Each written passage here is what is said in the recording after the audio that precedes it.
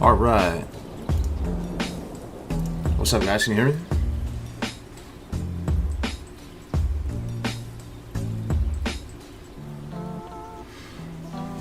Yo, welcome back, guys.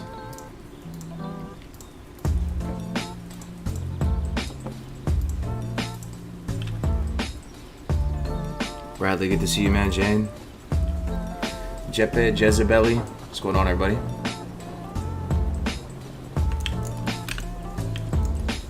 Hey, let me know if this sounds okay.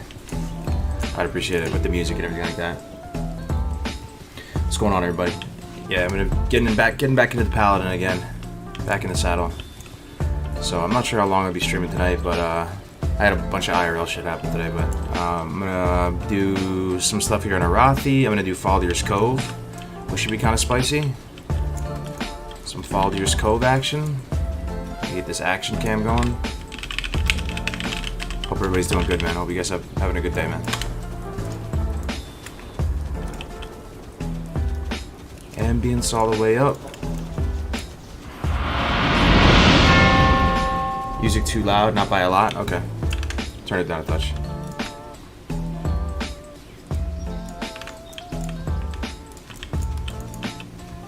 Hey, Loretta, good to see you.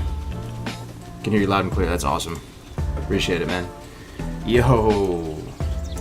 Sirac Gaming. 1 minute into the stream, already giving us up, man. Thank you so much, man, for the community sub. Welcome, dude. The duo Grays is moving, guys. Moving is one of the worst things in life, isn't it? I mean, it's so painful, so stressful. So not only is he moving, he's moving cross country, and he has to drive a U-Haul, and have all of his stuff there. We've all been there, right? Most of us probably have a few years on him. So you think back a few years ago when you had to do stuff like that. Godspeed to the Grays for days, man. Moving cross country. Hey, Survivor, what's up, my man? How are you? Post this song. It's a whole playlist. If you DM me on Discord, I'll throw it to you later. Is he on the road? I'm not exactly sure if he's on the road right now, but I'm missing my duo partner today, man. I was really enjoying the Druids. You guys were watching our shenanigans, right? The Druids are fun. I'm excited for that. I really like duo leveling because I was talking to Grays the other day. Like half the time, I don't know what I'm saying. Solo with you guys. It's nice having a duo there because you can the conversation just keeps flowing really naturally. So we'll do what we can. Hey Courtney, good to see you. I moved 500 miles away. How recently? Yeah, I mean, so I moved from New York to California a little over 2 years ago now, and that sucked. That really sucked. You run into that situation where you're like, do you really try to save all your stuff, like every single painting, every piece of furniture, pay some moving company $5,000 or something to move it across the country, or do you just liquidate everything you can? So we just basically liquidated everything when we were in New York. I packed my car as full of stuff as I could. My wife's car as full of stuff as we could, and then we paid for the cars to be shipped across the country. And that was about it, but it's a pain in the ass, man. Moved my nephew 6 hours away, and I got to drive the U-Haul. Yeah, dude. Sometimes you got to take an L for family, though, right? Okay, am I about to die? There's no guards here, is there? Gotta be careful. I haven't done this quest, guys, in I don't know how long. So you might have to help me out here. The Bloodstone Ore. It's a kobold cave, right? It's such a pain in the ass because you get this quest in Booty Bay, and then by the time you're in STV, I usually go to STV late, like 36, 38 or something like that. So you're kind of like out leveled of this. But I don't know how spooky it's gonna be. I don't think it'll be that bad. They're kind of low level.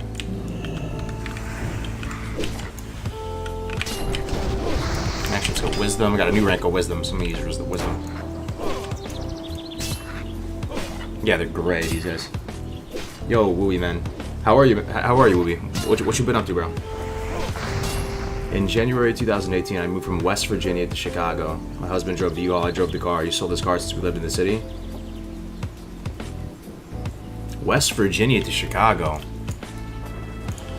That's quite the transition, right?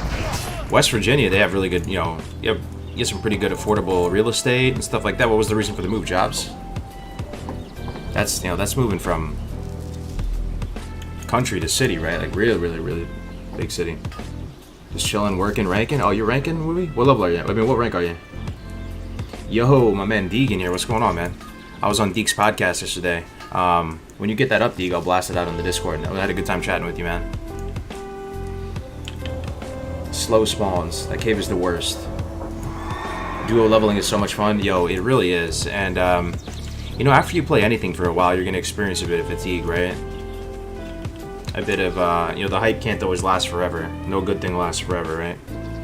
So, you know, if you start to lose a little bit of motivation when it comes to leveling your characters in WoW, doing the hardcore challenge, whatever it might be, like, I really highly recommend doing a duo leveling. Like, that's not a light recommendation, man. It is really so much fun. It'll just put the juices, get the juices flowing again, 100%. So I'm glad we have a duo format with hardcore. I would actually almost say that's the #1 thing you should do if you're feeling like you're in a funk and you're trying to shake it and kind of, you know, get motivated to play again, chill with people again. I'm really down for duo, but need to find a partner. For sure, man. Because the thing is, while duo leveling could be super fun, if you have a partner that's not on the same page, it actually could be a nightmare.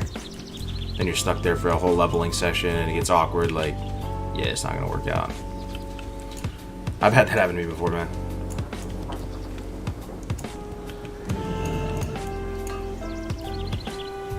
Have you guys ever discussed any other big ideas outside hardcore for the future? Well, TBC is gonna happen at some point, right? And there's gonna be other games that are gonna happen at some point, right? So we're gonna have to cross that bridge when we get there. Like when Cyberpunk comes out,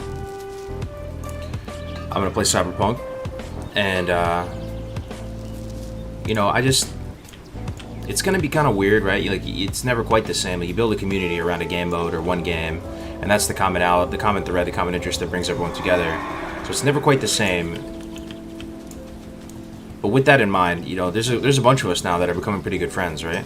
People that you see every day in, day out in the chat. There's really strong community vibes. So, you know, awkward as it might be, but, you know, maybe we create another Discord, another game comes out, those of us that want to, you know, just play that game as well, kind of stick together, right? But the main one that sticks out to me is TBC. TBC is going to come at some point. So once TBC comes out, I know Nom was, I think he was talking about this on the stream the other day. He was saying, what if we just played TBC together, you know? Just normally for a little bit. I don't know. So, yeah, I don't know, man. I think on the raiding side of things, I said before too, if I try to raid like ever again, I want to see if this rolling pug thing can work. Right? If you have a problem with something, don't just whine and complain about it. Come up with a solution and do it. You know, so that's kind of where I'm at. I'm talking all this shit about raiding, loot council. So if I'm gonna raid again, I don't want it to be the same old that I've been accustomed to. The same exact cycle. Like, I would like to actually try to start that. A rolling pug. Can you imagine, guys? A raid where attendance isn't mandatory. A raid where it doesn't feel like there's some boss telling you what to do or yelling at you for some arbitrary pixels, right? Can you imagine a raid environment that is truly like structured in a way where there's no like hostile undercurrent of people like secretly building intense anger and shit? Like, I don't know. I think, like, in my mind, like, you know, I have a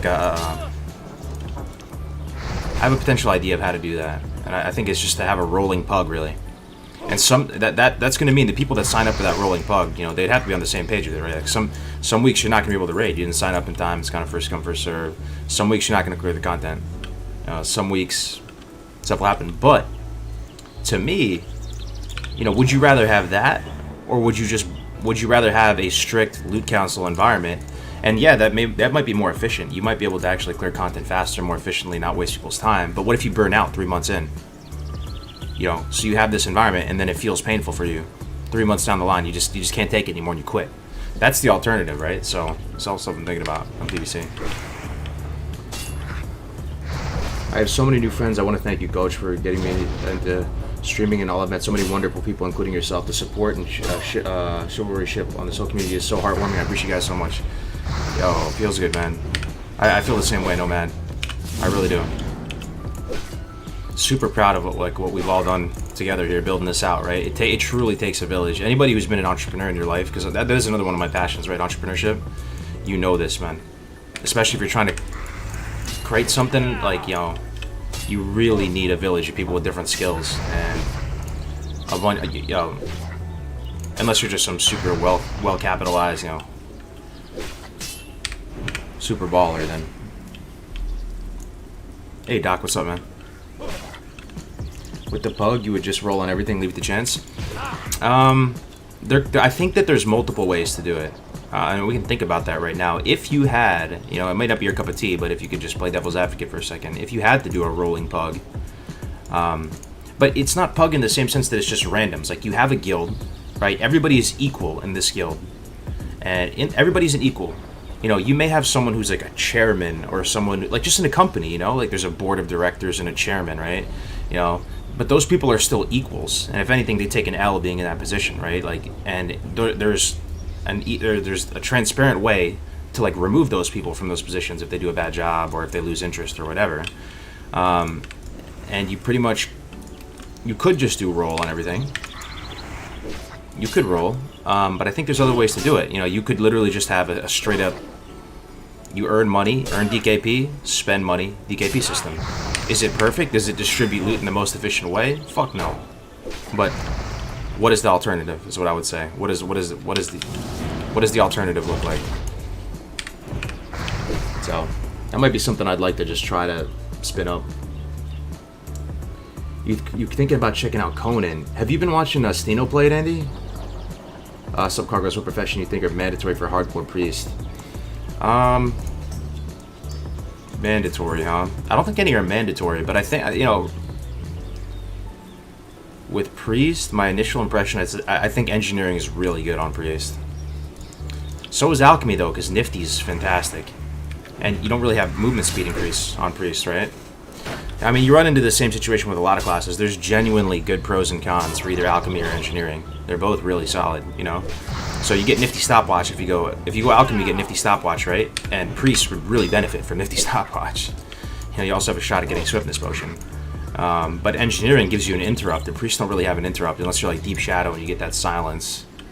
Yeah, how the fuck do I get to this cave, guys? Is it over here? I think it's over here. He hasn't died once so far? Yeah, we haven't died, yeah. Sounds like a lot of wipes. Yeah. Yeah, there might be a lot of wipes. Yeah, and it may not be everyone's cup of tea, but, you know, looking back on things, I think one of the main things that will set up a guild or a raid group for failure is people having different expectations and different standards and stuff like that, right? And the thing is people's expectations and standards, they evolve over time. You know, a lot of times people join a guild with a casual mentality, or maybe a semi-hardcore mentality, and they're there and they just want to chill, get loot, but then they kind of get into it, right? They start to like really get into the parsing, and then they get more serious about it, and then, you know, those rifts get created. So, you know, if you created something from the ground up and say, yo, look, everybody's here to dodge that cringe bullet that comes with Loot Council, and to just not feel pressured when you have IRL stuff happening to like show up to raid. You know, if the raid happens, the raid happens. But this guild is a platform for everybody to equally take advantage of. You can make friends with this through this platform. Because another thing that kind of bothered me too is, have you guys been in guilds before where the guild bank or whatever just takes everything and it's for the greater good of the guild, and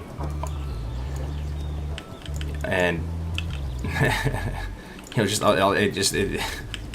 that's the majority, right? I don't know, I just think it's a slippery slope. Start taking everything, and then there's a few people who are distributing it all. How the fuck do I get to this cave, man? Am I tripping, guys? Is it north? Is it this cave? Does this cave go deep? No, no way, no. That's the instance cave. That's the BG cave. I think it's this way, maybe. Follow this dude right here. I gotta say, I'm super thankful for you making the hardcore community, brought me back to the game. Hey, man. Thank you as well for building it up. Southmore. South. Okay, thank you so much, guys. How can you be so calm all the time? Am I? Oh, I appreciate it, man. I had a stressful day, guys. I freaking had to, I brought the wife's car in to get it repaired and stuff, and, it's just, I'm gonna deal with all that, man.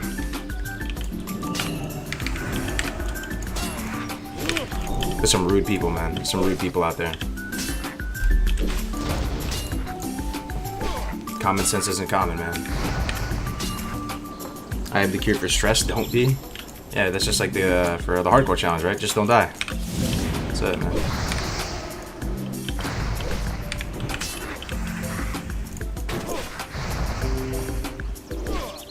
How do you confirm no deaths? Well, the expectation in the hardcore community is everybody records or streams. So you have that, but it's multi-layered. There's also a GM ticket that you can submit at 60, and sometimes it takes a couple shots, but you'll eventually, usually connect with the right GM who's down to verify it for you, and they can look into your character stats and figure out if you died or not.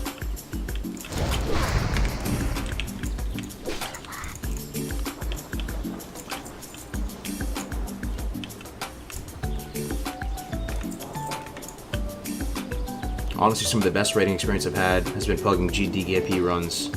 I think the rolling pug idea sounds great. Yeah. You really have to lead by example, right? So, like, no one's going to believe you. People are going to say, Loot Council is the way. And it is the way for some people. Like, if you're trying to be a top 10 guild, top 100 guild, you probably have to Loot Council, I guess. And the people that are in that environment, they don't mind, right? They don't mind. They're like, yo, if I want to be the best, this is what I have to do, right? But I do think it can work, man. Just like tell me how good this sounds. Like, let me get some feedback. A raid where it's not 100% mandatory, like the attendant, even the attendance, something as baseline as attendance, isn't 100% like forced. Like, so you don't have that that pressure on your shoulders every week. Stuff happens, you lose motivation, you don't want to show up. Like that already sounds great, and like more sustainable long term when it comes to raiding.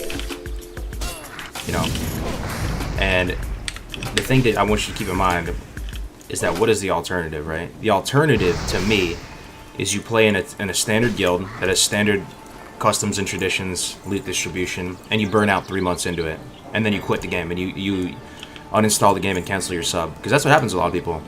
That's probably, I don't know, that might happen with like 50% of the classic population at some point. They raid, they're into it, they clear the content a bunch of times, they get to clear number 20, clear 25 of BWL, and they're like, I got a full set of BWL gear, it's kind of painful, don't really enjoy the company and people anymore because it's gotten kind of cringe. I think I'm just gonna quit.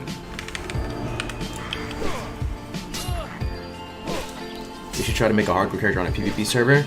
Yo, so I saw, anybody know Frost Live? He's a nice kid. He's actually doing that right now.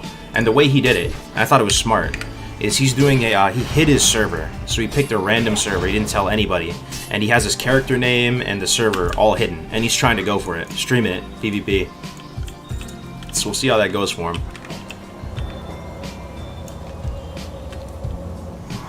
Alright, it can't be any further south than this, right? I think it's up here.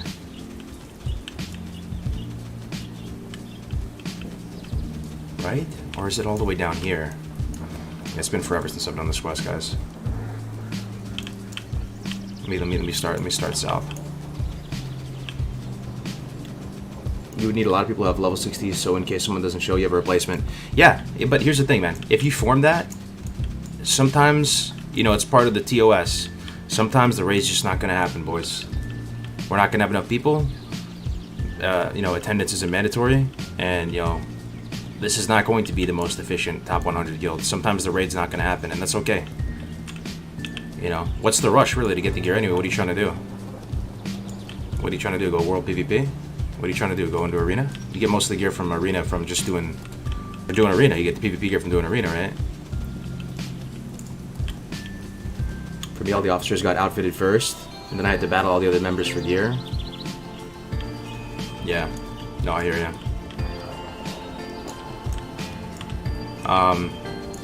But I think, part of that is a me problem too, man. I don't know if it's a problem with authority or whatever. I just honestly wish systems were built in a way where everybody's equal in the system. And I've been an entrepreneur my whole life, man, and I've had more failures than successes, and that's kind of your day. That's your day job as an entrepreneur. You fail and fail again and fail again until you finally succeed. And all it takes is one or two. But even with my past companies and everything, always tried to run it to the best of my ability as like flat management, right? So yeah, you're gonna have to have like, you know, a director of the board or a chairman or something like that. But there's a clear policy in place that that person's doing a bad job. And even if it's your own company that you started yourself, if you're doing a bad job, there should be a way for people to replace you. That's just my thoughts on it. And it's flat management. Does that mean it's the most efficient? Does that mean it's the most efficient company in the world? No. But it's not how the world works, man. Stuff isn't flat. There's it's not how the world works. But I'd like to think that even as something as small and insignificant as our hardcore, I mean, it's not insignificant, but, you know, we have a small community here. I hope everybody feels like an equal in the community. Because you are. I got Ashkandi taken from me because my guild leader wanted for longer and was my main spec and not his. Yeah. So even the thing is too about like loot council, even if they have really good intentions and you have a good group of people who are at the, you know, top of the chain of command or whatever, and they're making the best decisions they can. First of all, they will make mistakes, it's inevitable, and two, not everybody's going to have 100% transparency into their decision making, and like however they decide to distribute that loot, you're going to piss some people off, right? So I would rather opt for a system where it's like almost this decentralized white paper type system that everybody can look at every transaction within the ledger and be like, this is why the loot was distributed, this is our white paper, this is the loot guidelines. Nobody can say shit, you know, like, that sounds way better. What server is this on? I'm thinking of starting a shaman. Yeah, there's a Horde Hardcore guild, yeah. There's 2 guilds on either side. This is on Bloodsail Buccaneers, my man, on NA. But if you're on EU, there's a server over there as well. I think I'm about to give up on this quest, bro. This quest is too strong for my simple goldfish brain. This is one of those situations where I'm getting debated by Questy. I think I see all the icons up here, so I'm trying to move my way up here, but like we just can't get there. I'm gonna try one last time. Oh wait, I see something there. Is that it? No, but I can't. It's too high. Okay, I'm going south. I'm just gonna focus for like 1 second and try to find the way out. Is it this? Is this it? Maybe, dude. Yeah, this is it. Alright, never mind.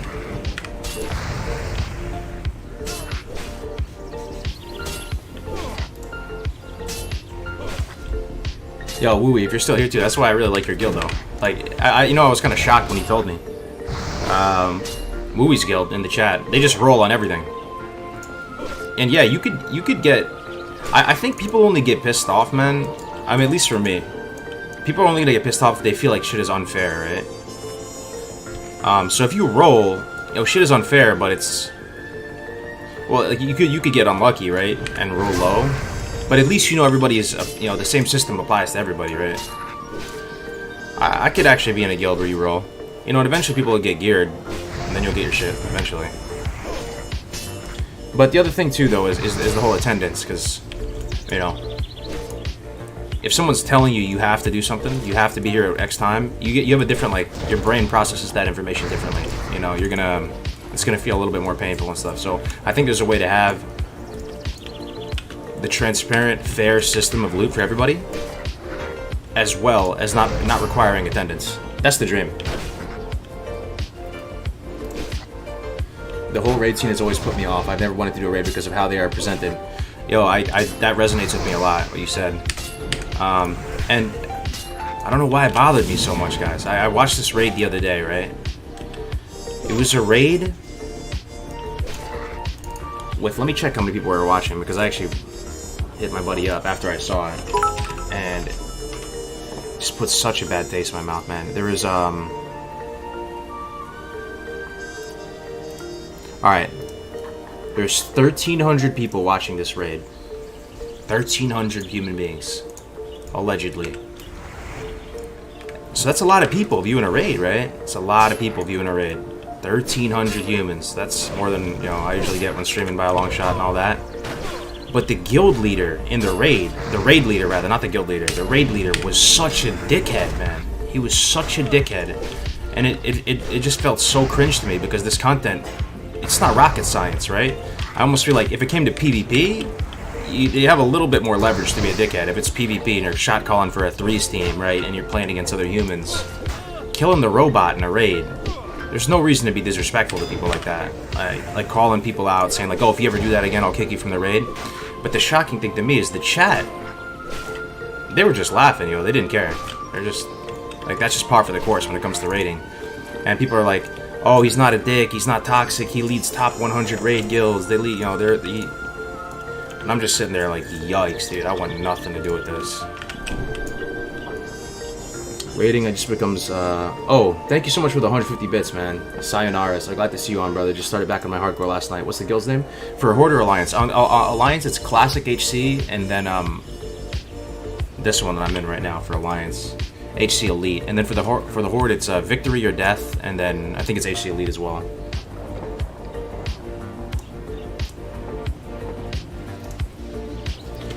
Gotta run for a bit. Have a great rest of your stream. Thanks, Booby, man. See you later, man. Peace out, man.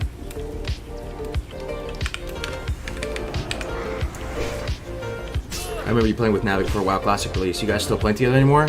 Nah, not really, man. But I still keep in touch with him. So for the Cup coming up, he's gonna be on the production team, and I couldn't want anybody better on the production team. He has a small team, 3-4 people. I'll be working with him. All of them will be, compensated best we can. Just trying to because this is a big cup for us, right? This is like a big thing for our community. If we do a good job with this, it could be really good.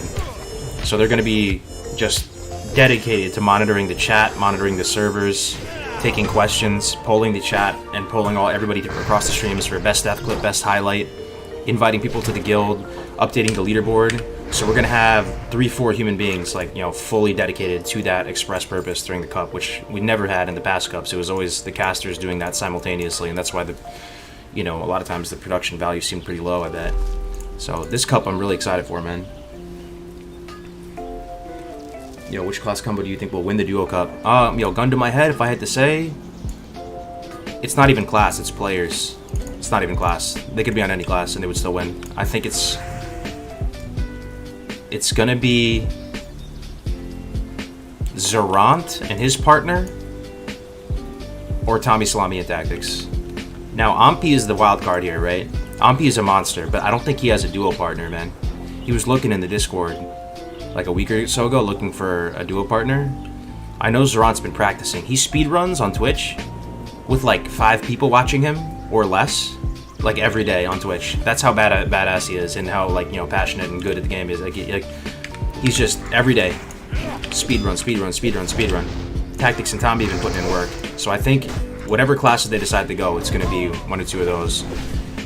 And I really couldn't tell you what I think the strongest class combo is. I don't think anybody can tell you definitively, because we've never seen a duo leveling tournament. We've never seen, probably in the history of this little game of ours, really high quality players who understand XP per hour, good rooting, playing at a high, speed pace. We've probably never seen them feel compelled enough to give duo a shot, right?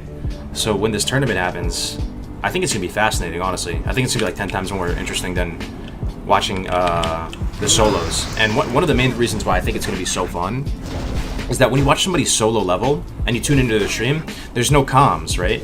It's just them by themselves. You don't know what's going through their head. You don't know, and we didn't really have access to them. We couldn't really drag them into a call. On the Duo Cup, we're going to see 2 human beings there. We can pull them both up with multi-stream if they're both streaming. And we're going to hear the comms back and forth between them and be like, you'll get to get a little more juicy insight into how they're, how they're thinking about things, right? And when you have a spicy moment and they almost die, because the cool thing about the cup is it makes hardcore, which it takes the format of hardcore and it makes it spicy because there's a time restriction. So you have to push it, right? So I don't know, I'm really excited for it. Double mage good? It really could be. I don't know. Are we gonna see 2 mages start AoE grinding at 14 on the dot and start killing, Savannah Lions and the Barons, or they start doing the Knoll packs in Westfall, and then for some reason that's better than Double Hunter because they're just destroying Knoll packs so fast? Is it going to be Double Hunters just questing? Is it going to be Double Hunters grinding? Is it going to be Double Rogue? Maybe Double Shaman? Because Shaman slows off, right? Shaman tapers off probably post 20. They're still strong levelers, right? but like early shaman weapon progression, you know, just earth shock, cauldron stir, all these things, you know, in an 8-hour environment, they could be really strong too. Double shaman. I have no idea. Me and Tommy got 22 in 8 hours? Wait, when was that, Tactics? Recently? That's so good, bro. 22 in 8 hours? That's faster than solo, isn't it? What was your time in the cup for solo? That's insane, bro. That's insane. And the fact that they've done it already, okay.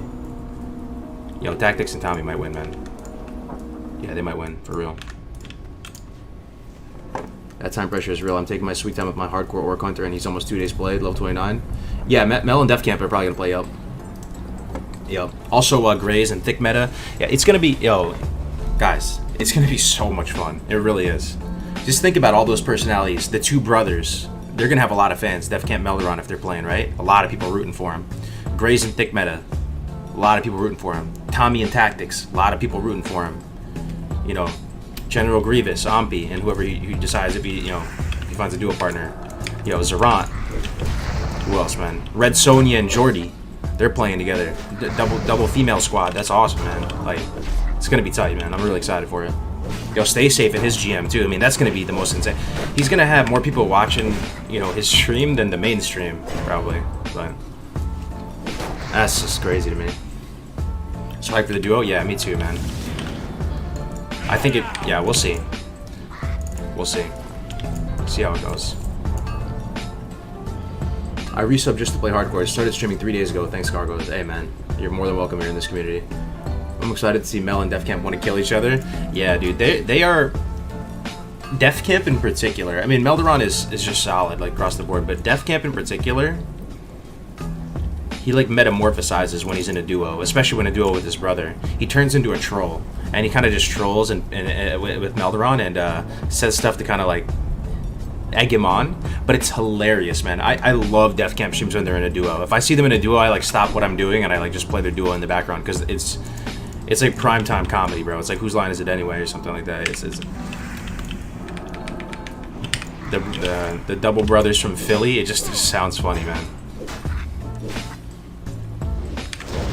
Yo, Seamus, good to see you, man. How you doing, Seamus? How's work, bro? Listening through the old Good Morning Azeroth. You were awesome, Kargoz. Keep it real, man. Love the content. Hell yeah. Yo, guys! Something amazing happened for GMA this week.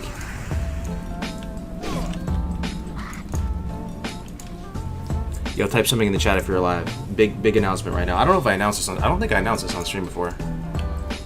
So, tomorrow... Tomorrow GMA. Guess what's happening, dude? Alright, we got a few people alive.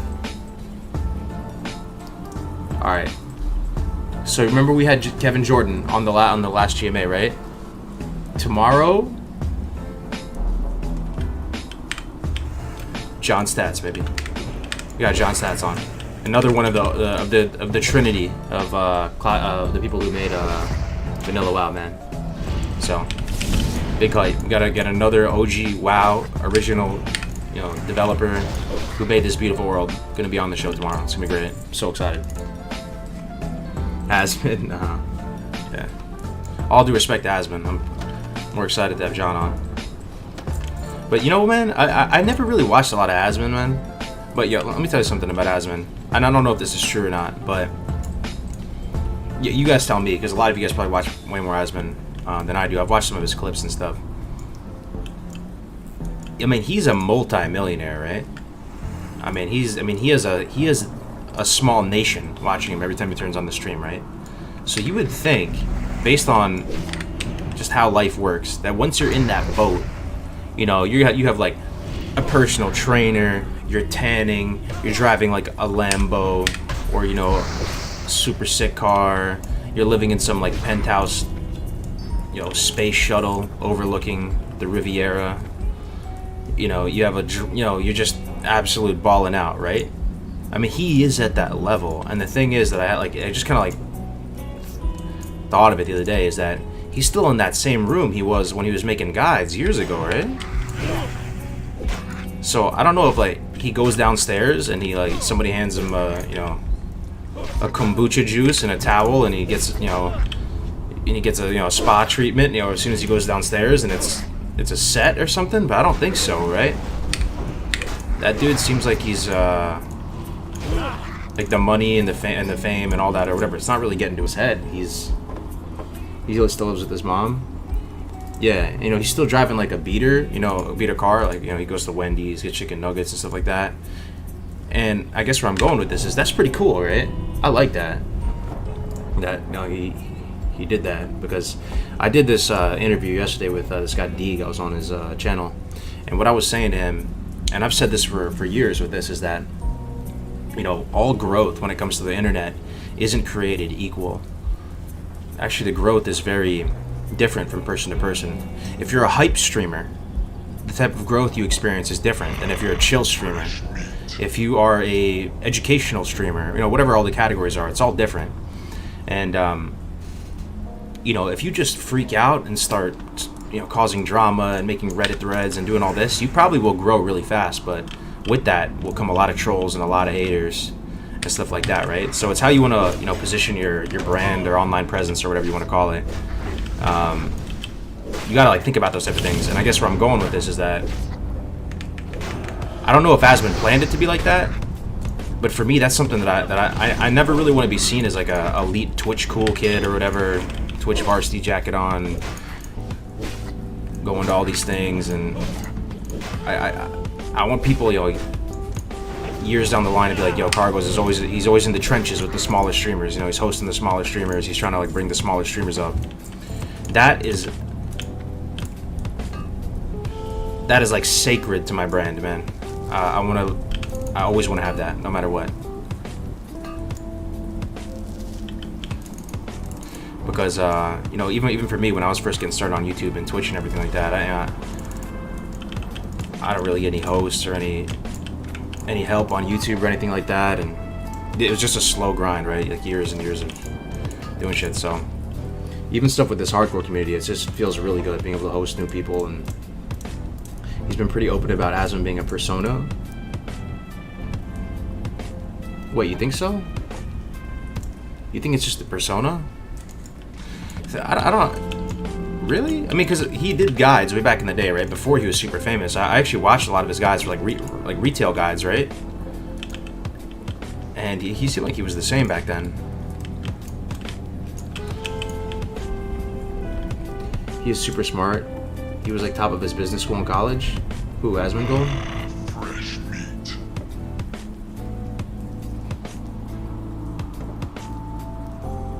You're an awesome guy, Kargoz. You spread good vibes, bro. Hey, thank you, man.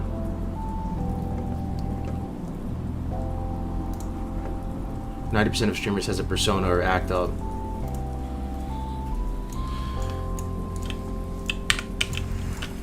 I mean, maybe. Like, you can't be 100%, you're saying, on camera, right? Like, you mean on like, even if you try your best to be 100% real, you can still probably only attain like 80%. You know, you're not gonna air out all your dirty laundry and stuff on stream with people, right? And it's mainly because people don't want to hear that type of shit. But yo, I just think that's pretty cool, right? He's a multi-millionaire, very successful, and he still seems like very like humble about his clothes and his food and his lifestyle and everything like this. Yo, so one of my best friends from high school, his name is Jose, right? And I'll tell you a funny story. Yo, this dude he's half Portuguese and half Angolan, right? And he's you know, very wealthy family. Immediately, like, you could tell, you know, very wealthy family. When I was in high school, you know, I saw him there, and at first I was kind of like skeptical of him, right? Because he has all these nice designer clothes on. I was like, man, this guy's like some rich kid, like super rich kid. And I didn't really think too highly of him at first. But then one day I go into the student center, and I see him sitting there with his iPhone at the time. And he's kind of like covering up his iPhone a little bit, and he was sitting by himself, kind of as like a loner, you know, like just sitting there. And I walk over, and he's reading like Bleach, like Bleach or Naruto. One of the old. I mean, back in the day, it was kind of more. It was kind of more cool to do that to watch that type of stuff. And I was like, okay, there's something more to this guy. And I found out that he played WoW. And I guess where I'm going with this is like this dude has all the money in the world. But I remember it was so funny. His family had this like this penthouse thing in New York, and on the vacations we would go to it. And you would think this guy, if you have so much money, you'd be just living the life, right? Fast cars, women, all that type of stuff. You go to this dude's house, super rich, and he just has Domino's pizza boxes stacked everywhere, and he's just sitting there like a crazy man in his friggin' boxers rating on his Blood Elf Paladin. And that's how we spent the summer. We'd go to summers there, and we just play WoW and chilling his dope ass penthouse. Go downstairs like 2 a.m. Get snacks from the corner store. Come back up. Yeah. So being 100% real at any point is not possible. Oh, I hear ya. I mean, I've said this before. I feel like as you get older, your screws just loosen in your head, man. I mean, F's in the chat for ourselves, man. Like, I'm definitely getting crazier with each day. I want to get rich so I can quit my job and live that life. Yeah, I just thought it was so funny, man. You would think, this guy's playboy. He's gonna be like a, fuckboy type, doing all this and that. He spends his money on buying Domino's pizza and raiding Wrath of the Lich King. And playing Hearthstone. I still remember getting Legend with him for the first time. It is, oh god, good times, man. Getting Legend in Hearthstone for the first time, man.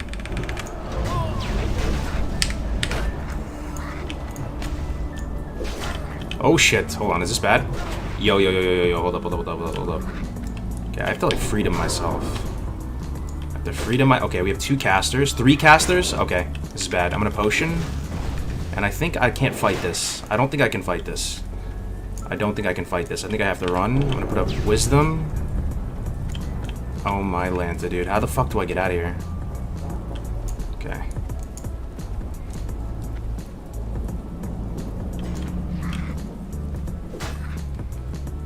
I mean, I'm done in here, right? I don't need anything else in here. Still got all my cooldowns. I should be fine. Jesus, dude. Imagine if I was low level and I aggroed all this stuff. Thank God I'm a higher level.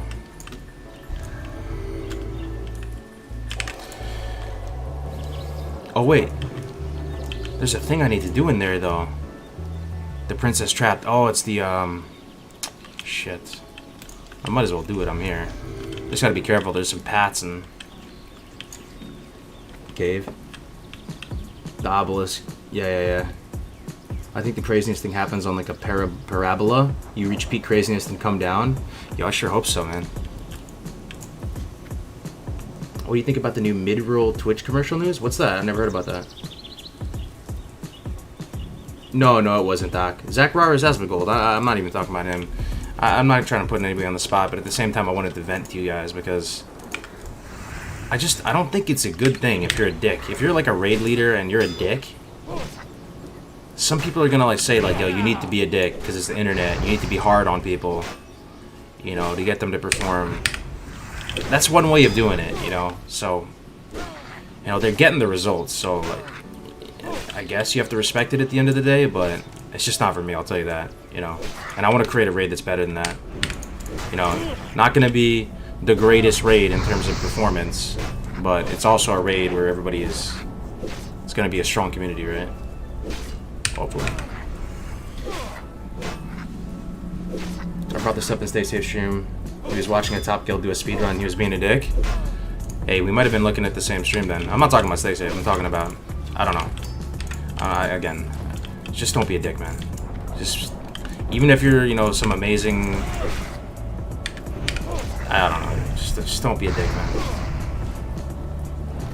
Just don't be a dick. 44, that's intense. I did like 10 times on my mage. Yeah, I'm playing Pally though. This class is so good for surviving. Okay. So I need to get up to here, huh? A little shard. I need to get up here to get this thing. How the fuck do I get up there? Be this way? Oh yeah, this is right to run from last time, okay.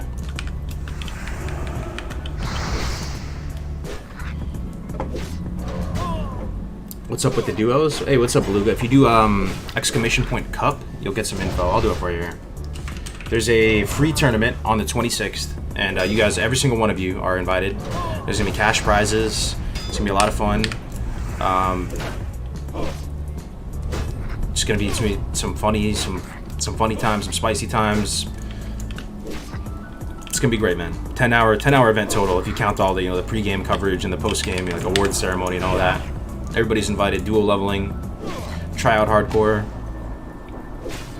The cool thing is obviously you keep your characters after the event's over, right? So at the end of it, you'll probably just be sitting on a pretty high level character that you can try hardcore with and like get into a dungeon and just play them as regular hardcore characters after. It's not like it's a tournament only character, right? Did you guys know the character that Grace hit 60 on his druid? That was his character from Hardcore Community Cup 2, which he won class league, and he beat out that other dude like at the last second.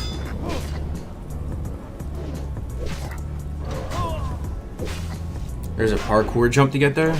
Oh, okay. I'll just take it slow.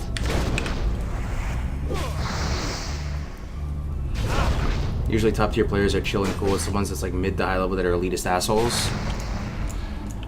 I mean, there's a certain... Some people celebrate it, dude. They celebrate being a dick. Like they're like, yo, I'm just so glad we have our community, man. This community. Like, so you guys remember back to high school, right? Like yo, I don't think really many of us who play WoW were like the super like Chad cool kids, right? Maybe there's a couple of you out there.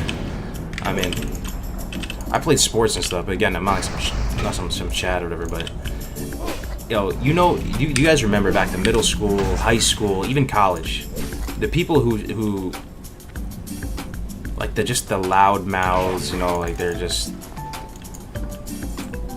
always picking on people, right? They're always fucking, and for me, I tried to dodge it. So that was my strat. Even middle school, high school, I was like, I'm not gonna get victimized by these people. Fuck that. So I'm not even gonna interact with them. I'm gonna completely dodge the bullet, not speak to them. I'm not gonna be around to them. I'm not gonna give them any reason to put my name in their mouth, right? So I just dodged all of it, and I was never bullied, never picked on, stuff like that. I always kind of did my own thing. But I almost see it's like some kind of a parallel on it. Some people, they want to put down other people, right? They want to put down other people. But don't do that, man. Stealth through high school? Yeah, same, man. Like, we're getting too old at this point to put down other people, right?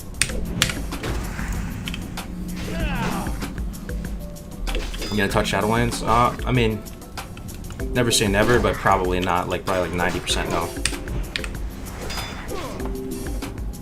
If I had one wish, it would be to change the class fantasy for the Druid caster. I wish it wasn't about star magic. Star magic for Druid? Is it? I guess it is, like a loon, yeah, like star shards.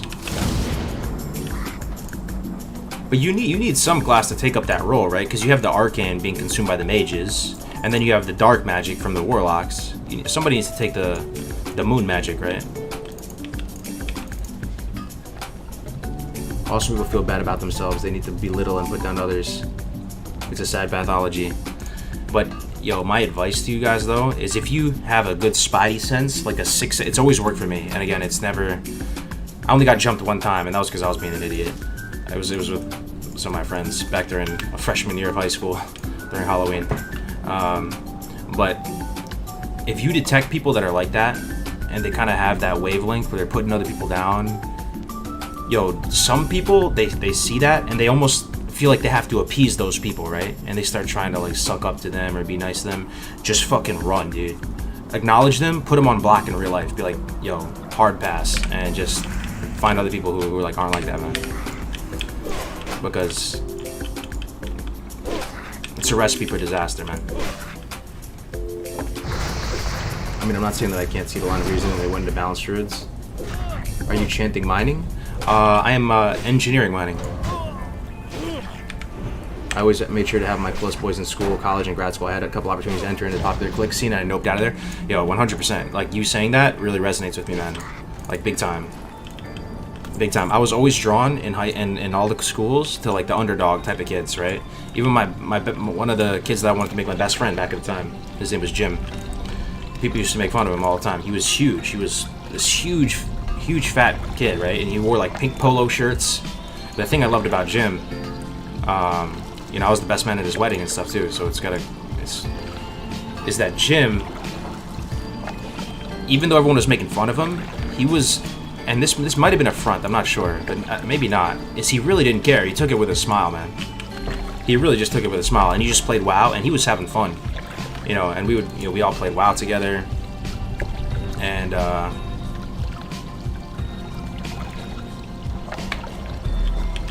yeah, shout out to that dude. I mean, he later lost weight in college and got his fix in with women and doing all that, but you know, I was always drawn to the underdog kids in school, right? Like, even I was telling this story yesterday on this podcast I was on back in middle school, you know, because I played sports like my whole life, right? So like, there's a certain group of people that they're not exactly like the Chads, but you get a little bit of street cred in school and stuff if you play sports.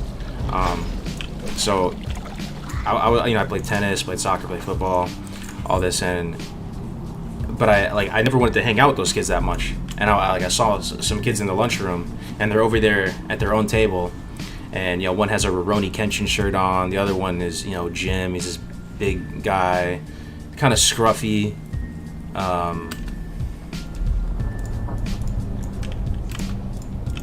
Just kind of scruffy, unkempt, and all them. But they were into Magic the Gathering, and they were smart too. They were smart, man, and they made me smarter.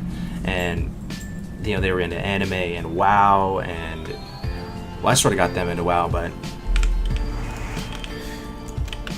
Jim sounds like a good one. That's the type you need by your side. Yep. I just got a little, yeah.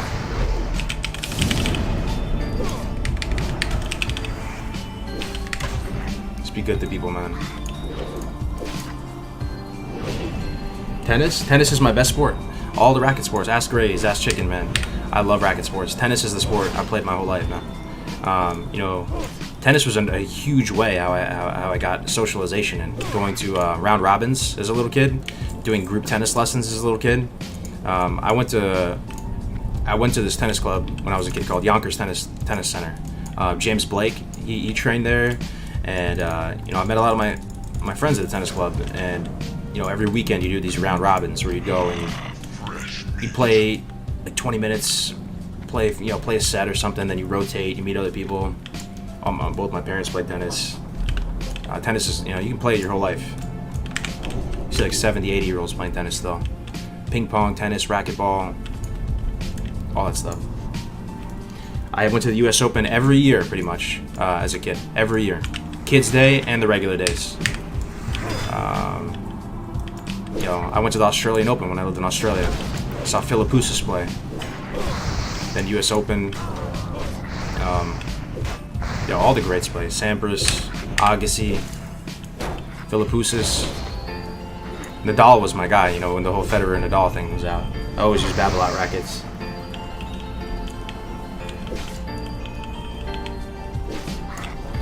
Kargoz played all the sports, then proceeded to join the military and start a literal gaming empire. He's the epitome of a fucking Chad. Quick being humble. No, Cricks, I appreciate it, man. Far from a Chad, man. But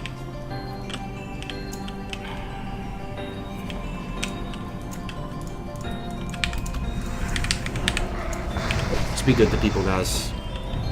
Nadal was my boy. Yeah. The NYJTL summer camp. No, I don't think so. But when I was pretty good at tennis, man. I mean, I haven't played in a couple of years. It's kind of sad to think about it, but I got a position as a tennis pro at 16 or something. Like, I was really pretty young at the time, but I was a tennis pro for Future Stars tennis camp. And, you know, I was like, my colleagues at the time were, you know, like, much older than me and from different countries and stuff.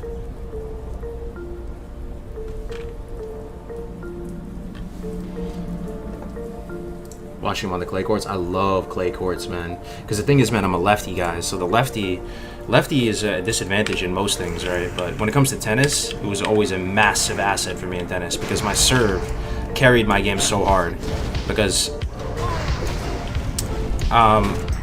a lot of people that I played with, because I played varsity in high school and all this, like they had more tennis lessons than I did. I never really had as many tennis lessons as they did.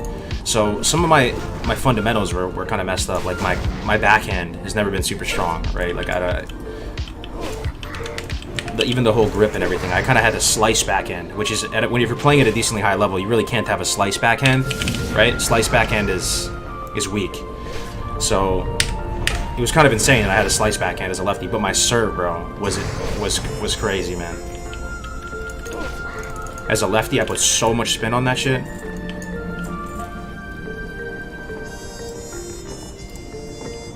You played Magic the Gathering? Oh yeah, man, I played Magic the Gathering. Yeah, I played Magic the Gathering. I played the first. Let me see the first set I played. The first set I played of Magic. What's the first set you guys played? I'm gonna assume most of you guys played Magic. We're all just cut from the same cloth, more or less, man.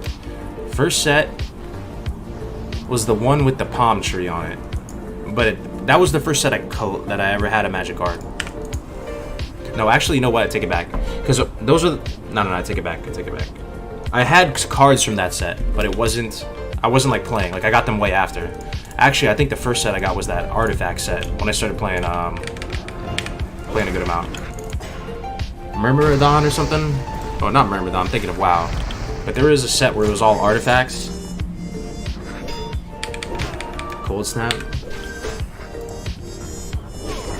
It wasn't Ravnica. Ravnica was later, but there was a set that it had like mainly artifacts. That's when I started playing more.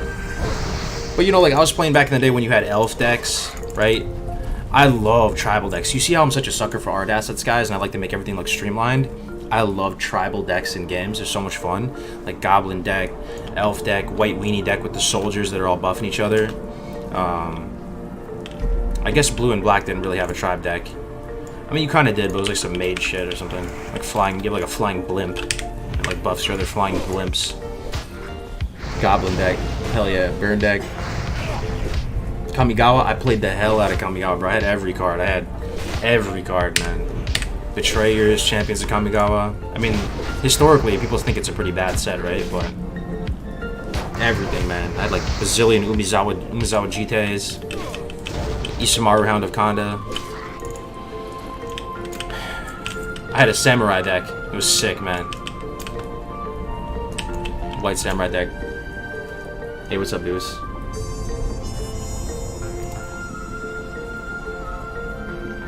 I had a really similar time growing up as you. Always did sports, but my close mates always were the guys into gaming. 100%, man. Like, I don't think I'm unique in that. I think a lot of us are kind of like that, you know?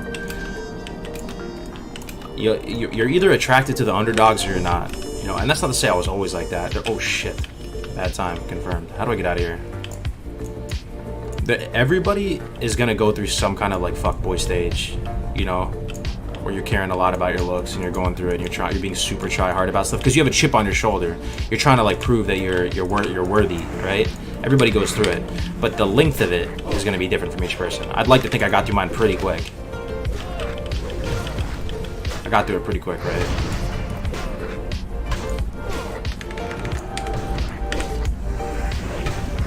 The water level songs are good vibes. Is that what this is? This is like a Nintendo lo-fi mix. I'm liking it. You gonna play classic TBC? Oh yeah. Yeah, for sure. There are plenty of people who are friendly to everyone. Oh yeah, I'm sure there are. There's just a lot of people on the earth. At the same time, there's a lot of people that are unfriendly to everyone too, though, man.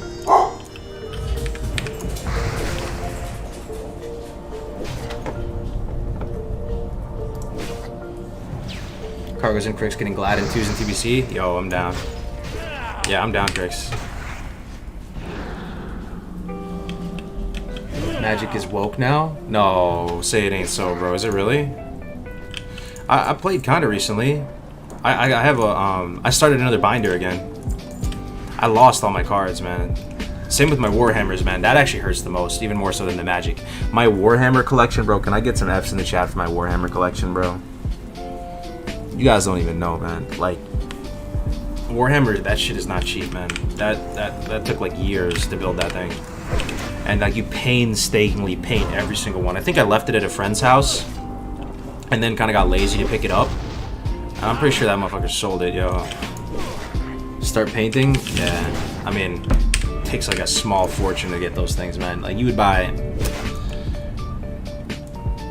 like a little box with 3 figures in it. It was like $50, man.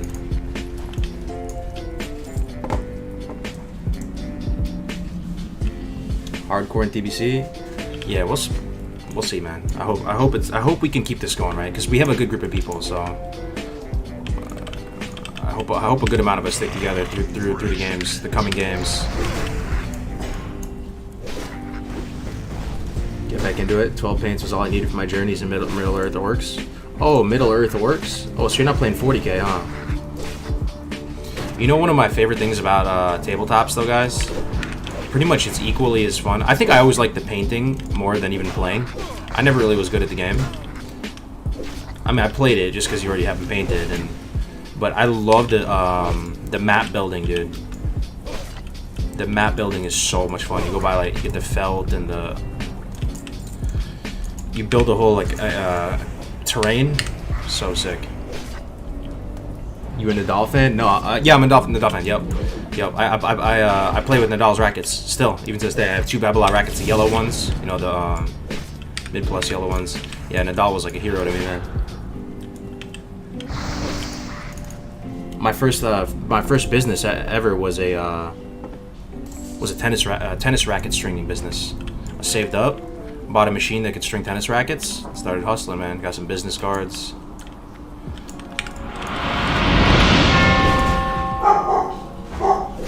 I never even played Warhammer, but I built and painted so many miniatures from different armies. Yeah, it's a lot of fun.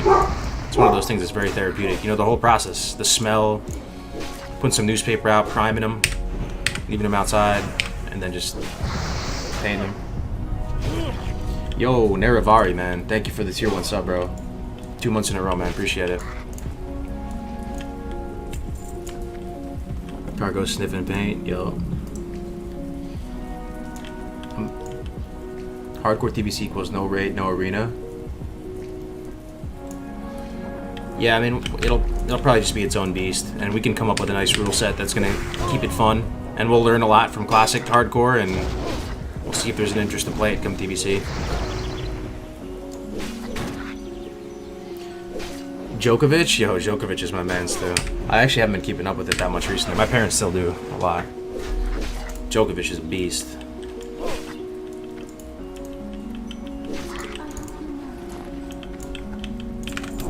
Alright. I'm not very good at the game when I'm streaming, as you guys might notice. I just get really distracted reading the chat and shit, but we're done with the quest finally. Let's go, oh, should we do Faldir's Cove? Spice it up? Let's go do that. What about this? Cresting Key, Stones of Binding. Gotta go over there to do that.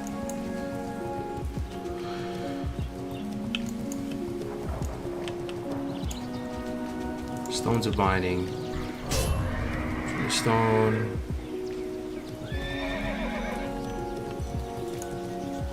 Oh, yo, this quest is you have to go to the elemental spots, right? Yeah. You have to go. One's here. One's here. Isn't there one down here too? Okay.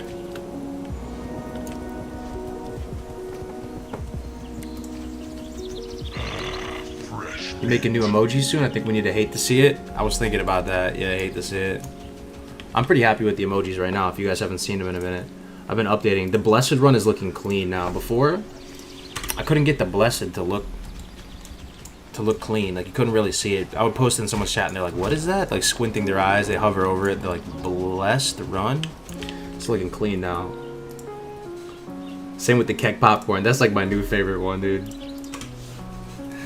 Oh, God. I use the hell out of that one, though. Yeah, probably don't want to finish that quest, yeah. But that's the next step, right? I can still do this step, though, or no? Ooh, I might be able to AoE these guys.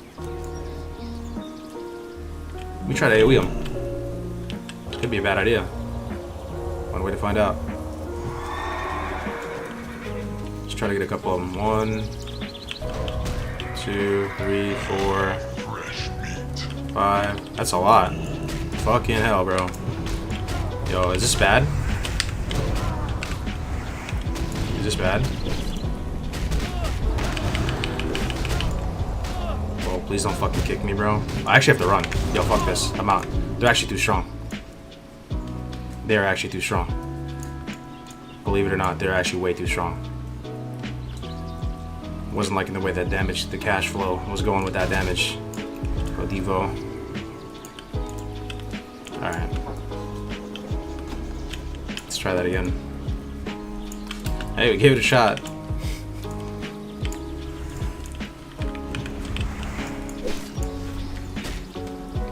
Use coolies. Elemental damage? Yeah. But, so what, their autos are frost damage. That's gotta be it, right? That's why I was taking so much damage. It says melee's. Oh, you're right, dude. You're right. Check that out.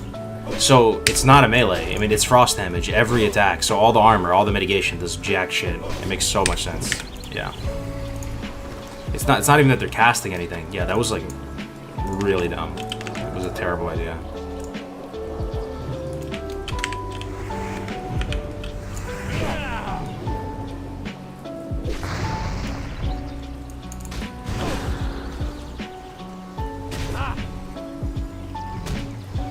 No Druid today. My partner is moving, man. So you can't play by yourself. You have Resist Aura? Oh yeah, I do. I got a new rank of it too. I got rank 2 Frost Aura Resist. Yeah, good call. Yeah, it's a really good call. 45 Frost Resist, not even the 30 anymore. That's a good call. Let's switch back to Wisdom.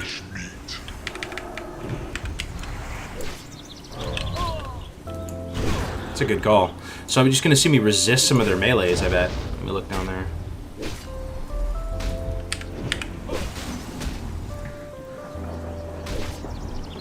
Yeah, I got the rank 2, yeah. Will you try Shadowlands? I mean, what do you guys think? Should I try Shadowlands? I really don't, to be honest with you. If you're just looking to see where I'm honestly at, in terms of motivation to play it, I have very little interest to play it. Like, barely anything at all. Like, if Classic didn't exist, and I didn't have this great community of people, then maybe I'd play it. But the thing is, we have Classic, you know, and we have this community. And the only reason I'm saying that is, like, is there something I'm missing, maybe? Like, I feel pretty good just playing Classic. If anything, I kind of want to double down on Classic. Show people that even in the face of a new expansion, where everybody's trying to get the newest flavor of the month and all that, there's still people that are enjoying the old world. It's free content? I wouldn't know. Up from down in retail, though, man.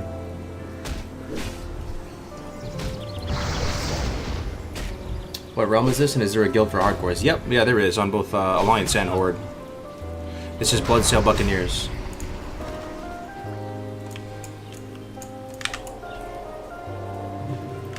Well, let's get some feedback, man. Like, out of 10, how excited are you guys for Shadow Legends? Shadowlands, sorry. I really know nothing about it, so. I heard about there's Covenants, people are mad, or I don't know, are they mad about Covenants? Are they happy about Covenants?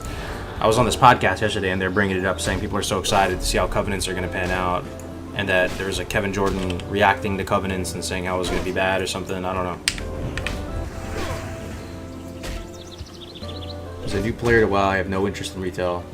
It was good to see some of you guys are... You know, I pulled the chat before, and it was like 80... It was probably like the average for hype for Shadowlands was about an 8 out of 10. When I pulled them, I was during another stream like a week ago. Yo, is AoE farming a thing on Warlock? Solo? No, not really, man. You can AoE stuff down solo as a Warlock, but to say you can AoE grind, not so much. Unless they're super low level and they're just gonna die in a few ticks of Hellfire. But if you're trying to kill stuff that's decently high, the only trick you have up your sleeve when it comes to AoE grinding as a Warlock, it's not the greatest trick in the world, is you take your Voidwalker. Like, if I was a solo Warlock, I'd probably be able to kill a bunch of these guys. Like, so you'd send your Voidwalker at this guy, right? Then you'd send your Voidwalker at this guy, and you'd have your Voidwalker basically just go melee a bunch of these motherfuckers and get them all grouped up. And then you would use, god damn, I'm forgetting the AoE. What's the AoE spell of the Voidwalker called again? It's not Torment. Suffering, is that it? You use the AoE taunt on the Voidwalker, so you get some threat on all of them, right? And then you can drop a Rain of Fire over them, and then you're gonna pull probably like tick 4, so they're gonna come to you. But then at that point, you can just sack your Voidwalker, and then you Hellfire them when they come to you. And that's, you can, but the thing is, it's shard intensive, right? It requires a shard each time because the Voidwalker dies, so it's not really that sustainable.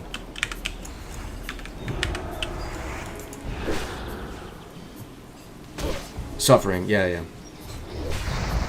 Is the mage skill? No, because the mage skill doesn't only do damage, it controls. That's why mages are so busted. Like, they have multiple infinite value loops as a mage. If you can slow it, you can kill it as a mage. Your rank 1 Frostbolt's an infinite value loop. I think even rank 2 is considered better than rank 1. I think right, mages don't use rank 1 Frostbolt, they use rank 2 or some shit. But Nova, I guess Nova's not an infinite value loop, but it's fucking amazing. And then Cone of Cold is an infinite value loop. They just have a Blizzard. It's kind of an infinite value loop if you're using rank 1 Blizzard.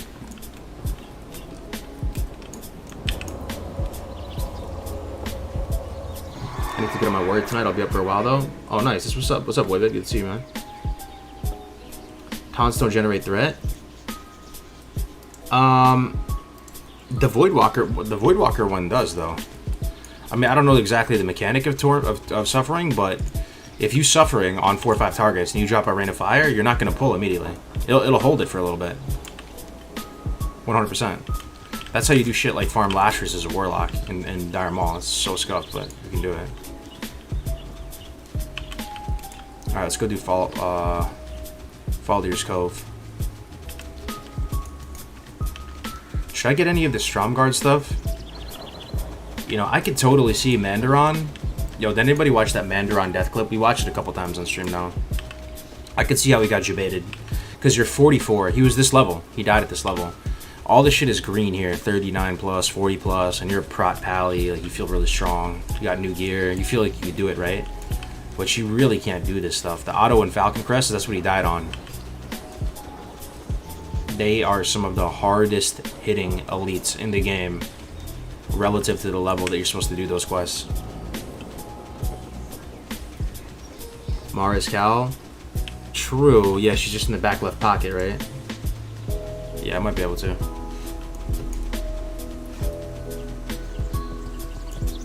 Love Classic, hopeful for Burning Crusade. Yeah. Well, alright, let's get a quick poll in the chat right now. Yo, type. So I think most people are on the same page that Shadowlands is going to be bigger than Classic when it comes out, right? For sure. I mean, why would it not be? But, you know, type a 1 if you think that once TBC Classic comes out, TBC is going to be bigger than Shadowlands. Or if you think Shadowlands is going to hold its own and be bigger than TBC Classic. I'm talking like sustained. I don't know, it's kind of a debating question though, but I even think sustained. Like, not even just the initial hype, because of course TBC will be bigger than Shadowlands initially when it comes out. There's all this hype. But I think even if you're looking one year out, maybe that's a better question. 1 year out after TBC launches compared to retail, I think it's still going to be crushing retail. I don't know. It's not even an initial hype question. I'm just thinking.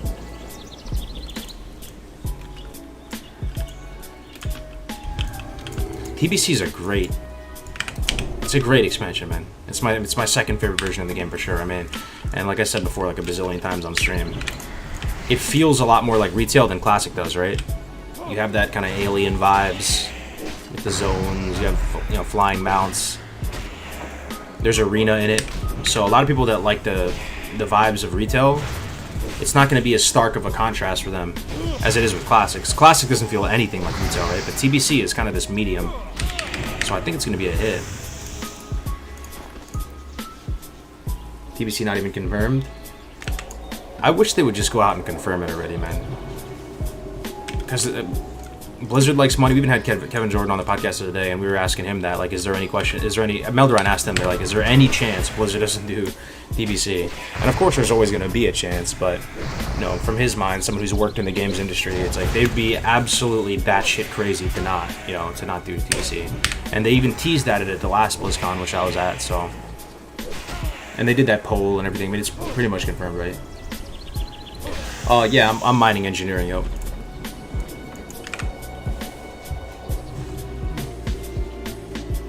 I don't see nearly as much people playing TBC as they did Classic. Really? That's pretty interesting. That's a hot take. So you think less people are going to play TBC than people who play Classic?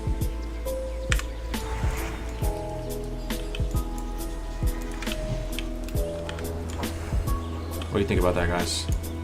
Less people play TBC than Classic.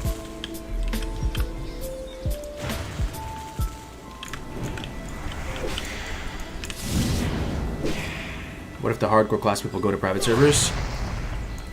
I mean, that would be a lot more justifiable to go to private servers. Like, if Blizzard doesn't preserve Classic WoW in any capacity, like, let's say all these servers just turn into TBC servers, and there's no more Classic server, then you kind of have, like, almost like a...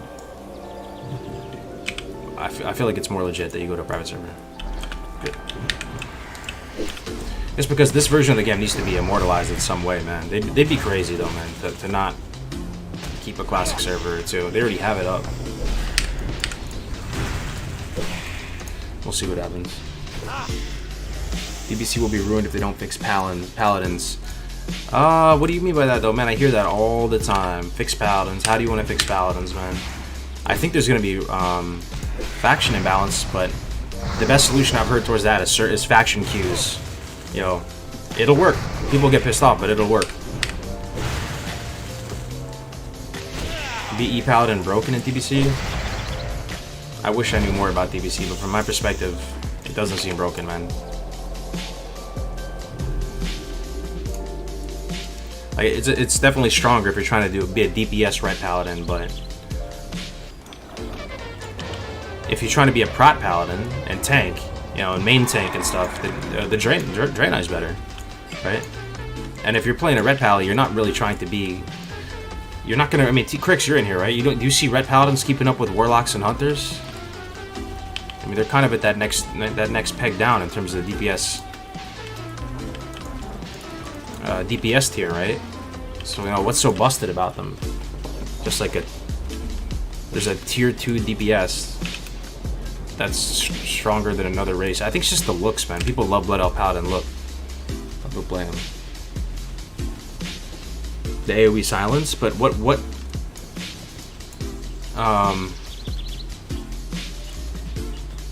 comps have Paladins in them that are super high tier in Arena? There might be like one comp or two comp. Isn't there like Warrior Paladin?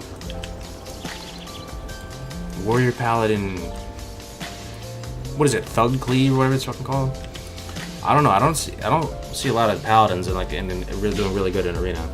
Maybe I'm wrong, but it's all Druid, man. Druid this, Druid that. Priest, Druid, so strong. Thug is Hunter Rogue. So, any really big brain Arena players from TBC in here? Like, remember? Is there? I mean, I can hit up Navik. Is there any like S tier, really high level, strong comps with Pally in it? Paladin, Shaman, Warrior.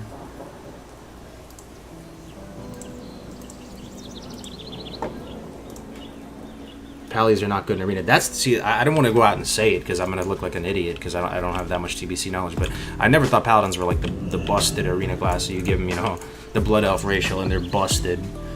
Couple in threes, yeah. So that's what I'm saying. Going back to the original point, like the reason to go Belf Paladin is because if Seal of Blood can break CC, make HPL much stronger in threes and twos. Okay, no, that makes sense. So if you are, yeah, I'm in. So the people that are going to play Paladin are all going to want to roll Blood Elf, is what you're telling me, because Seal of Blood is not only going to make you stronger ret DPS. So that's a really good comment, man. So, okay.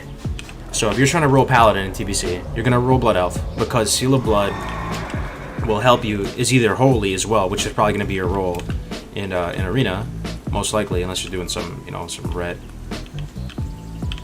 2 shenanigans like if you go BM Hunter ret and all those types of comps.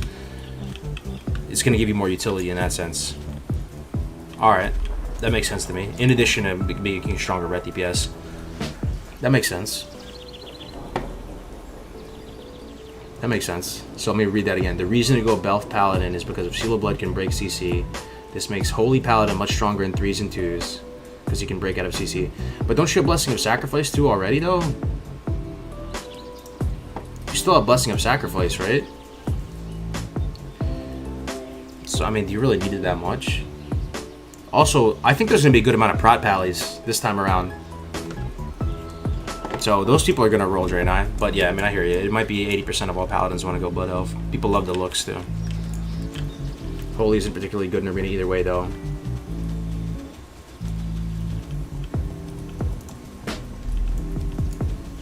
I'm swapping to Alliance for TBC. Screw it, fuck a Blood Elf. Okay, yeah. So here's the other thing. All right, here's the other thing. Is that guy still here in the chat? So the guy's saying you're gonna roll. You're gonna roll Blood Elf because they can break CC and stuff, right? But you have to think about it.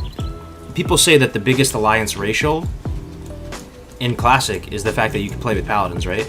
So on the same note, I would say, if you were to go Draenei, the biggest benefit would be you get to play with humans. You get to play with Dwarf Priests that have Chastise, but it's mainly the humans, right? With the Perception in Arena. So if you're Horde, you don't have Perception. And Perception is disgusting in TBC. It's like, it's the best ratio, right?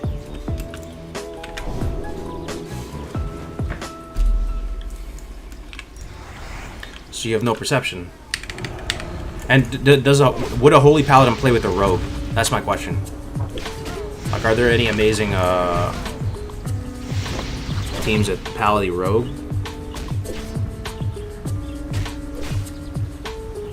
Fire Aura, Big True. Yo, Cap, what's up, brother? How you doing, man? Burst is way worse than TBC in general. Especially once people get resilience. Ali Shaman is terrible in Arena. Rogue Druid is the meta? Oh yeah, Rogue Druid is the meta. I'm just talking about if you're gonna play a Holy Paladin in Arena in TBC, like who are your partners? Like what is the strongest comp for Holy Paladin? Or one of them. I don't know. I just don't think it's as... People have like a knee-jerk reaction when it comes to TBC. Like, you're gonna think like, yo, Blood Elf is so busted strong. Horde is so much stronger than Alliance. GG. Like, everything is gonna be messed up. I kind of want to go Alliance. Is the duo cup just NA? No, it's every region, man. EU, Oceanic.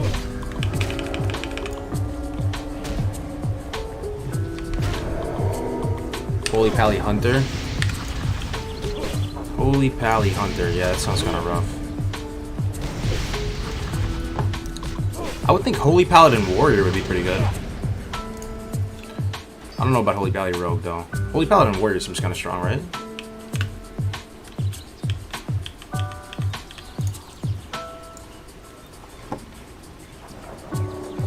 Hunter is garbage in Arena? Really? Dude, Hunter's slap, bro. They have Viper's thing, right? So this is one of my close friends, Navik. He got he pretty much played every season of TBC and played like pretty much every. He was doing boosts for people back in the day. He played like all the classes. He was so good, like Elitist Jerks, all that. So I always pick his brain and try to learn from him. What he's told me was that Hunters are actually really strong in Arena, but if you have a Hunter on a team, they pretty much are like gonna outlast you. That's like their niche. That's what makes them strong in Arena. The whole Vipers thing, that they're going to like win that attrition, that war of attrition, because they're gonna slowly be able to rot down your mana with Vipers thing. So like you play Disc Priest, Hunter, you just kind of sit there trying to play keep away for as long as possible. You'll eventually outvalue him, and it's really, really annoying. But apparently that's like a really strong, like super high tier comp.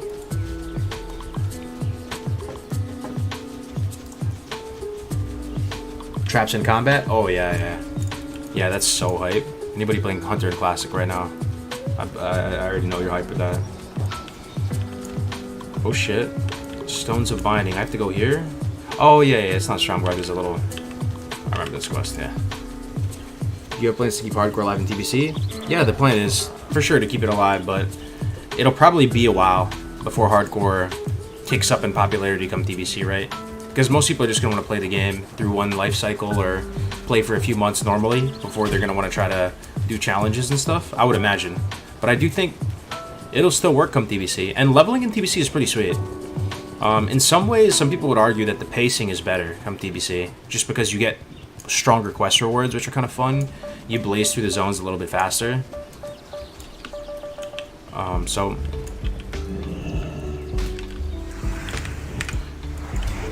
I think hardcore has a place in TBC. You get 2 of these.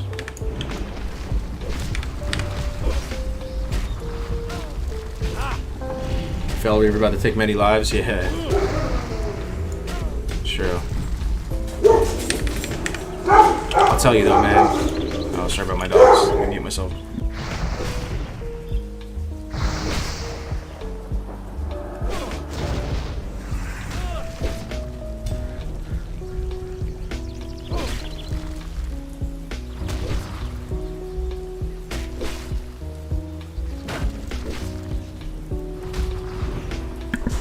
Alright, I think they shut up.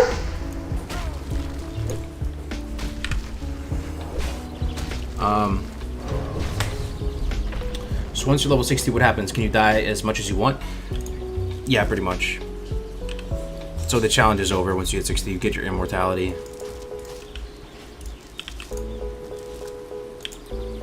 Alright.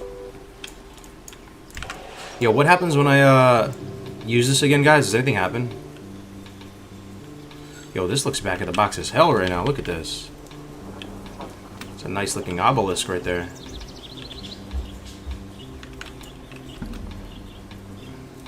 It's been a minute since I've done these quests. Can I get rid of...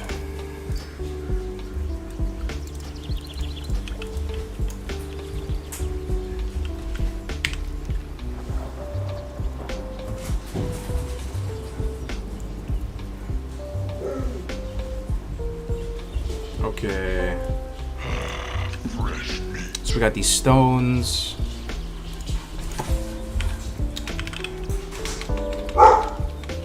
Cresting key. Combine them or some shit? Not the pride, but do you make any money off this? Yeah, I do, yeah. I have a couple different sources of income though.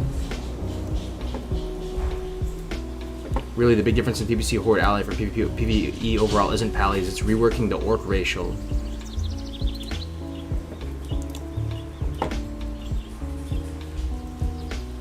No, nothing happens. Okay. See what happens, man. Hopefully nothing.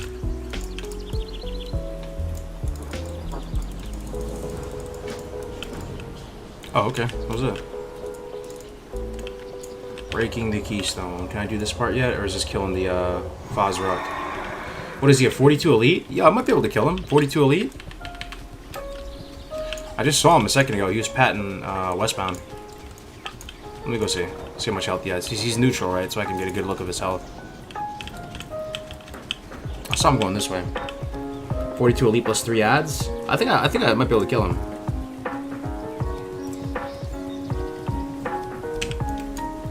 We'll see. I saw him going this way. 4 mobs with him. Thing is, I'm kind of perfect to kill the ads right as a pally. Yo, what's up, Zod? Good to see you, man. Oh my god, there's a quest in Netherstorm called Doom's Bomb. Or some shit. And you have to toss a bomb at the guy, and if his bomb hits you, you instant die. This is Pokemon? Ash Ketchum? Oh, here he is, right here. Let me see. I kind of want to go back and watch Season 1. 5k HP? Yo, I can kill this guy. Come on now, guys. You really don't think... Okay, I guess there's all these other ones, too. You really don't think I can kill this guy?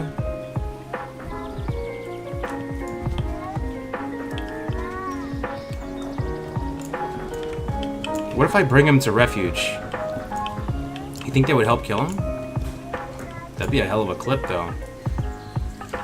Oh, I could probably bug him out in the water if needed, right? Alright, alright. I think I can bug him out in the water. There's no way this motherfucker can swim, right? If I jump in that, if it goes bad... Right, quickly. I can jump in the water and probably reset him, right? Oh, man. Let's fucking go, dude. Let's go.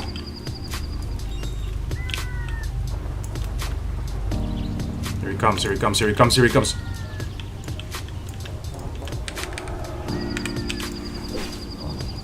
gonna put down a target dummy.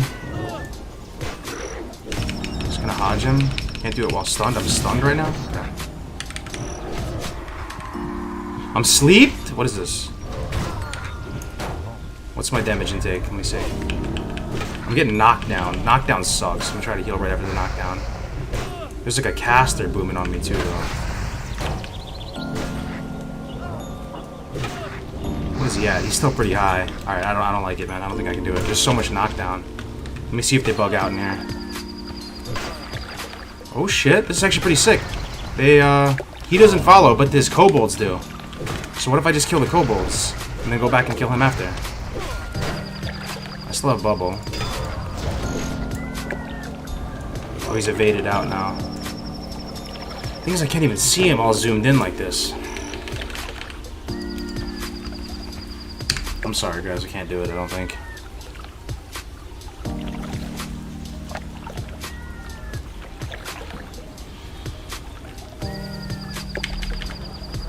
Did I kill something? What if I killed one and then jumped in the water? Perception does attract the pro rogues. Its value goes way up in the arena. Oh, yeah. Take the kobolds out.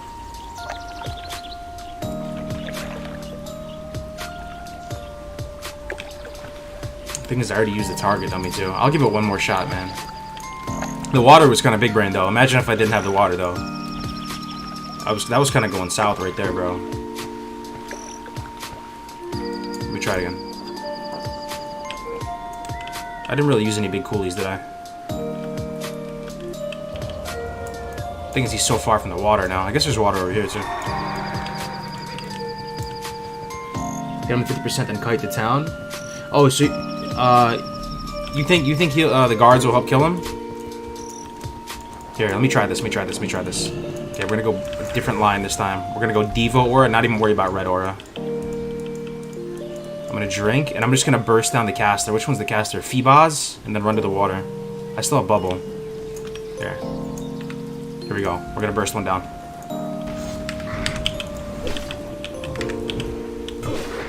Stun the fucking big fucker. Feebaz. Killing Feebaz, and I'm out.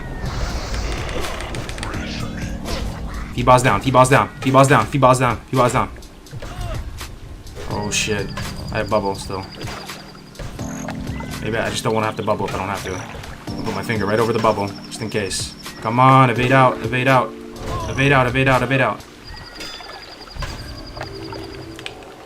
you evaded out. Didn't have to use any coolies still, it was just very scary. So, does that mouse stay dead?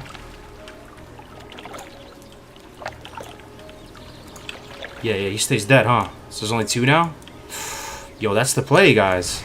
Alright. That's the play. Now I'm gonna kill my man Xenort.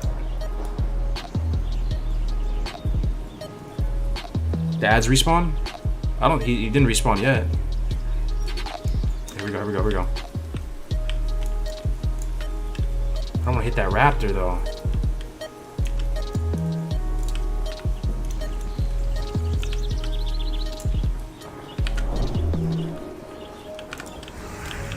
I'm gonna kill him by this water.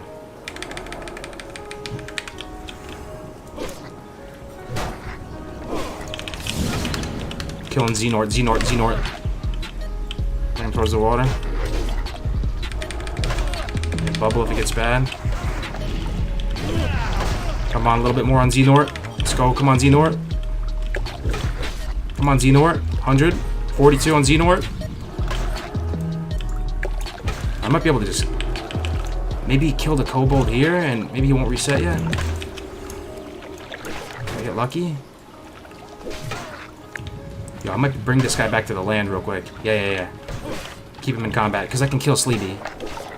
There's the heal. Oh no, I have nothing for the heal. I should have killed Sleepy. He's the healer. I actually feel okay right here. Let me use a mana pot. I think I can just win this now. Even versus this big guy. Let me use a Recon Bob. I think I can win this now. I think I win these.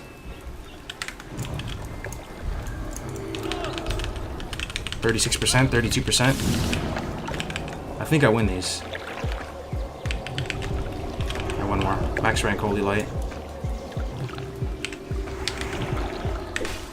Let me zoom out so you can see his health. Tempo out of grenade. So we need to go Devo Aura. Probably Wisdom versus one guy. Let's go Wisdom. Grenade. Get a heal.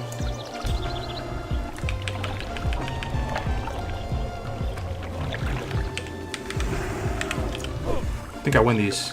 Back to Devo Aura. I just have to find a nice groove with him. 4k health. I can outvalue him, right? I can bubble bandage too at some point. I'll probably go for a bubble bandage next. Actually, no need. Why bubble bandage if you don't have to, right? There's the knockdown. Alright, I'm gonna bubble bandage. Fuck it.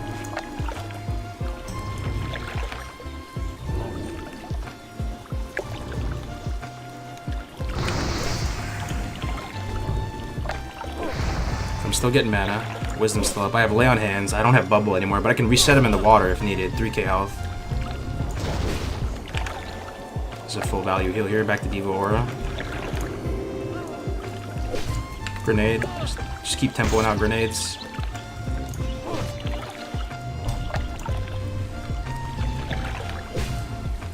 I have Hodge up again, too. Once I get low enough to get a Hodge, I need a full heal. I'll use it. Hodge, full heal. Have Potion up again as well. I don't think I'll need it though. It's looking good, man. This is huge, man. This is a nice clip. Heal was knockdowns on cooldown.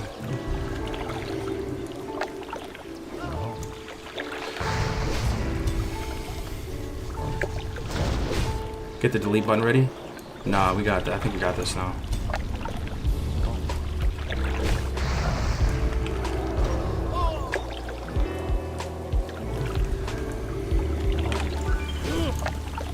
Look how good Judgment of Wisdom is, man. It just stays on him forever, man. Grenade up again. Might as well use it. Going for the kill now. Oh, I have the hammer of, whatchamacallit? Fuck you.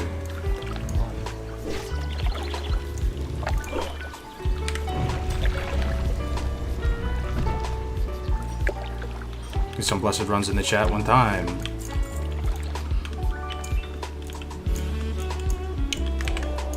We got him, boys. We got him. That was fun, man. That was fun. That's one for the highlight reel for this guy if we get 60. It's going in the compilation. Killed foe's root.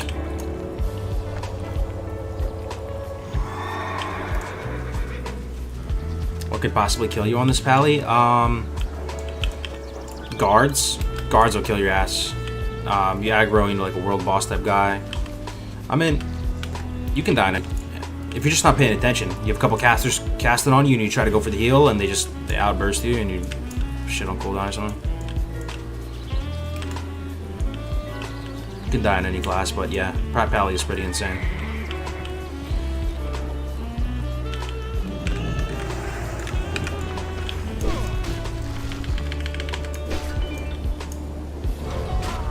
What did you drop? I don't think you dropped anything. Oh. You dropped the quest item. That was it.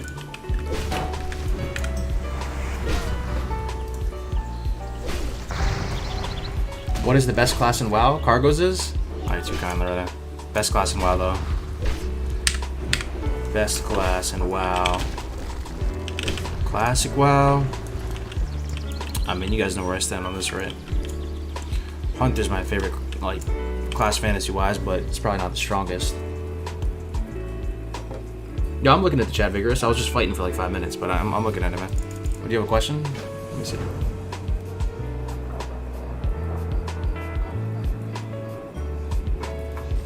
I don't even see your question. Did you have a question? Oh, what the fuck is this? What the fuck is this? Yo, what the fuck is this? Target dummy, target dummy. Oh, bro. Not like this, dude. I have no bubble. Oh, is that the follow-up?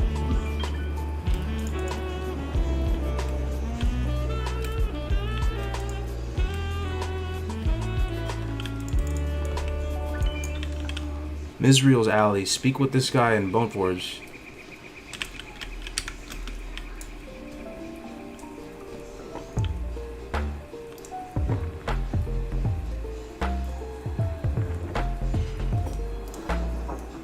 Just a rare?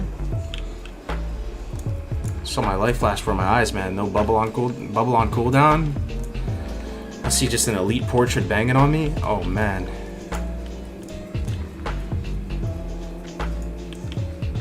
I kind of want to kill him now, though. How much HP does he have? I want to get revenge. 4,950. It's similar to that other guy. We can kill him, right? So he has the same ballpark HP as the other guy. Let's kill him, man. He spawns when you turn in that quest. Okay, thanks, man. What makes the game look so cinematic? It's a couple things. We've manipulated the brightness settings. We have some add-ons running.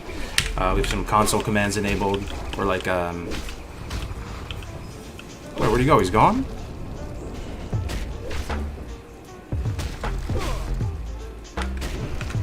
I might just despawn. We could probably spawn him again if we accept the quest again, though, huh?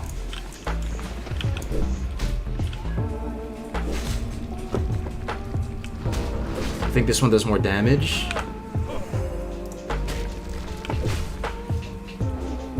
You got all the coolest UI add-ons, but no extended quest log. I know. That seems so useful too. That's the one where it shows you how much XP you get from it, right? All right, we'll do it for this stream. I'll try to spawn him again. Apparently, he does more damage, but we'll see. We're not gonna have any water to run to. So look at that. Okay, I'll put on wisdom for him. Heal up. Okay, so we accept it from this, huh? Okay. We try and spawn him, boys. Probably put this on strength agility head is better than 9 agility 12 stam head. Alright, here we go.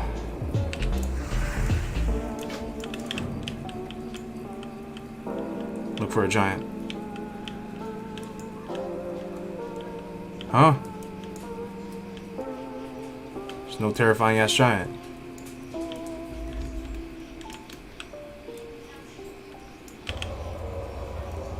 Okay. Maybe only spawns one time.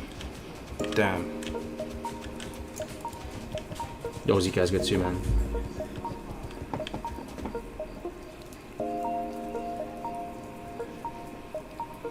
Activate the stone.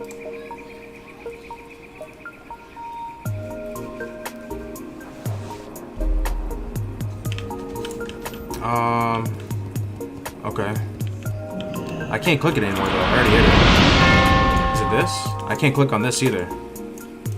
I think it's a one-time thing. You have to kill him when he comes out, or it's GG. That's too bad. If I was ready for him, I would have gone for it. It's on CD? Oh, okay.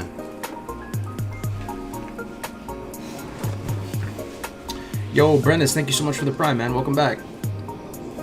Let me try one more time. I'll abandon it and see if I can get him to spawn.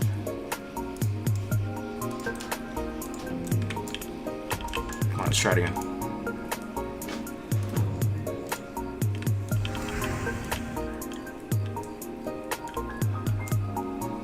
I think you only have one shot at him.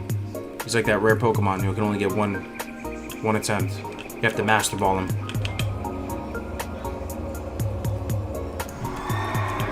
Feels bad. Alright, well, we're gonna do a Faldir's Cove while we're here. Which is very spicy. I might want a vendor first, though. I have full bags.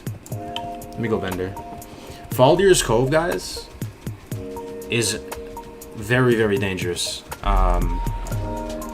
One of the most dangerous spots. We've had multiple 40-plus characters die at Faldir's Cove. Jamin died there.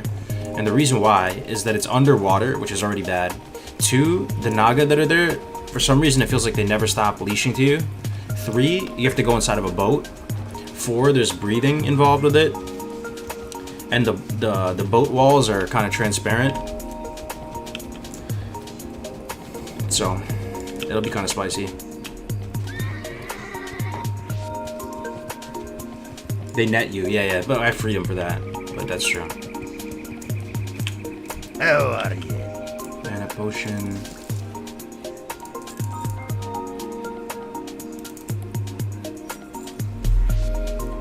What else can I vendor? There's gotta be more than just this.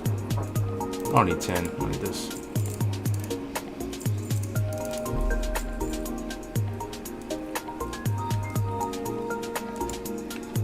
Alright, that's good. Let me grab a drink real quick, then we'll do Faldir's Cove.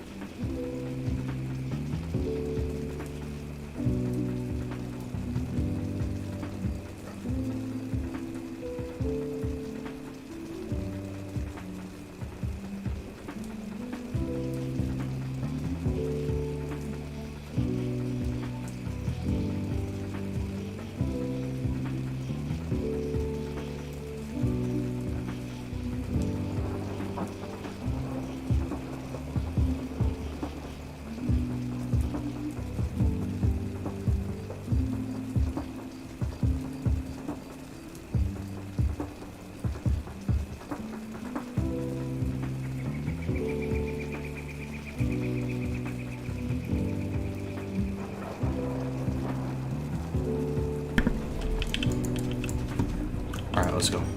Sorry for the delay.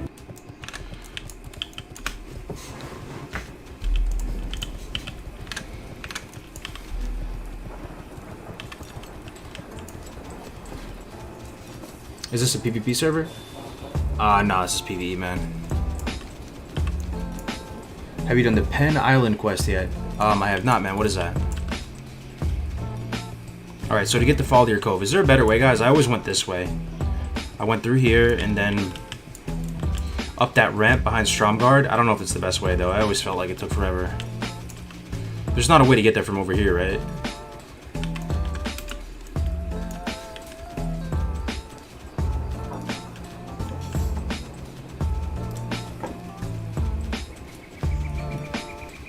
Unless you just want to jump and swim.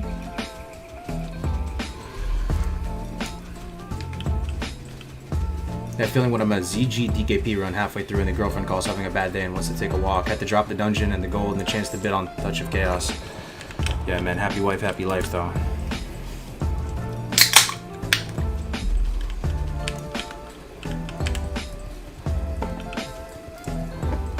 Got him? What happened?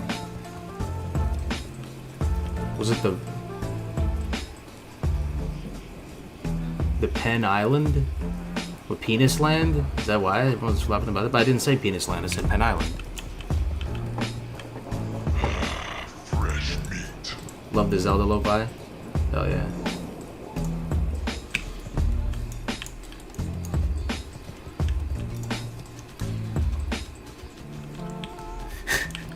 Yo, Maxwell, you trolling me, dude. Let's go. Ooh, Mithril, I'll get that. Let's go.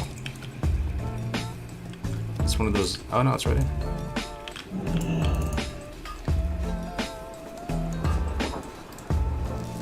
What level, brother? I'm 44.5 right now. Probably get 45 today. Happy wife, happy life. That's what's up. Ooh, black vitriol. I wonder if that's good for anything.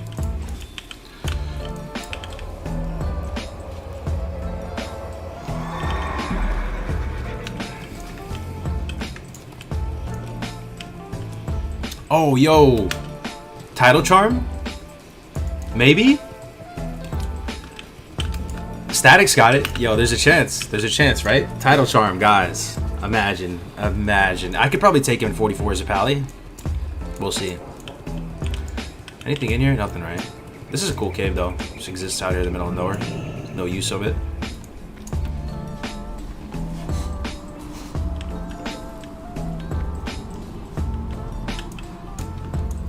Okay, here we are, boys. Let's go look for Nasjac first. Actually, no, we should get the quest first. Yeah. Because you get, they give you something that helps you breathe underwater, right? Like a helmet.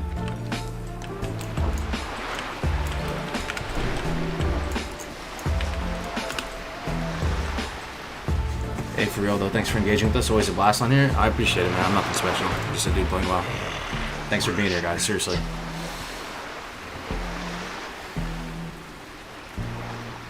Dude, you could do the quest in Westfall that the beer guy gives. For what?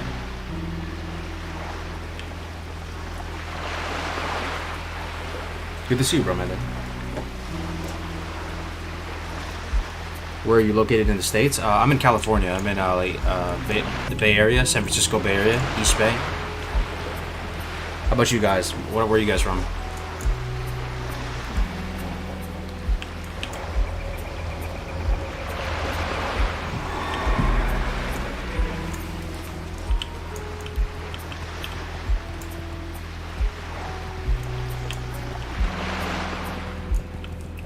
Look at this little pirate area. Oh, these guys get the quest? Wait, what? I can't accept it from them. Oh, you know what? I think these guys... Wait. Nobody wants to talk to me down here. There might be a breadcrumb that opens up these quests. Yeah, there probably is, huh? It's probably this. Yeah, it's probably this. And it opens it up. Greetings. See you around. Yup, there it is. Yo!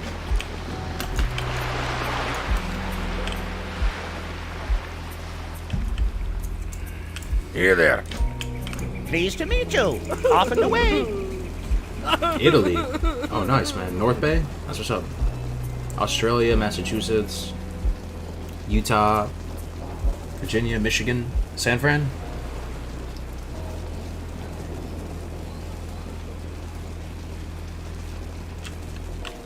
Alright, let's do this. Can I help you? Right, hold on. What can I abandon? Captain's chest. I'm not gonna do this right solo. Hi, how are you? Oh, the escort. Wait.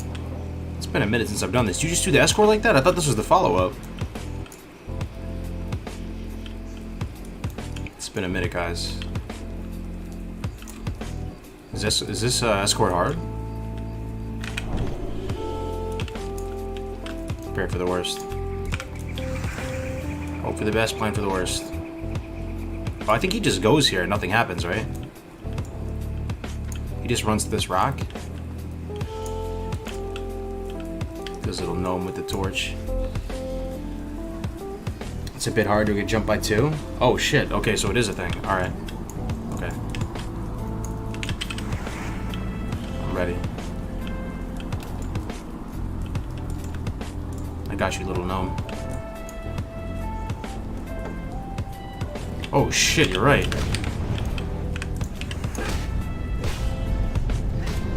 Oh, that's not bad though.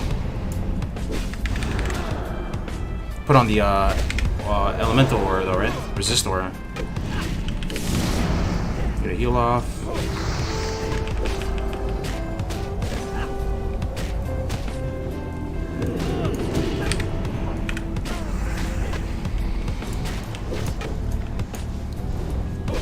If the gnome gets distracted, he won't finish his thing, you get more waves. Oh, so it's multiple waves? Alright, I was budgeting my mana for one wave. Alright, I need to drink. Gotcha, gotcha. Thank you, chat. Back to Frost Aura. Fight further away from the gnome. Okay. Alright. Oh, wait, that was it? Okay, sick.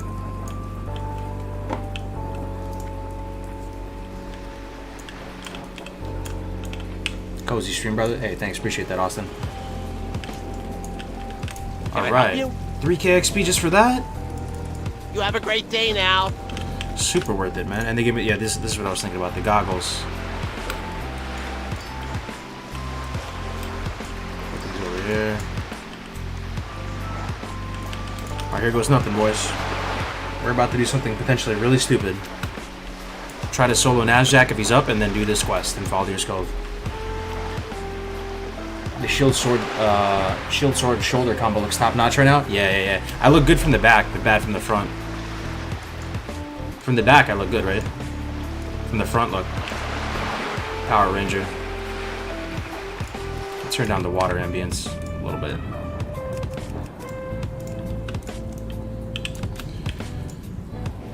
Does this give me infinite breath though, these goggles? No, huh? They just reveal, locations on the minimap. Yeah, so I still have breath. Okay, that's really concerning. No underwater breathing potion. Oh, that's why you told me to do that thing in Westfall, because you get breathing potions. No, wait. Alliance get underwater breathing potion, but it's not from that. It's from Darkshore. Don't you get a stack of them from Darkshore? Anyway, it's too late. But yeah, we gotta be careful here with the limited breath, huh? Going into ships. All right, let me do a Nasjac macro.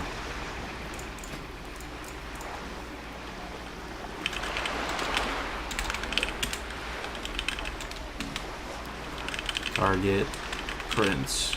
That should be good, right? Let's see, man. Lucky. Good Nasjac one time. Nothing yet. He can spawn down here in this ship, right? And he can also spawn. He can spawn down here, right? Let me check over here too.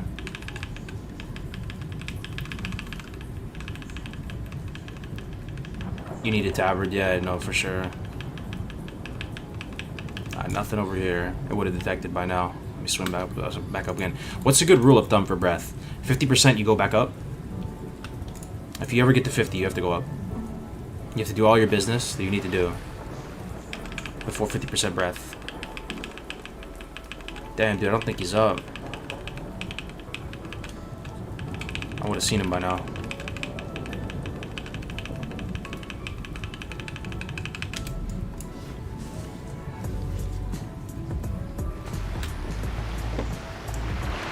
He could spawn in both ships. Yeah, I would have seen it by now, though, right? It would have popped the macro. I think he's not up. Too bad. All right. So let's see what our business is here. We need to get the charts, the logs, and those are in the ships. Okay, tracking. So let me get right over one of these cogwheels, then dive down and try to get it. I'm gonna need some blessed runs in the chat so I can survive this. Let's go for tempo. I'm not gonna try to save mana. I'm gonna kill shit and get back up top. So the thing about these ships that are really scary is that it looks like it's a structure, but it's really not. Stuff can aggro through the walls in here. You know what I'm saying? Yo, Box of Jesus. Thank you very much, man. What's up? Welcome, dude. Think I can kill one more? Is this greedy? I'll bring him up. I'll bring him up. Come on. Yeah, doing this with no underwater breathing potions kind of sauce, isn't it?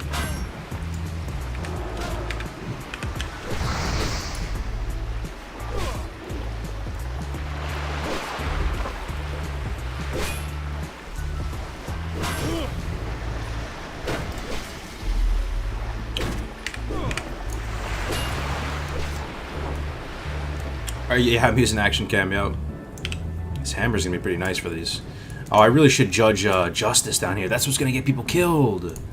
Because these things swim, but they swim pretty quick. You know, I think we nailed it.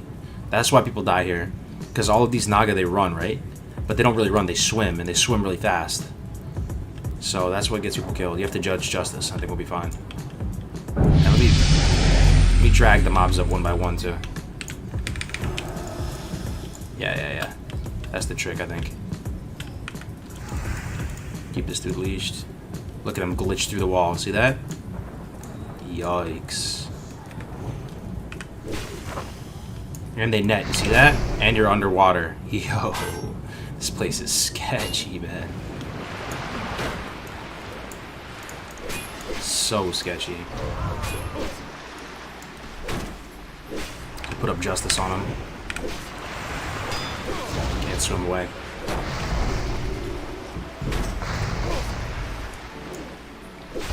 And you can't really drink up here, too.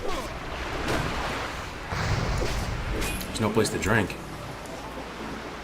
You know what? You could probably drink... Can you drink if you get on this? Maybe. Nah, there's not enough. Can't really sit on this. What about this rope? Nah, it's not really an object. Okay, yo, you can't drink. Round 2, let's go. Just keep blessing and freedom on a hair trip. Yeah, big sure. Alright, so... Let me see. Where's the chart? Here's one. Oh, and it's a cast time to get it? Even if you just dive straight down and click it, you're already half health. Yikes. Alright, one down. Let's go back up again. There's one more. So we need the elven gems too, huh? Those elven gems, you just click them on the ground, right? I'll do with those later anyway. Let me get these charts first. Charts and log, okay. Okay, let's judge justice on this guy.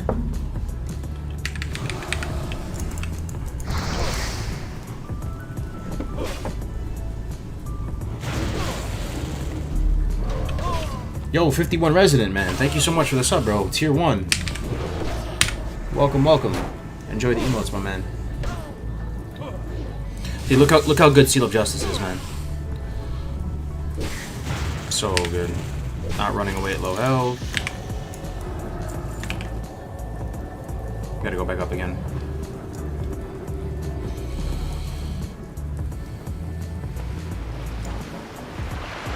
What does Readout do again?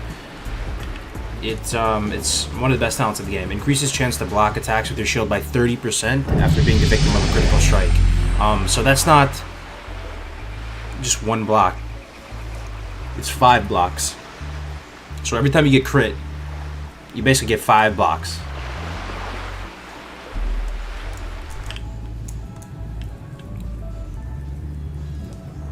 What are a few sick duo combos? I mean, personally, man, I love Hunter. I mean, I love Warlock Paladin. So nice. But Shaman Warrior is sick. Any class that you double up on is gonna be pretty sick, right? But yeah, any class that you double up, double Rogue, double Hunter, double Shaman, it's pretty sick. But Priest Warlock is pretty sick too. You know, you get the heals, you get double dots.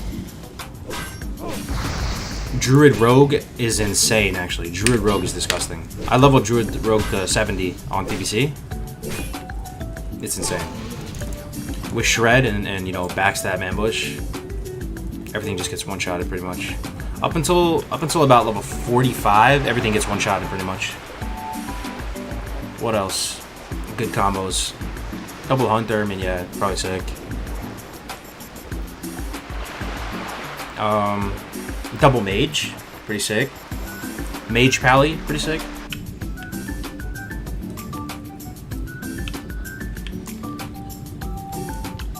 Alright, let's try to get this next one. Oh, there's a little cubby right here.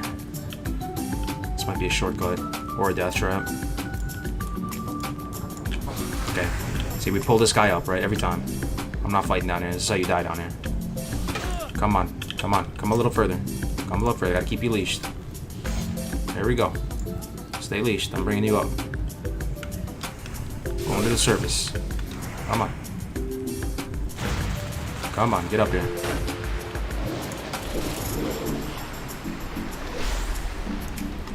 Judge Justice on him. Shadow Priest Warlock just melts. Yeah, for sure. I just imagine all the dots, right, on everything. And the thing is, too, the Priest, what is that ability that heals when you do shadow damage? You know, you get that, too. Breath of the Wild OST? Alright. Thanks for the feedback, man. Yeah, I'll check it out. Alright, we're going to go back down. Vamp Embrace, yeah. That's pretty nice for duo, right? It just feels really good, like, flavor-wise. Priest and Warlock.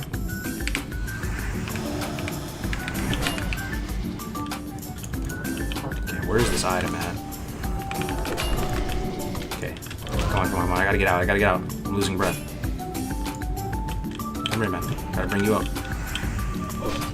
Let's go.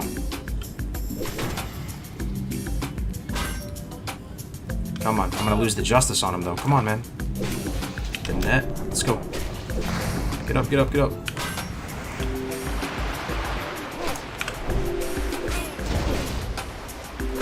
How would Pally Lock be good? Yeah, you would think that they're opposites, right? Because flavor-wise, they're opposites. Pally's like the goody two-shoes, and the Warlock is the evil one. But they're so similar in a lot of ways. They're both defensive, reactive classes, as opposed to proactive. You know, they lack in mobility, but they both lack in mobility together. So all their tools are based around being reactive and being kind of like turrets, right?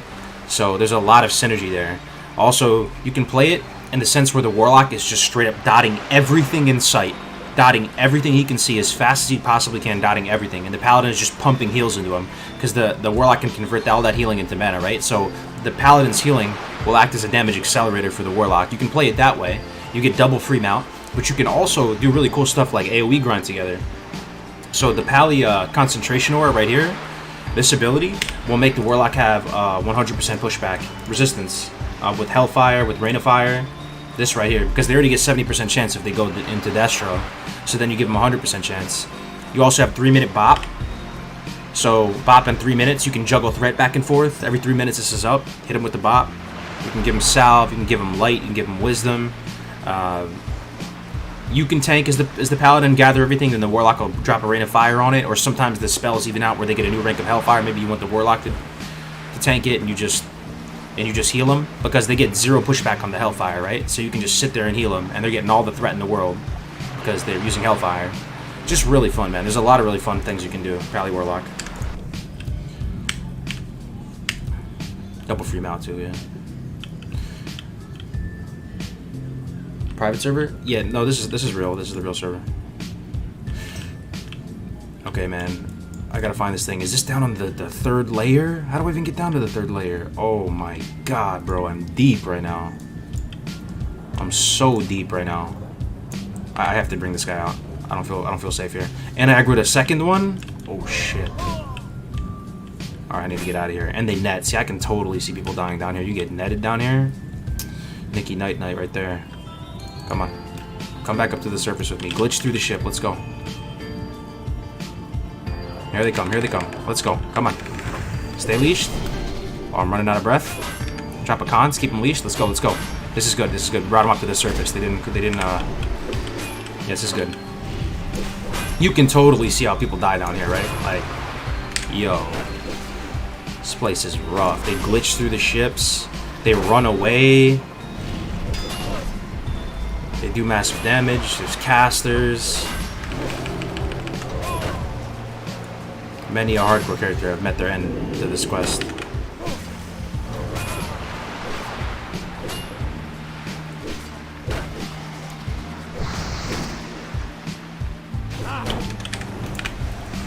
Thanks, Kargoz. By the way, Classic has the best ambience and design in MMO. It's so beautiful and amazing. I wish retail was more like this. I would agree, man. It really is a beautiful world, right? They created such a beautiful world, and it still holds up. You know, especially with the little elbow grease like we're doing right now to like make it look a little bit more polished with the, you know, like console commands and everything. I think the game looks beautiful, man.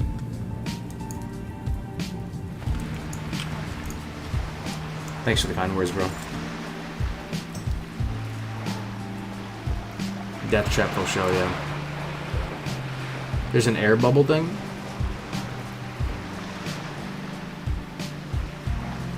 Alright, let me go. I have to go for it now. It's the 3rd level. We have to get it like a piece of parchment or something down here. Everything should be dead. Just for a little bit. Look at this, man. Even just swimming down here, I lose half breath just even getting down here. Everything should be dead. Oh, no, there's a big hole in the ship here. Oh, that's the strat. Okay. Oh, wait, there's nothing down here. What? I think so. It's probably on the 2nd level. I might have just missed it. Alright, I need to go back up. I think it's on the 2nd level. I just probably missed it.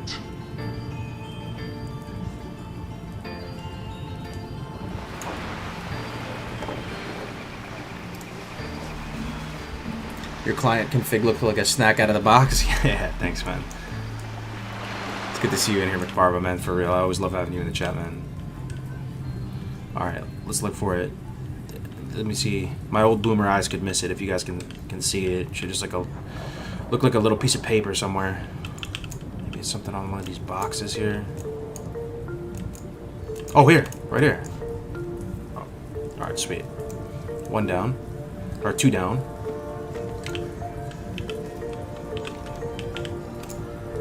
Alright, what's the next one? We need. Oh, there's still 2 left. You need to get 4 things.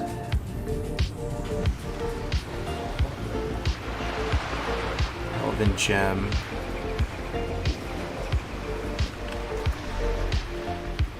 Maiden's Folly charts. Didn't I just get that? Oh no, I got the logs. Maiden's Folly charts. Looks like it's straight ahead. I might have missed it. It's on this ship apparently. Okay.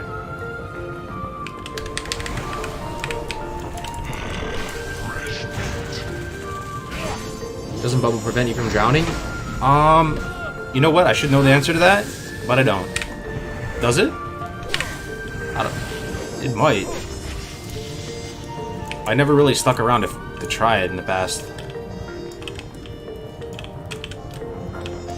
Is it on this 1st level? No way, right? Let me just clear the 1st level first. Yeah, I don't think it's on this 1st level.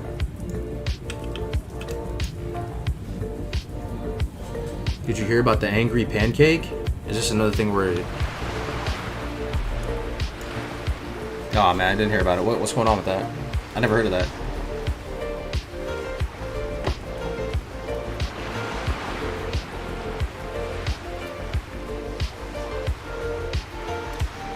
Just flipped out. I don't even know who that is. Yo, Winky man, good to see you, brother. How are you tonight, man? Yes, bubble works on drowning damage. So if you bubble and you're about to die, what happens though? It's not like your breath refills, right? That's actually really interesting. So it probably just postpones the damage, right? You're still ticking up and taking more and more damage, but it just doesn't deal damage to you, is what I'm gonna guess. Like, your breath meter just doesn't refill with holy light, right? Oh man, this is sketchy, dude. I'm down here longer than I like. Come on, die. So this isn't it, huh? That's not it? I got that one already, huh? Shit, man. Oh, I gotta get out of here, guys. I gotta get out of here. Yeah, we might have to test out that bubble. Okay, I'm fine.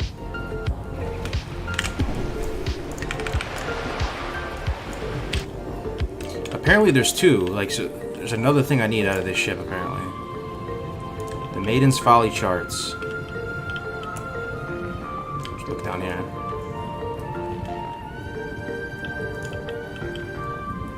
That thing's looking at me.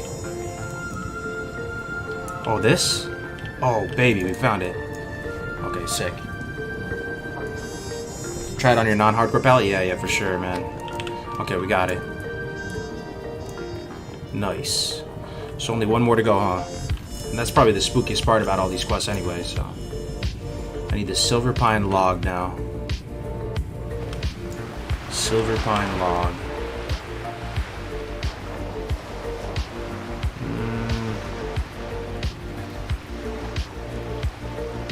Looks like it's this way? To the left. Okay, it's in this ship. Silver pine log. Roger that. Def going around my undead mage in a few levels, easy? Yeah, you lucky. Actually, I'd rather be around a paladin than any other class than mage. Like, I sure think you have the undead, you have the unlimited breath, or a longer breath, but I have freedom, bro. Pally is pretty safe. It's pretty comfy down here as you can be for this quest. All right, let me just pull this to the surface.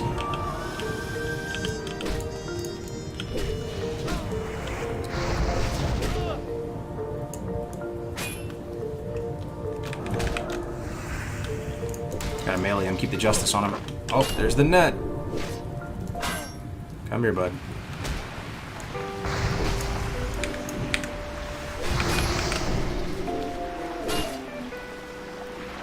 Got my pancake joke? Yeah, I'm a boomer, man. I miss a lot of the jokes, man. What's the angry pancake? Is that a play on words?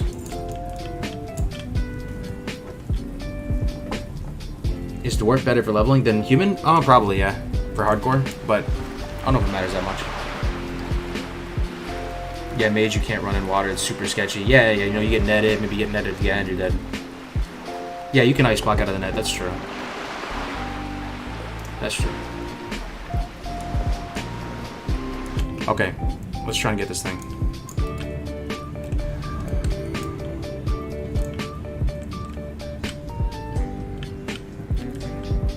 Look for a piece of paper, boys. Don't see anything down here. What about in that little...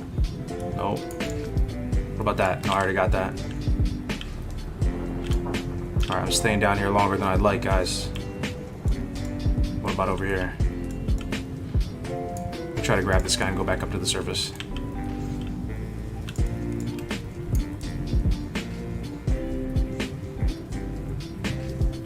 Gotta keep him leashed though. Come here, bud.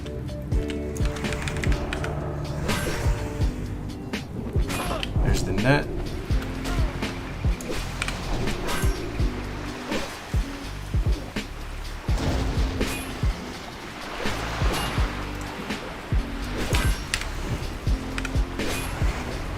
No blink in water? You can blink in the water, but it's kind of weird. The physics of blink in water. I believe you could scuff it. You could scuff it pretty easy. Probably the class that's the most chill here is Druid. Because you have the seal form, right? Seal form is good in hardcore, man.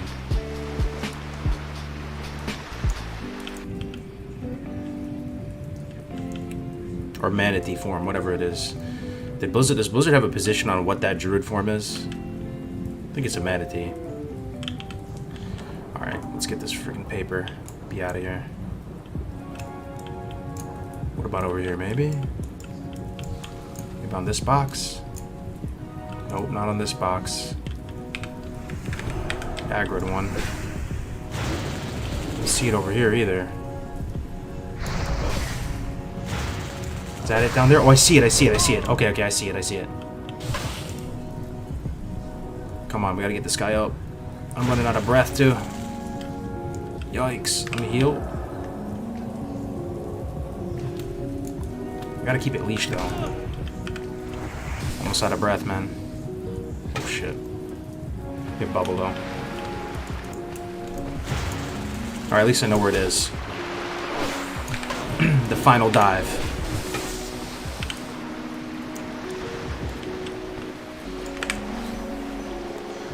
Hey, Kargoz, what time does the HC tournament start on the 26th? So the pre-game coverage will start at 9 a.m. Pacific time, which is 12 Eastern time, and then the first pull where everybody actually starts leveling is 1 p.m. Eastern, so 10 a.m. Pacific. All right, let's get this.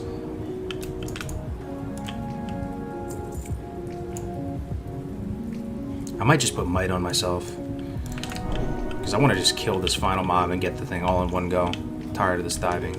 I'm gonna go Crusader. Just tempo out as much damage as we can. This quest over with. We'll Hodge instead of put up Seal of Justice. Okay. Get the paper, get the paper, get the paper. Where is it? I saw it before.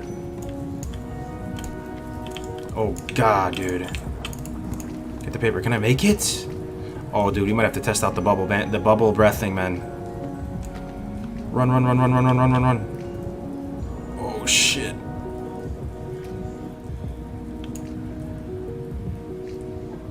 I think we're fine.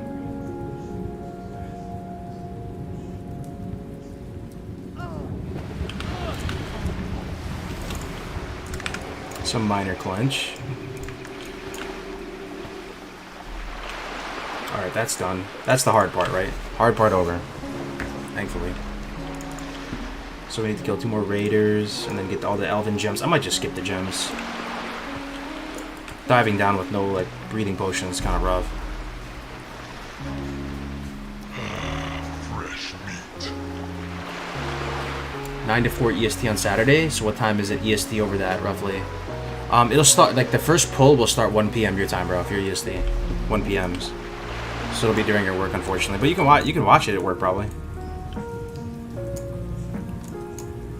We need to kill these raiders. The dude's that net. You need gems for the rest of the chain. I might just skip the rest of the chain then, though. This diving down shit's getting old.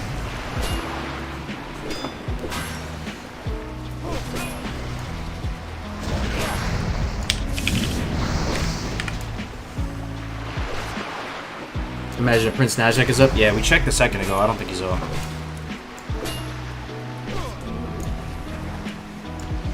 So these gems, you guys think it's worth it to get these gems? How much of a pain in the ass is it? You literally just dive down and click a stone, right?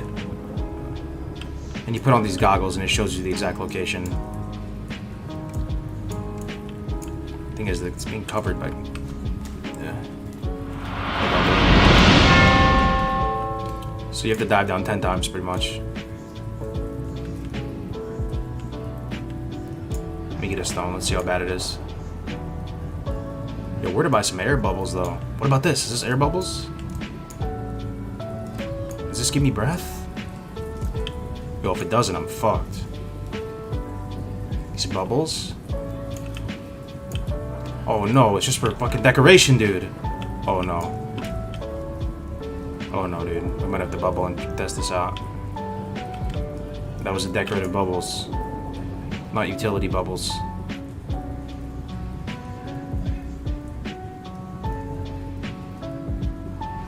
Okay.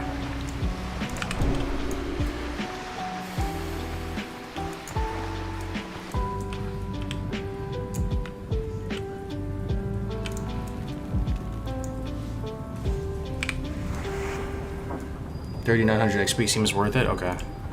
We're just gonna have to do it. One dive at a time. Gems are a pain with no breathing stuff. Okay.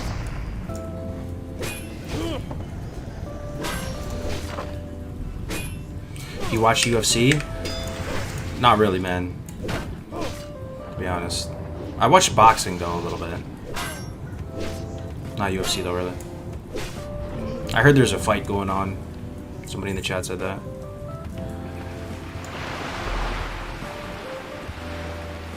Go find a lock to give you underwater breathing. Alright, let's try to get one of these gems, these alleged gems. My whole minimap's lit up with them, but I don't see them. I think I'm not going to go for those ones under there, because they're under a freaking structure, man. Let me try to get the gems over here.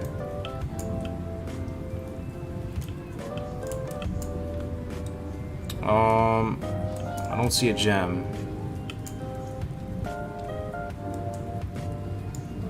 The fuck? Oh, here it is. Here it is. Yeah, yeah. This is the stone. It's like a meeting stone. There's one. 9 more to go. There's one over here too. Nope, that's a mithril deposit.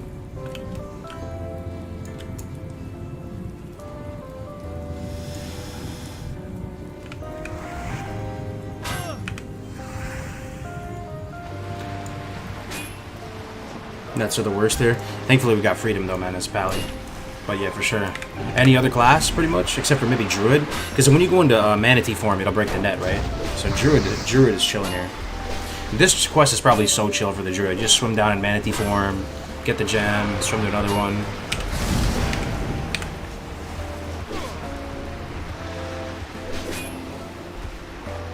The Mike Tyson fight?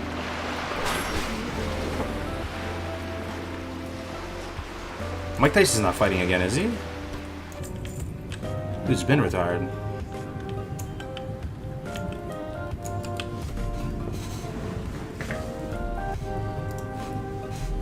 He is? Holy shit, man. Yo, did we get hosted? We got hosted. Oh shit, I got hosted and I didn't tell. Oh my god. Yikes, man, this always happens to me. Kitsack, man, I feel like he's probably gone by now. Kitsack, thank you so much for the host, man. If anybody hears from Kitsack, I'm sorry. Let me see if he's still here. Oh, he's not here anymore. The worst feeling ever, bro. Yo, Kitsack, thank you for the host. I never get an alert, man, when I get hosted. Gotta fix that, man. Thank you so much for the host, Kitsack. In spirit. Welcome everybody from Kitsack's stream. Guys, my bad. I was trying not to drown. Welcome, guys. We're doing the hardcore challenge. Let me shoot him a message on Discord, man. Such a jackass. My bad.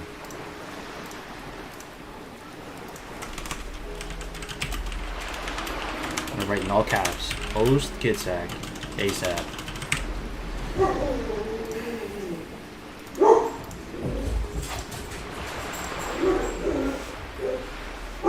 Didn't want to tell you get hosted, bad luck. Oh, sure, the host curse. Yo, if there's anybody here from Kitsack stream, welcome, welcome.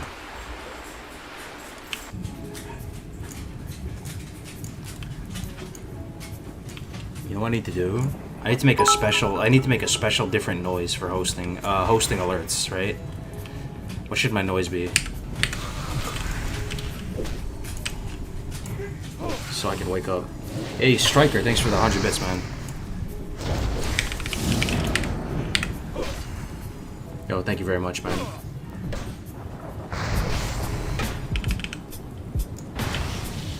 Alright, where are these alleged gemstone?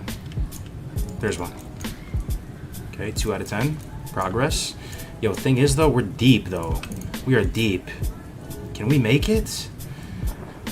Oh my god. This is likely gonna have to be a bubble, man.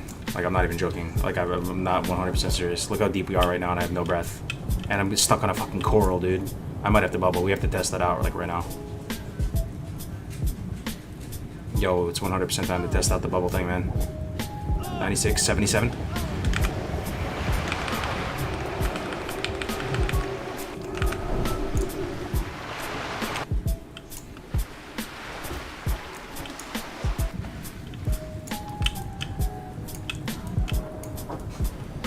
Bubble test time. I'm glad that the bubble is in my back pocket, though. I would have way more anxiety if it wasn't. If it wasn't a strat that, like, even I could keep in my mind, you know.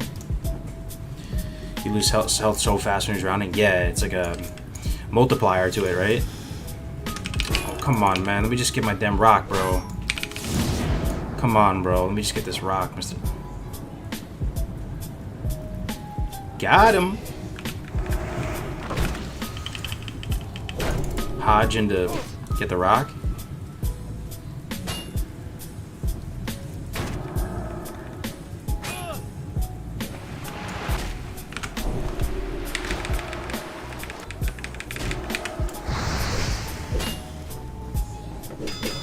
I would just avoid underwater quest. Yeah. I'm already here though. Underwater, wow, it's trash. Already using the. I didn't actually go to Dark Shore, man. I don't really go to Dark Shore usually. I know it's better. But I like staying outside of the out of the Night Elf lands usually. But it's probably worth it to go there, right? If you're doing hardcore alliance, you get a whole stack of underwater breeding pots, man. If you were a smart gamer, you would go get it.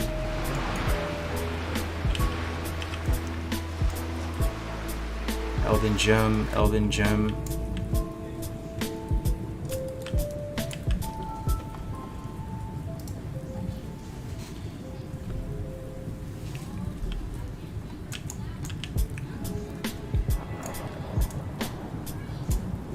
You know what I learned the other day? You know if one of those,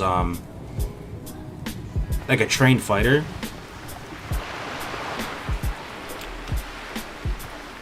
if they punch you, you're probably dead. You know that, right? I was watching some random thing on YouTube. They're explaining of how... Nah, I forgot exactly what they were saying, but pretty much, man, if somebody who's trained, like a UFC fighter, came up and just decked you, you'd probably die. And how, like, their fists are like lethal weapons, dude. It's crazy, man. They're like explaining the science of it. Punch in the head so you forget who you are at 45. Oh god. What's the next instance you're doing with the boys? ZF, man. I'm kind of waiting for him to catch up. Oh, not even. I think Nom Nom's higher than me now. Let me see. Nom's 45. He passed me already. Wow. Nom's been pumping, man.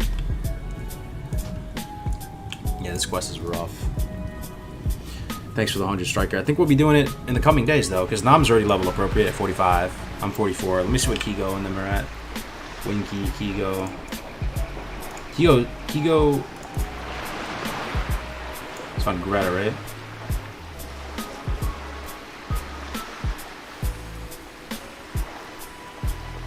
Yo, I don't see Greta in the guild.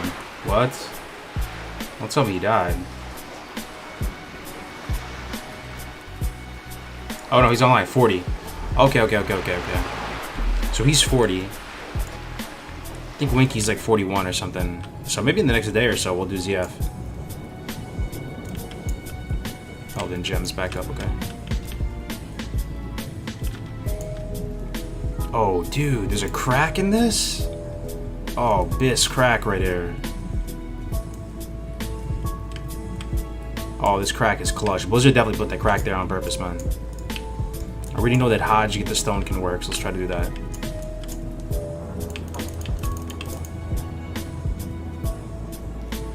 I'm swimming up through the crack. Another one. Imagine getting netted as a class that can't take it off as you're trying to swim to freedom like this by this mob. How bad that would feel, and you just slowly drown to death as you're netted. Rough way to go.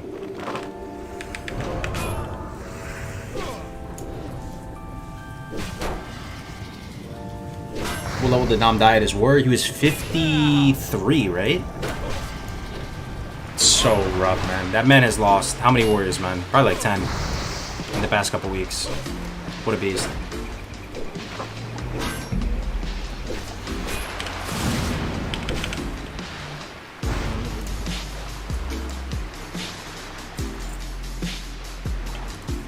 Alright, back down through the Biss crack.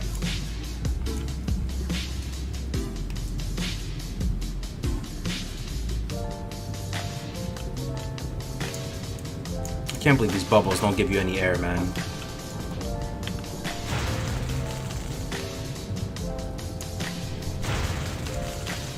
Yo, where's this elf stone, man?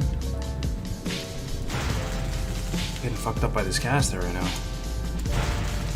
Oh my god, that caster pumps. Alright, this is looking like a abort mission, redive.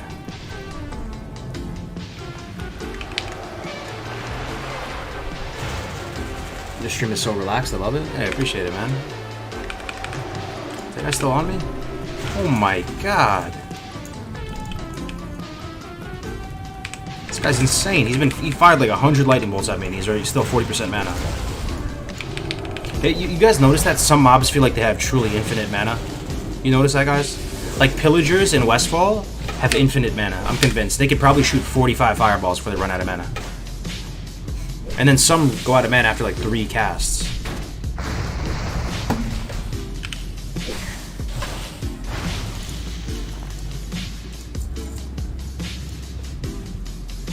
Love this playlist. Thanks, man. Yeah, if you guys want it, I'll DM it to any of you guys.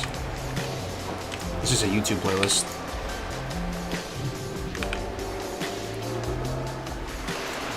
Yeah, he died to a rare spawn named Lord Malkazar. That sounds like the one. Basically, some rare mobs are pretty much just glorified regular mobs. Some have a lot of abilities, and the one he was fighting spawns skeletons and multiple skeletons. Also has a drain life. It was a really strong rare mob. So we died to that. Also, did you guys see that clip of Brian HC? He was in the Barrens, and there's a rare Silithid bug by that quest where you do the digging claw quest. It copies itself randomly. You gotta be, if you're playing hardcore, you gotta be careful with that. You gotta think to yourself, is this one of those rares that has a copy itself ability? Because it didn't heal. Some people thought he healed. It actually just copies itself. So I mean, that's one of the most deadly things that a rare spawn could have.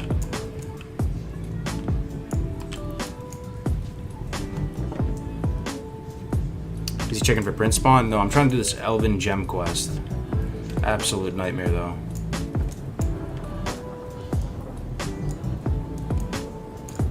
I checked for him before. Okay. Getting to a rhythm now. This is number 6. We're over halfway there. Light at the end of the tunnel.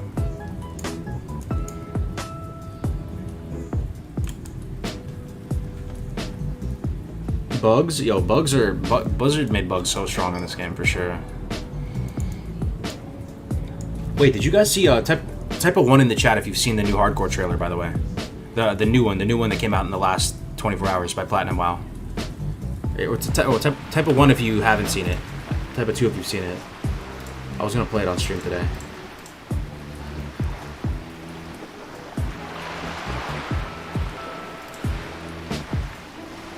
Okay, good amount of you have seen it. Wait, so one you haven't seen it, right? One is haven't. Okay. Yeah, it's really quick. I was gonna play it. We have a good amount of people in here. Let me play it real quick.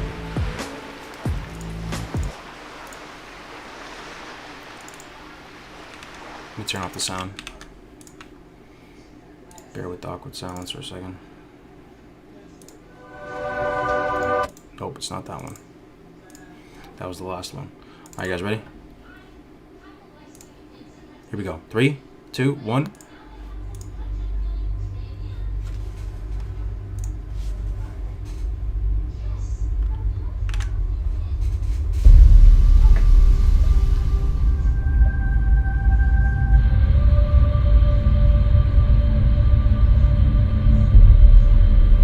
It's like a horror movie trailer, right? Danger, turn back. Where is this in the world, guys? Where is this?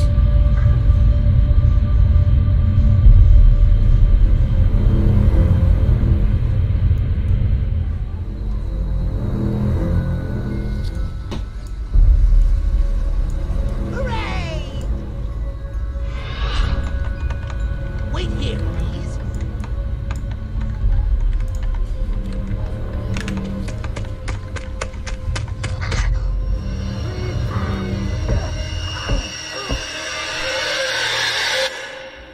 Run!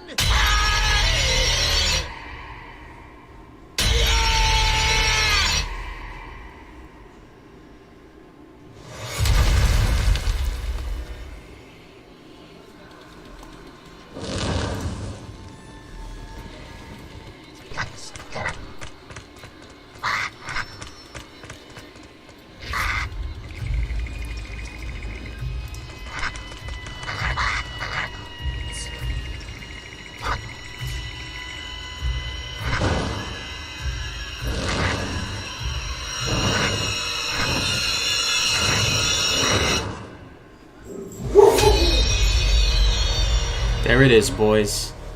Hardcore Community Cup number 4. In 10 days, man. Sign up. It's gonna be a good time. It's gonna be a good time. Feels like a horror trailer, right? Shout out to Platinum WoW.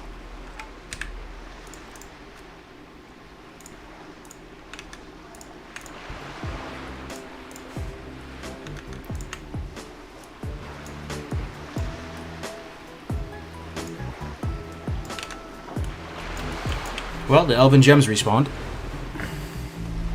How does it work? Hardcore Race of 60? It's a 8-hour leveling tournament.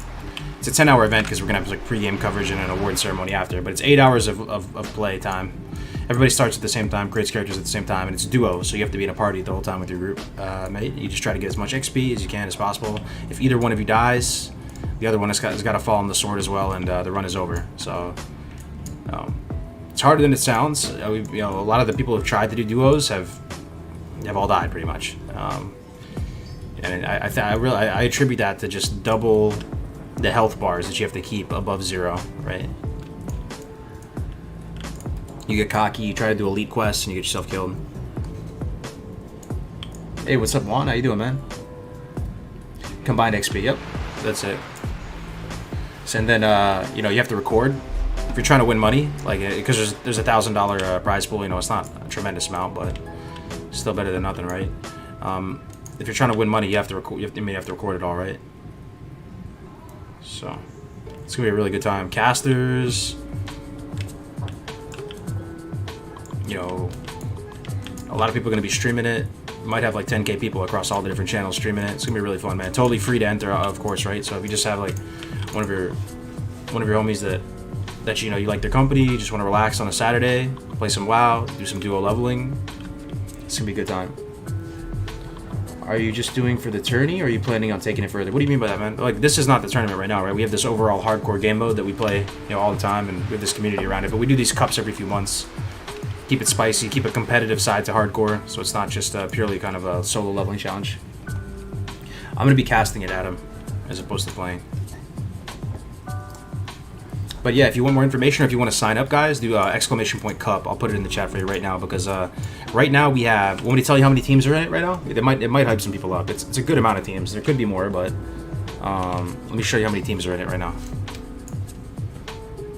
So right now there are, and each team is 2 people. You have to keep in mind, right? So right now 143 teams. So that's 286 people. It's pretty damn good, right? But we should get some more. Like last minute, a lot of people sign up. So yeah, it's really just fun too, Kevin. I mean, and the thing is, you can win some money too, even if you're not the best. If you just make a fun clip or like a death clip or a highlight reel, and you make the highlight reel, we'll pull it up on stream. Everybody will laugh, and so you can win some stuff even if you're not like the fastest leveler. And you just get to jump start on some hardcore characters, right? So if you always wanted to play hardcore, do a duo, you get to keep the characters after the tournament, obviously. So duo run, I'm doing a duo run right now with Grace for Days. Yeah. Oh, it's my last gem. Oh my god, dude. Can we get some blessed run in the chat for the last gem? This quest is a pain in the butt. I'm doing a duo right now, and duo is so much fun, man. Don't knock it till you try it. You're not going to understand the magic of duo leveling until you try it. There's no way to explain. It's just a lot of fun. Everything changes again. Everything already changes with hardcore, right? Because you have one life and all that, but it changes again when you're in a duo. You're going to pick different talents, different professions. Like, leatherworking is not that worth it, really, for any class solo, right? In hardcore, can you think of a class that leatherworking is actually good for? I mean,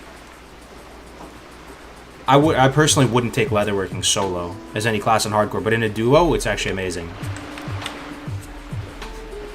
You gonna play Diablo 4? Definitely, man. I'm really excited for Diablo 4. Probably more so than most people.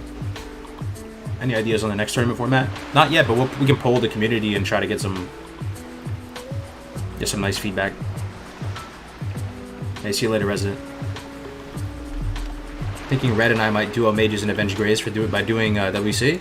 I think she's doing with Jordy, man. I'm not sure. Maybe Jordy changed her mind. I'm not sure.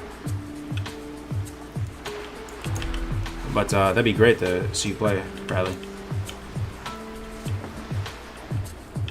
I don't like the idea of those world bosses for Diablo 4. We will see. It certainly looks better than Diablo 3 did. Yeah, I mean, I'm just infatuated with the art style, right? So much so. But I like the idea that it's kind of MMO-like with Diablo 3. Hey, check this out, back of the box. Look. How nice this looks. I love the glow effects, man. 16-year-old game, by the way.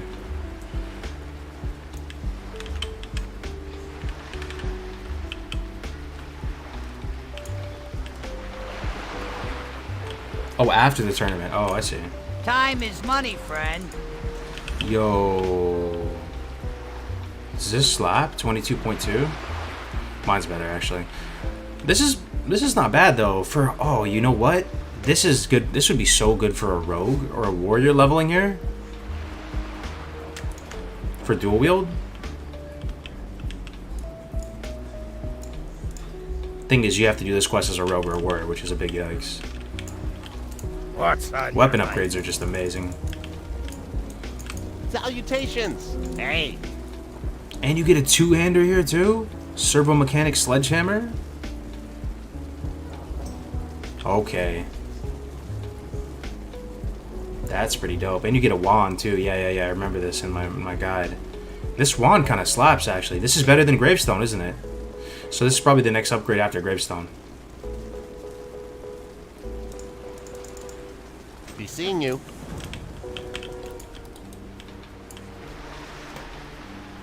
I like how you how you see the things in the game like this view. Thanks, man. Are the instructions to sync up in rules on the Discord? Yeah. Here's the website of the overall game mode that we have going on. By the way, guys, if anybody hasn't checked out this website's dope. The recent highlight and death clips. Let me link our YouTube too. It's not I don't control the YouTube channel or anything. It's our webmaster guy, Brandung Media. He controls it, and he's been uploading death clips and highlights, and he's been doing an amazing job. There's some really good compilations in there. I'll link if anybody's interested in getting some hardcore content. Here's the YouTube as well. Every week he'll do highlights and death clips, so it keeps the community alive. People have some nice spicy moments or some funny moments or some hype moments during the week, and then put them into a compilation every week. What can I do for you? For the Alliance.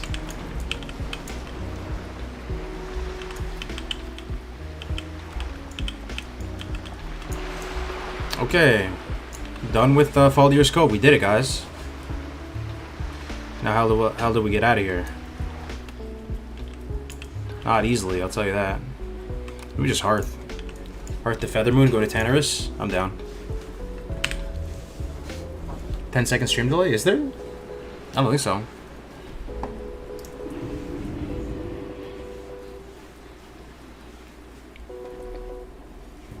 Why isn't Statics in the Hall of Legends? We're kind of behind on some of the people getting into the Discord, because you have to think about it, right? Like Brandon has to make the art for it, make a little avatar thing, upload it, and he works a full-time job and stuff too. But they already have the rank in the Discord. But we're playing catch up with some of the people in the Legends. But he's verified and everything. But yeah, we were talking about that today. Some of the people are kind of frustrated that they're not on the site still. Hello. Nice, greater mana potion. Hell yeah. Oh, whoa. These might be better than my gloves. Yo, these are better than my gloves, right? I mean, it's so sad. It's so pathetic. It's so pathetic that these are better than my gloves. But they are, right? 14 stat versus 15 stats, but you get more strength. You don't really need Agi on Paladin that much, especially as my spec. And it's 4 more armor. I know it's so pathetic I'm wearing leather gloves, but I think this is an upgrade. You get more total stats with the Tiger Hunter gloves. But how good is Agi? It's not that good, right? You get 2 AP for the strength. Yeah. I just had the stream of consciousness that. Oh, they look so bad though. I might have to go back. Oh my god, I look like a soup sandwich. My goods are of the highest quality.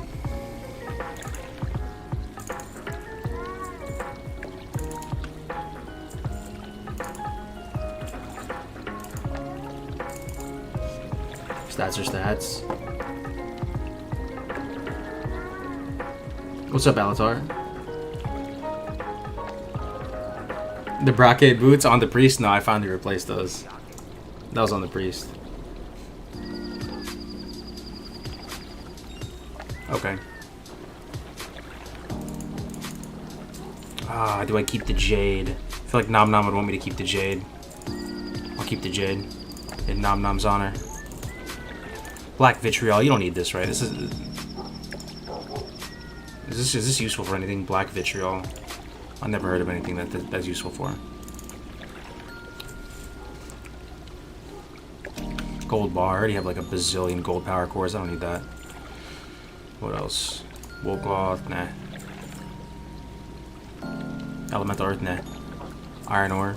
I'll keep that. Illuminate your path. Alright, let's go to Tenors. Unless you want to do this quest. 48? Nah. Yeah, let's go to Tenors.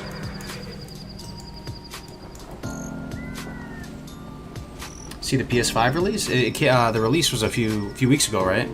Looks okay. Is there anything to be hyped about it? What do you guys think about the new generation consoles? I am honored. What's the most hyped thing about the next generation consoles, if anything? Goddess. That Yeti is a big death trap. Yeah, I'm too low level too, man. Soup sandwich looking like a brand new E1 trying to put his blues on. Yeah, whatever. Yeah. Got all the pins upside down.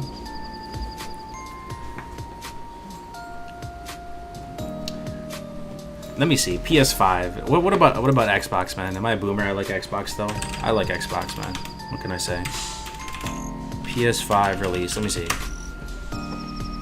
November 12th, huh? Yo, that's coming up, guys. That's 2 months. Let me see.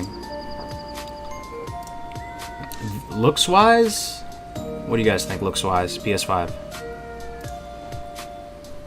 Out of 10. I don't know what to make of it.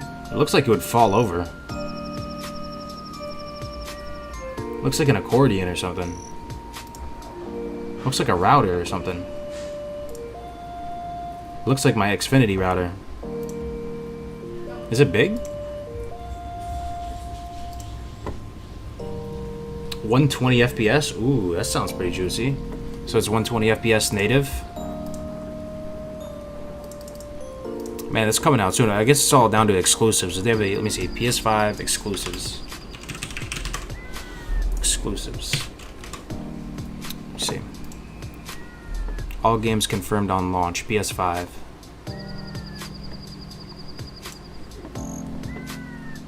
PS5 looks great. The new Xbox looks like a shoebox.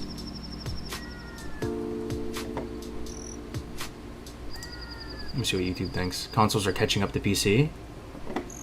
But there's no way they can ever be better than PC, right? I mean, they basically are PCs. Final Fantasy 16. Is this what everybody's excited for? Exclusive. Final Fantasy 16. I'm not a huge Final Fantasy yet. I like the music though, I gotta say. When I like listen to it on Nom stream, it looks pretty. It sounds really nice. God of War Ragnarok. That looks pretty fun. I like God of War. Horizon. Spider-Man, meh. Gran Turismo. I actually like Gran Turismo. Haven't played it in a while. What was that amazing Gran Turismo? Was it Gran Turismo 3? I had the... Gran Turismo 3 was revolutionary, man. I think I still have the game case for it. Gran Turismo 3. Oh yeah, there it is. I'd like to fire that game up again. It's been a casual decade.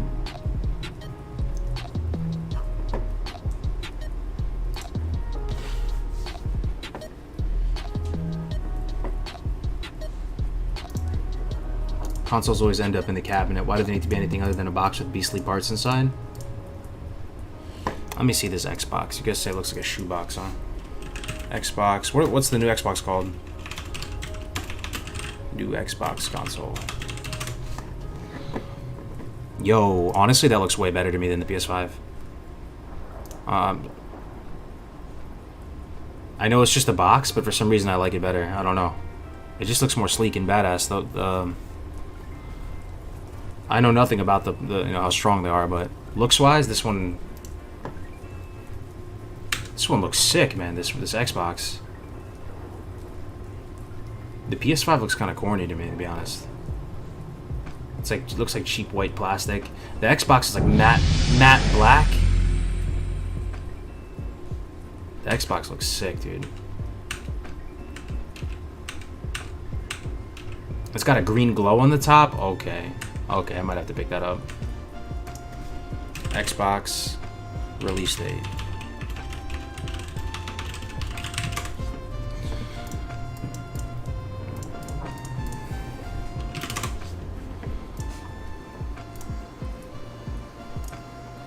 November 10. Oh wow, dude. So they're both coming out around the same time. Yeah, PS4 historically, right? PS4 crushed Xbox. I mean, Xbox is like really behind right now. Buying an Xbox because it looks cool. I mean, it's a factor, yeah. It's a factor. But yeah, I mean, the exclusives are the most important, no doubt. What about Nintendo, man? Are they gonna come out with a new console too?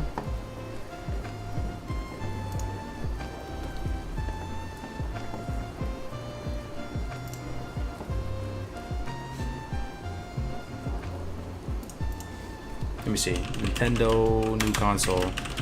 What about a new handheld, man? Is it time for a new Game Boy type thing?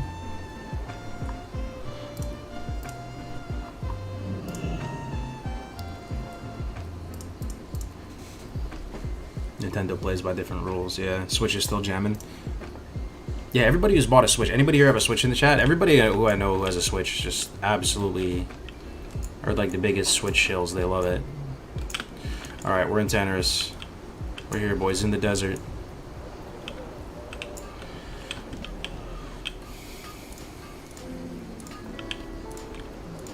Gotta be careful here, man. It's a whole new world.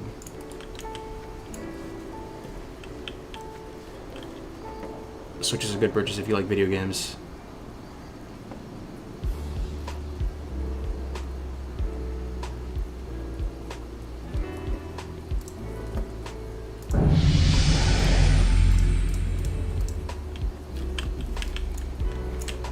Reset my hearth here. What's up? Glad I could help. Yo, be good. Clamlet surprise. Oh, this is the cooking quest. I don't have the mats for this yet. 20 pieces of Alterac Swiss giant eggs. Gotta go to Hinterlands to get the eggs, right? Oh, you know what? The vultures have the eggs. Yeah, we'll get it from the vultures. But anyway, I'm not gonna accept that quite yet. I'm just gonna do Waste Wander justice. Thanks, Kargoz. I got burnt out by raiding, but I still wished I could just play the game, especially in a way to enjoy every moment. I'm talking to my brother. We're gonna play soon. Hell yeah! You gonna go hardcore? Nice, man. And how many deaths he deletes the character? Oh, if we die one time, we delete the character, man. It's a console and Game Boy. Hey, how you doing? Have a good one. Time is money, friend.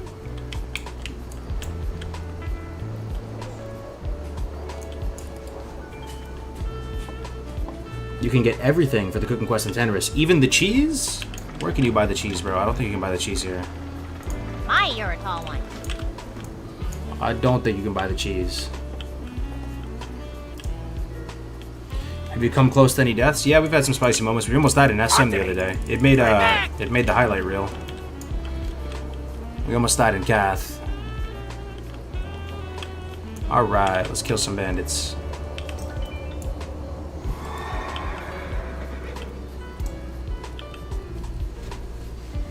I would like an actual Blizzard crafted UI and port for console. Actually, I want to show you guys something. So I got a VR headset coming.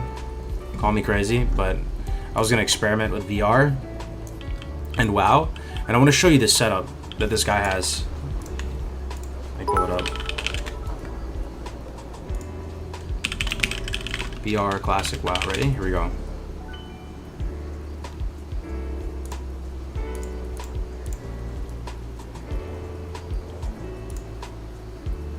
Tell me if this looks good to you.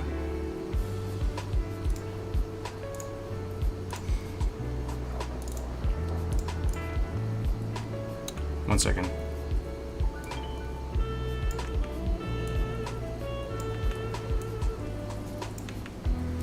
So I think you can only work with a caster or a hunter. But I want you to tell me this doesn't look like a console port. Coffee, bong rip, and Kargoz best combo. Yo, that's so nice of you to say, man. Good to have you here, Chadley. Yo, Cap City with the 500 bits, man. Thank you very much, Cap. Appreciate it, brother. So you got that superior healing potion sub badge, 9 month subscriber, man. Yo, thank you so much, man. Hey, Ashley, what's going on? How are you? Oh, yo, check this out, though, guys. What do you think about this? So, this is VR, right? I know it's kind of nauseating, but just try to have an open mind. See how he has... This is his UI right here. He has these buttons on the left, buttons on the right. I don't know how he's doing this. I think he's playing with a controller, man. Auto shot on B. Raptor strike on Y.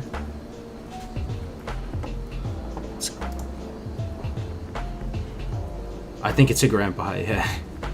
But yo, can you blame him, dude? That's his dream. They had to play WoW in VR one time. Yeah, that is a grandpa, yeah.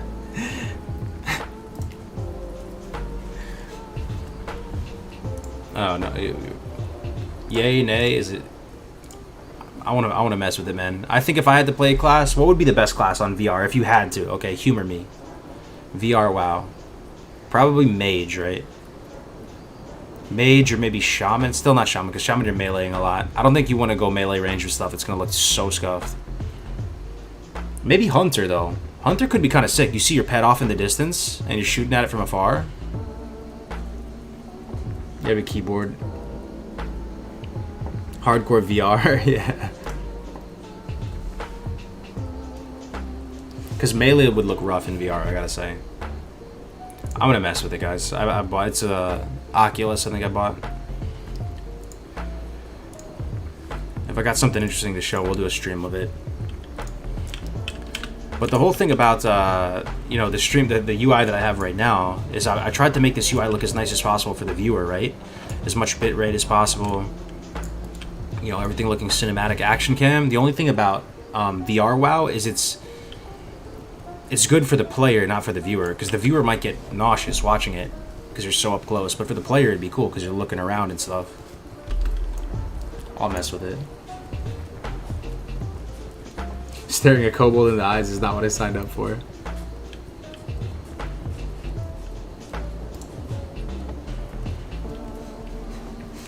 Try it out so I can watch you and decide if I want to try it too. That's what I'm saying. So I want to try it for a stream or two, just so you guys can see what it would look like if you actually pulled the trigger and tried to do it, and we'll see how much of a meme it is. So stay tuned for that. Okay, so if you were VR and you had those handheld controllers, a caster would be easier than melee striking a class. Yeah, I mean mage would be the best because you'd have frostbolt on one button. Because here's the thing, man. If you're VR, you still see your action bars, right? Isn't that scuffed? That's why it would have to be a controller or something. We'll see. Hey, I might be able to AoE grind these guys. They're all melee, right? Let me try. Red aura. Yeah, hopefully they don't hit too hard.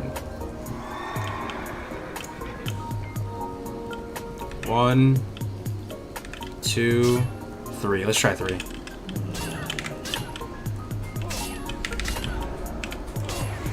See how bad it is. The 42s. Hey, the damage doesn't seem too bad.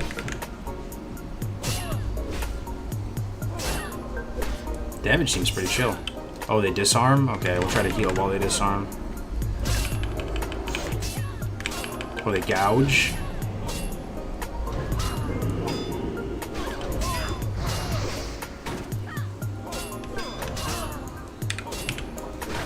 So the damage isn't that bad with them. They die pretty slow. I gotta heal early and often because they gouge. Here's the disarm. Yeah, I don't know about this. And they all run because they're humanoids. Yikes.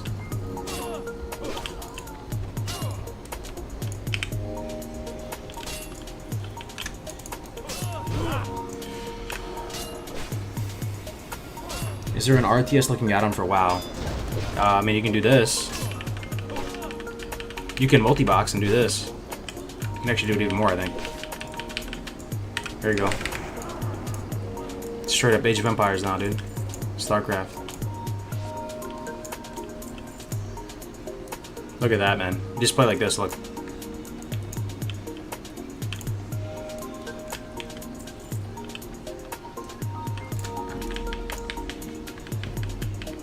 Your UI is clean and the music is chill. Appreciate it, Ryan. Stealthing around as a rogue sounds seriously spooky in VR. That might be kind of fun, yeah. I just think melee would look rough.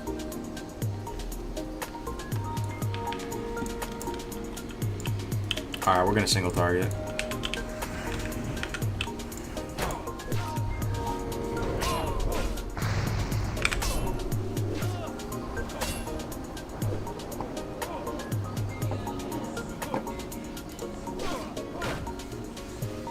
You can also point click to move.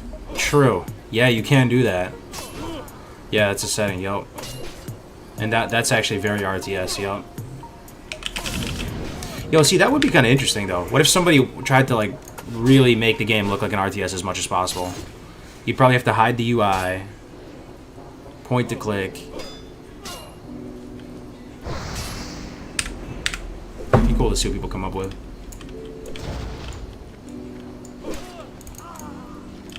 Oh shit, blue. It's engineering too. Too bad I can't friggin' use it, man. Look. I used all my good RNG for this, guys. So sad. Rip getting a good weapon drop.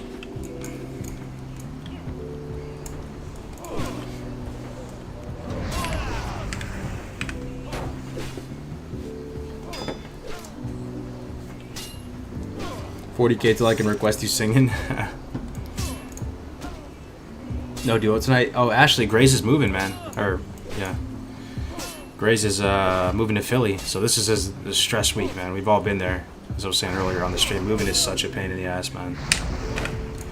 It just sucks the life out of you when you're moving, man. Especially moving cross country too. You need all that zoomer energy. Driving the U-Haul. Another state, another culture. Liquidating all your stuff, rebuying everything, sleeping on the floor until you get a mattress and everything all sorted out. A lot of cost, a lot of stress. You hate to see it. Yeah, Philly from Texas, yup. Sounds like Grace is a good thing where he's moving, though. Glad for him. Yeah, it'll be good. I mean, that's...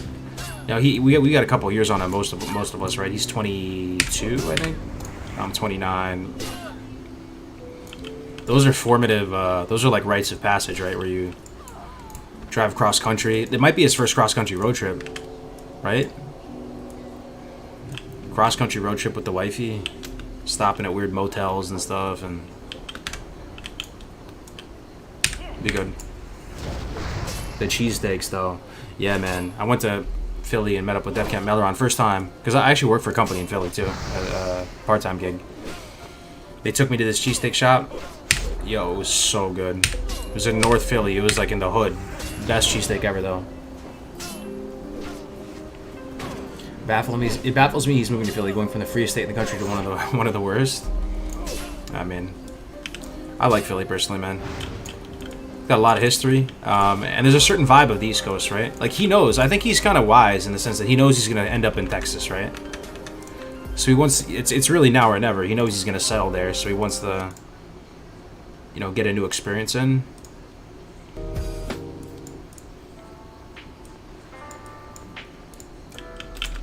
He wants to get a new experience in, right? The East Coast foliage, the way the trees look. You know, drinking Dunkin' Donuts coffee. Seeing the fall on the East Coast. Popping up to New York. You know, is he going to get a chance to go to New York? Once you're in Philly, you're within striking distance of New York. You can take a $10 bus up to New York. You can drive it in 2 hours. You know, that's the type of stuff you do when you're young, right? The whole coronavirus pandemic, though, that's another That's a curveball, though, for sure. That was Jim's cheesesteak. Yeah, Pats and Geno's, for people who live in Philly, is a meme, right? I'm not picky when it comes to cheesesteaks. You put some cheese, some onions, and some fried up steak on some bread. I'm a happy camper, but...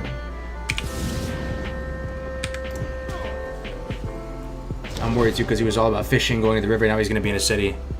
Yeah, but thing is, man, like, it's all love for Grays, right? Like, trust me, I see him kind of like a little brother, you know, but he, you know, the other day I was talking about Korean food, and I was talking about bulgogi and kalbi. Like, he hasn't learned a lot of the other cuisines and stuff, too. It'll be good, man.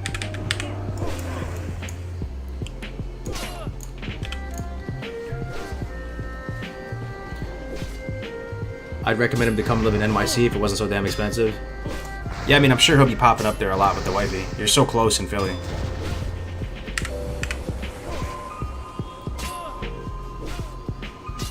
And Texas too, right? Don't you drive everywhere in Texas? Is it like California? I've spent like an embarrassing little amount of time in Texas. The only time I've really been there is I went to the Dallas-Fort Worth airport a few times on a layover, but haven't really tooled around much. If it's like California, it's like car culture everywhere. You drive everywhere, right? So the thing about East Coast and places like Philly, New York, you don't necessarily drive everywhere. You walk everywhere, take public transit. And again, in the coronavirus era, that's kind of rough, but it's nice in Philly being able to walk around all the stores. He said spaghetti and cereal. Yeah, exactly. Yeah, that's why I think it's gonna be good. I'm happy for him. And he gets to link it with people that are already like trusted allies and friends over there when he gets over there. Doc and Def Camp Elderon are over there, and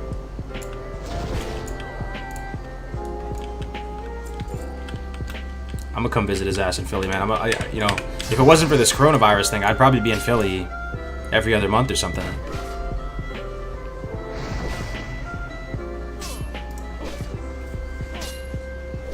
Florida's where it's at, despite what the media would tell you. Yeah, Florida gets a lot of shit, right? What do they call it? Like armpit of America and stuff like that. But at the end of the day, they have some good stuff about Florida, right? Isn't there no income tax in Florida? Isn't there, also, laws with regard to, self-defense and all that stuff is pretty good. I never really went to Florida that much. I like the whole Cuban vibe, too, of Miami. Like the Cuban influence in the culture.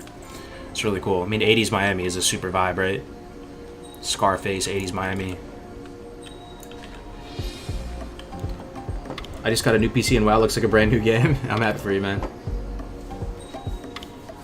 What's a big state? Florida. There's parts of Florida that are super urban and city-like, that are like Chicago and New York, and then there's some super rural, like out in the sticks type areas in Florida, right? Yeah, you're probably in the really rural part, actually. Florida's fucking amazing. Is it super humid in Florida though? In the summertime? I mean, that's like where I'm at here in California. It's dry heat, right? So it gets hot. It gets like 110 sometimes. That was the hottest it got this year, but it's always dry. There's zero humidity, and that's pretty nice because the humidity is the killer. It's not even the temperature, right? Humidity is a killer. Humid always? Got you. Yeah, that sounds kind of rough. I mean, New York's like that too, though. It gets muggy in the summertime.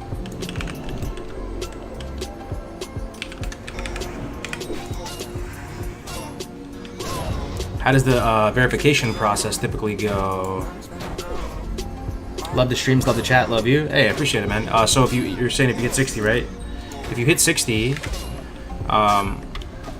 you go to the site, classichc.net. You submit a ticket. I don't know what we're calling it, but like an application, and it has a link out to all of your VODs from your leveling journey. It has a Blizzard verification link, so if you get a GM verification, you fill out some info about your characters. Then it goes into a queue. It goes into a locked Discord channel, and everything gets listed there. So people chip through they go through the VODs. They look at the beginning, they look at the end, they make sure everything is there, and then you approve or deny it. If there's any kind of thing that needs to be voted on, the mods have this voting system inside the channel. And then once it passes the review, you get the rank on the Discord, Immortal, and then you get put up on the website. That's every step. I'm born and raised California girl, and I hate Florida for the humidity. Oh, I didn't know you're from California. I mean, I didn't know you're from California, actually. We're in California, north or south? Because that's a big difference. People say, you know, people think Californians are all the same, right? Especially if you live in EU or something. You don't really know America that well. People think Californians are all the same. Californians are not all the same, man. There was actually a time where they're thinking about splitting it up into like 6 different states or something because it's so big. California is like the whole East Coast combined, almost. Very different. Modesto? Oh, that's not too. Yeah, it's not too far from me. That's like Central California, though, right? Is that near Fresno and stuff? 90 to 100% humidity every day. Yikes, dude. Skip this.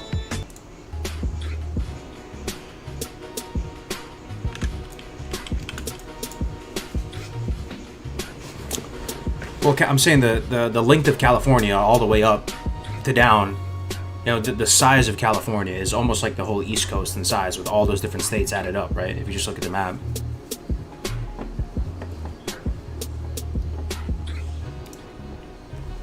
Cali is the entire West Coast and Oregon.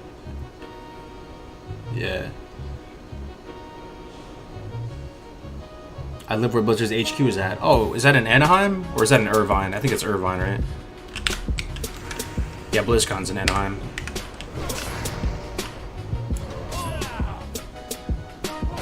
NorCal and SoCal's like multiple states. Yeah, man, you got like the whole Silicon Valley, you know, culture and vibe and everything is very different from being right on the border of like Mexico and stuff, right? Or being all the way near the Pacific Northwest, you know, Seattle and all that.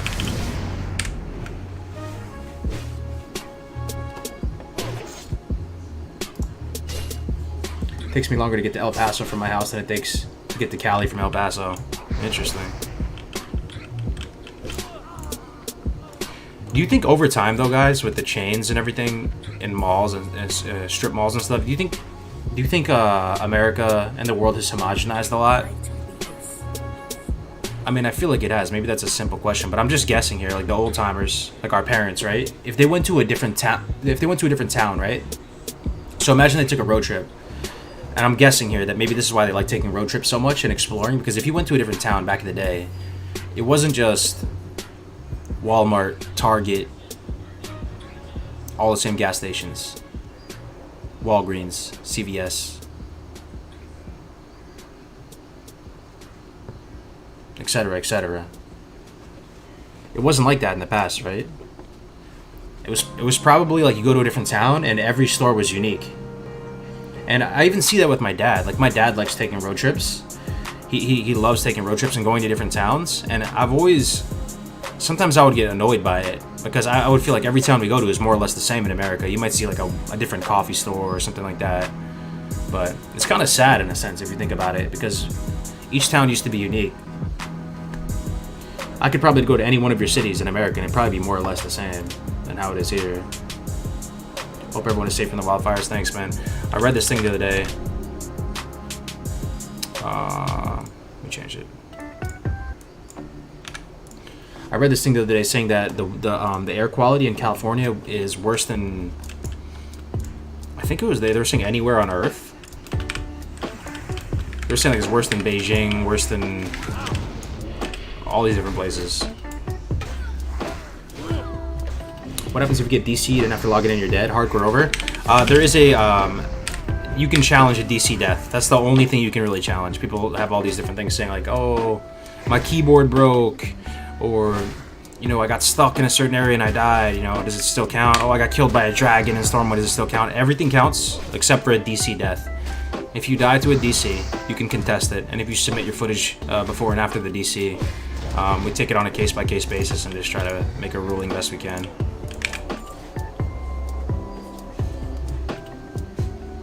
Each town is still unique. You don't have to shop at Walmart or eat at McDonald's. Yeah, but I mean, I can't even imagine it, to be honest. Because, I mean, it would have been way more unique. Like, probably like 1,000% more unique before all the chains.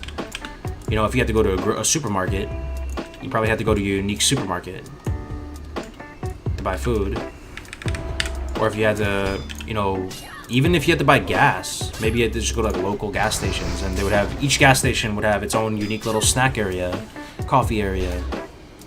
Or if you had to go to a barbershop, you know, it wouldn't just be like Supercuts or anything like that. It would be unique barbershop.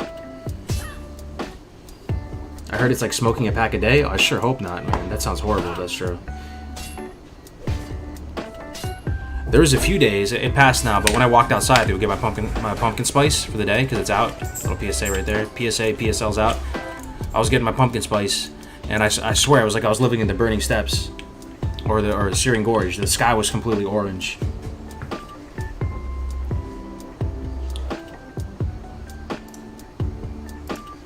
If you live anywhere in the Midwest like Ohio or Texas River, then go to California. The air is hard to breathe at first.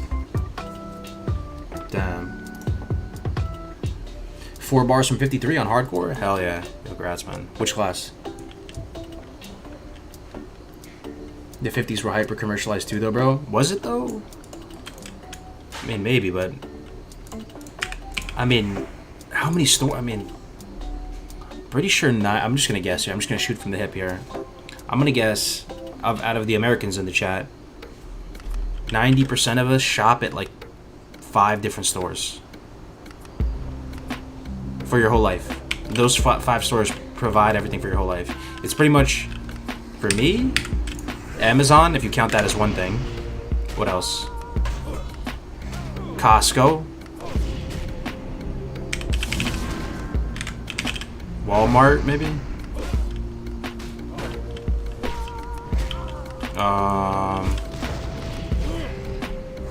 Yeah, man, that might be it. That might be it, man. Sometimes I go to Target.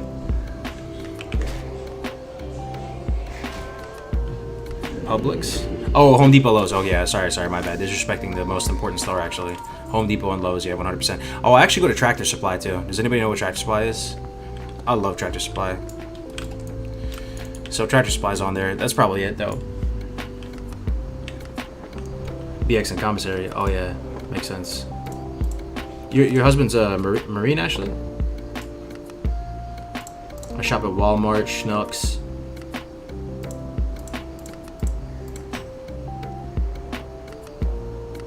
Mainly Walmart.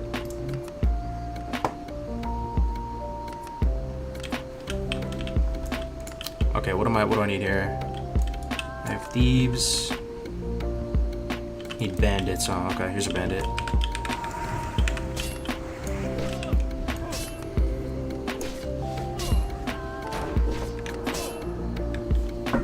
Debating on getting a WoW sub just to try out hardcore. Does it involve a lot of game knowledge? Yes and no. Right, what would you say to that? Does it involve a lot of... It does. I mean, you're gonna die, man. If you don't have a ton of game knowledge, you're gonna die, but it's okay. I mean, it's okay to die. You make nice clips, you start again, you learn a little bit more each time.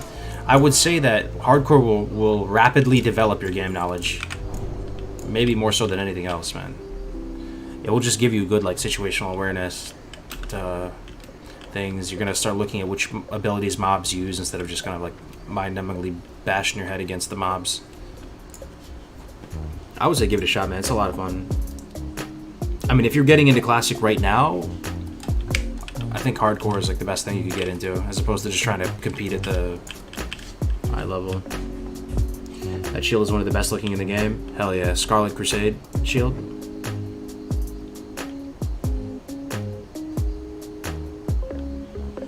Yeah, I do miss that about New York. In New York, I did go to more diverse places for food. I had this one Italian deli named Cosmos that was right near my house. Dude, that place slapped. You guys ever have any of those near your house? It's like a really authentic Italian deli. You walk inside, sausages, dried sausages hanging up everywhere, cheeses. You know, you try to get some deli meats and they ask you, you want domestic or imported? You know it's legit, right? You have the panettone cakes everywhere. You know, all types of nice jams and cookies and all that. I had this place named Cosmos. Made the best sandwiches ever, man. Prosciutto, mozzarella, some red pepper, a little oil. You can get, Italian combo. So I used to get a good amount of groceries from there. Oh, you know what? There also is an Asian market that we go to. That's another one we go to, just to buy, you know, like Asian food. Even right now, Italian and Jewish delis are bis. True, I forgot about the Jewish delis. The Jewish delis are good too. There's a place called Epstein's. It was in Yonkers. If anybody's from Yonkers or New York, you know what I'm talking about. Best mustard ever, man. Go there, corned beef hash on bread with the mustard, matzo ball soup. Get a potato knish. Amazing, amazing. Did you happen to play any Legion or BFA? Yeah, I played both. I mean, I played BFA for like 2 weeks. Never been to an Italian deli. Oh man, you gotta try it out sometime. Sometimes they have gelato too. That name didn't age well. Yeah. Knishes, for sure, man. Hey man, that's what it was called, Bradley. It's in Yonkers, man. It's still there. It's an amazing deli. Novelli's got the best fresh moots in the world. Fresh moots.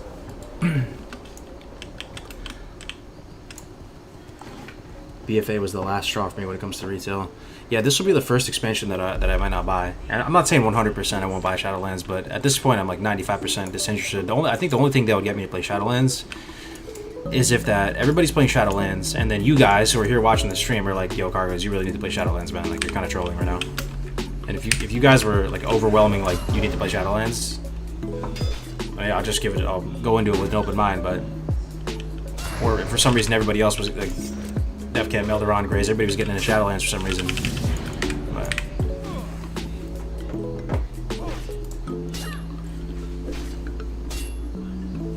have this authentic Chinese place down the street, real hot pot and spicy chicken's feet. Spicy chicken's feet. Damn, I never had that. Authentic Chinese food, so good though. I mean, it's hard to get in America, right? You pretty much have to live probably in a city. But anybody ever have like really good dim sum before on the carts, or even Chinese breakfast? They have that rice porridge, joke in the morning. Amazing hangover food, let me tell you. That's the cool thing about New York, man. In New York, love it or hate it, you know, there's good and bad. But the cool thing about New York is you're one subway ride away from tasting like any cuisine that you want. Any cuisine, man.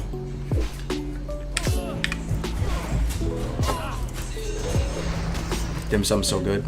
Yeah. Amazing authentic Japanese here in NYC too. I love Japanese food. I said before, that's either Korean food or Japanese food. If I had to eat one cuisine for the rest of my life, and like if I, you know, just gone to my head, Japanese would probably be the choice though. As much as I think Korean barbecue has the slight edge over Japanese barbecue, but the sushi is a whole nother game changer. Korean food doesn't have another big game changer like that with sushi.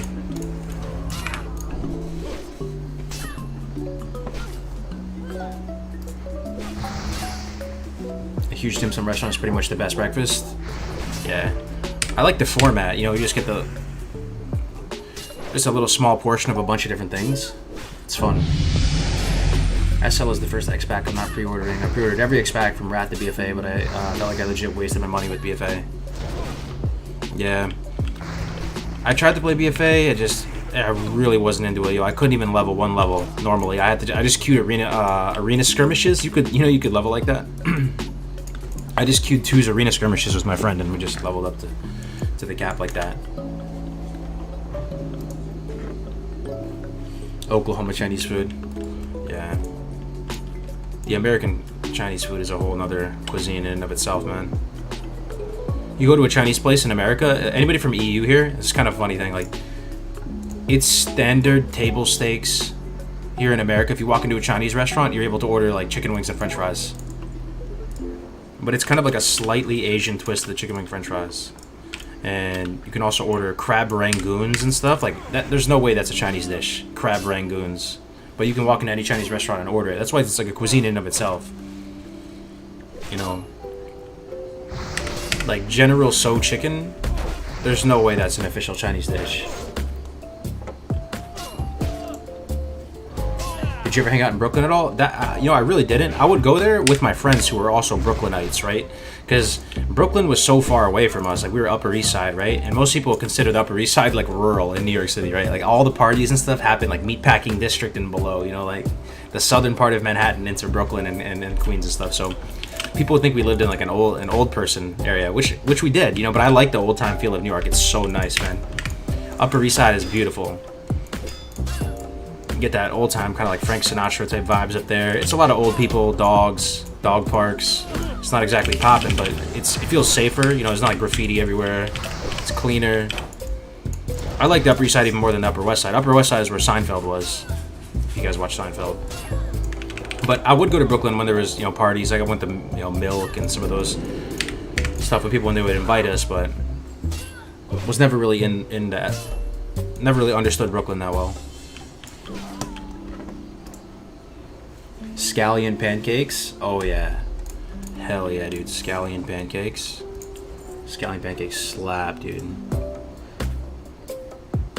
You should be much bigger. Seems like I'm watching a 1 mil subtype YouTuber. Your content is amazing, and I appreciate how nice and genuine you are. Keep up the great work.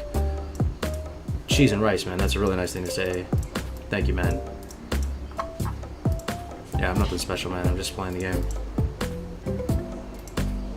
Born in Flatbush. That's what's up. Upper East Side is Gossip Girl. Oh yeah, my wife loved that show. Gossip Girl. Thing is, then, man, some of those kind of chick flick shows, man, they give us dudes a kind of a hard time, man. They set the bar so high when it comes to, you know, like romance and everything, man. The bar is so high, man. I mean, what are us normies to do, man?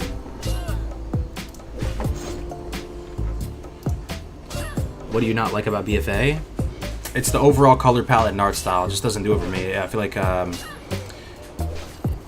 well, the analogy I use with BFA, and I've like fine-tuned this analogy over time. It's like going to see a website, and the website has all these features, but they're just kind of like piled on top of each other, and it's like this big bloated website. You know, you see these websites that there's too many colors, there's too many things happening, and it's sometimes a website is better if it just has a clean, simple, elegant formula, right? BFA is like this scatterbrained mess of different features all piled on top of each other, and then you have like a coat of paint on top, which is the art style to me, that just doesn't really do it to me. You have all these different high RGB color value particle effects, bright greens, dark purples, oranges.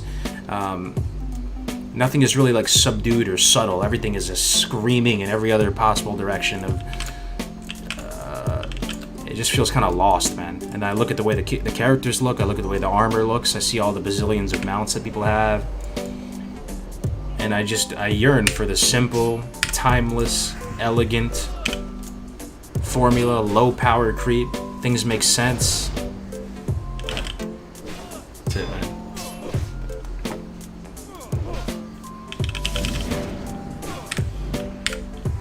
My husband hates when I watch The Bachelor or Bachelorette for that reason. The fake super romantic dates. Yeah, man.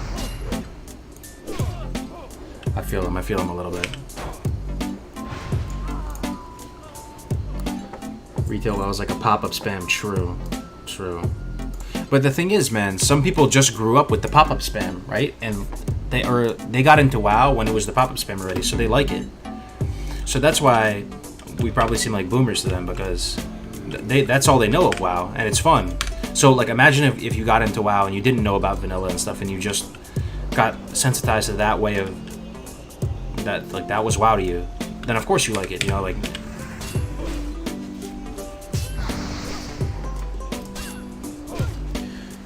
Did you play Warcraft prior to WoW? I played Warcraft 3, not Warcraft 2, but I played Warcraft 3. I played Warcraft 3 Frozen Throne. Was there another one too? Another expansion? I played all the expansions of Warcraft 3, man. Warcraft 2 was my first taste of Warcraft. Volterra, yeah. Just a mess, man. Just glad we have Classic WoW. Am I done with this quest? Oh, I am. Okay.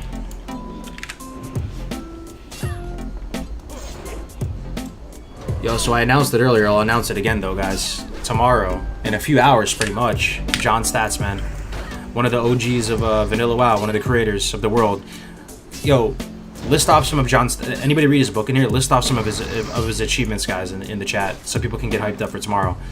I know we created Booty Bay, and everybody loves Booty Bay, right? I know he created a bunch of the dungeons, like BFD. I know he created that one. He created, so you know, Kevin Jordan. People say that he made all the skills in the game, right? Talent trees, skills. John Stats, I feel like he made more of the world. Yo man, just started watching you a bit ago. Thanks for all the good vibes and badass gameplay. Keep up the good play. Yo, Grin. Nathaniel, thank you, man, for the kind words and for the $5, man. Appreciate it. Nice of you to say, man. Booty Bay is amazing. Yeah, for sure, right? So he made that. We're basically going to talk to the guy who made that tomorrow, Booty Bay. He created BRD. There you go. There you go, man. He created BRD. We get to talk to the guy who made Black Rock Depths tomorrow in a few hours. Those of us who played Warcraft 2 had big hopes and excitement about Turalian, Illyria, Danath, Kurjaran. I heard about some of those. Turalian. Yeah, so we get to talk to the guy who made that tomorrow, guys, on GMA. It's going to be hype. 11:30 a.m. it's going to start. We already had Kevin Jordan on. Now we're going to get John Stats on. Who's next, man? I don't even know. That's going to be great.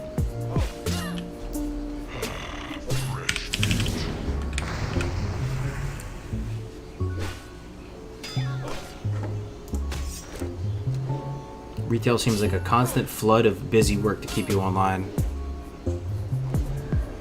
Yeah, I hear you, man.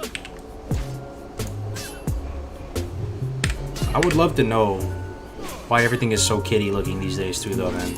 I'm not really trying to be mean-spirited about that, but like I'm just actually dying to know, like how everything looks all cutesy these days, man. And I know people say it's for the kids, right? But I don't know if that's true, man. Like, remember being kids, guys. Like we like a lot of us. I'm not saying everybody. Lord of the Rings, that was not kiddie. Matrix wasn't kiddie. I mean, I guess Pokemon was kiddie, but it was kind of no choice. It was just the graphics. Magic the Gathering, Dungeons and Dragons, a lot of people played that. Warhammer. I want to know what was responsible for this big shift in art direction across the board with like every game. I mean, every game, even the big Fortnite, Fall Guys, everything is all like cutesy these days.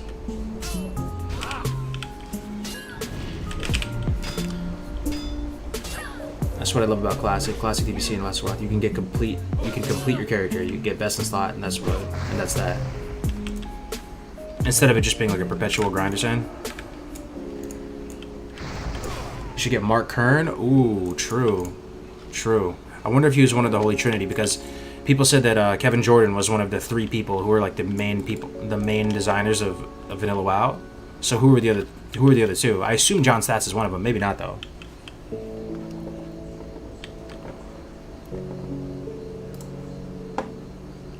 Minecraft too, yeah, true. It was League of Legends? Oh, that's actually a pretty short and sweet answer, maybe. Maybe it triggered everybody trying to be like League of Legends because it was so popular, and then everything became cartoony and kiddie.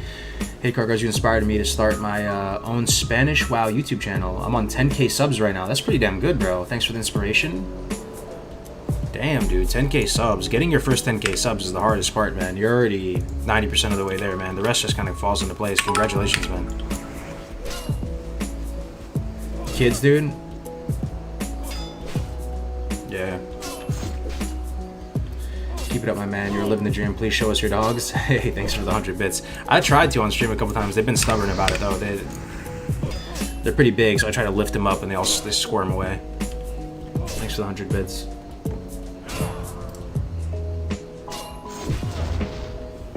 No way, that's my dad's favorite dungeon. Gotta get him to tune in. Oh, yeah. No, it's gonna be great, man. I mean, it was so surreal, man. I know we were a little kiss ass sometimes with Kevin Jordan, but it's so genuine, guys. Like, it's not faked at all. Like, we really, truly... I was more happy and excited to have Kevin Jordan on that podcast than if... I swear to God, bro. Like, polygraph me. If Brad Pitt came on the podcast... I mean, Brad Pitt's a badass, but, like, Kanye West or Kim Kardashian or something, I was more starstruck by Kevin Jordan than if Kim Kardashian was to come on the show. And it's just because we spent so many years of our life playing this game, you know, and one of the main people who made it was there on the show, and that's, you know, we're going to get to have that again tomorrow with John Stats. I'm really excited about it. About to go to sleep early.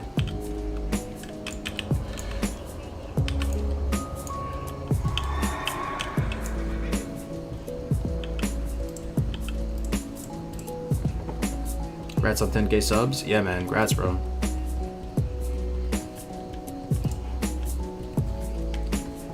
I think that art style appeals more to the Asian market. Does it, though? I have no idea. Maybe. Yeah, I don't know, man.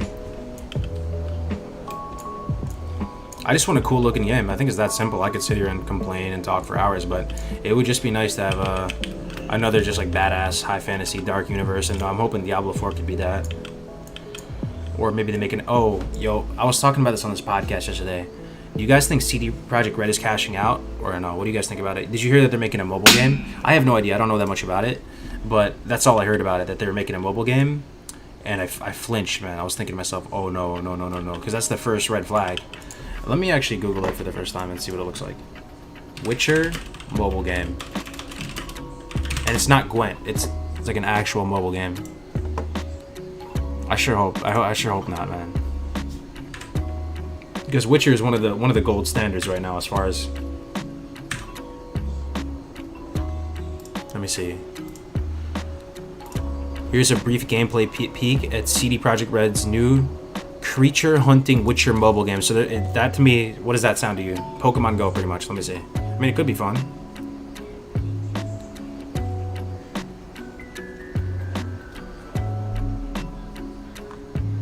Oh, so it's an AR game?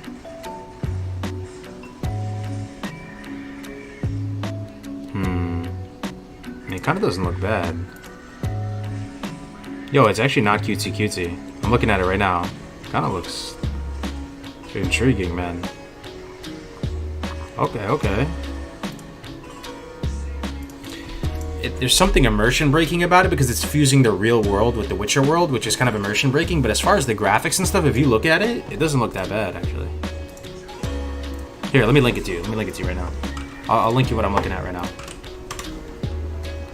It's a Eurogamer article.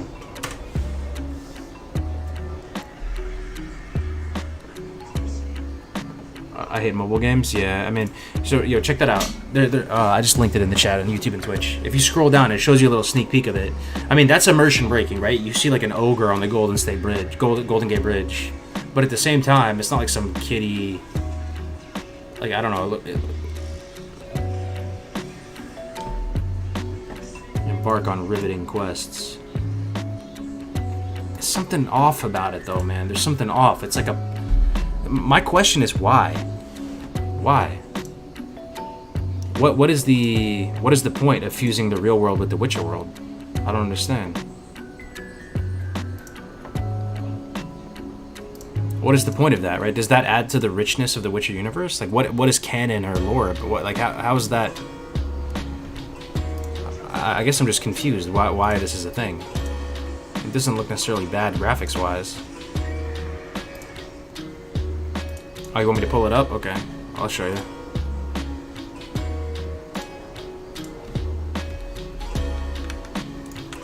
I'll pull it up.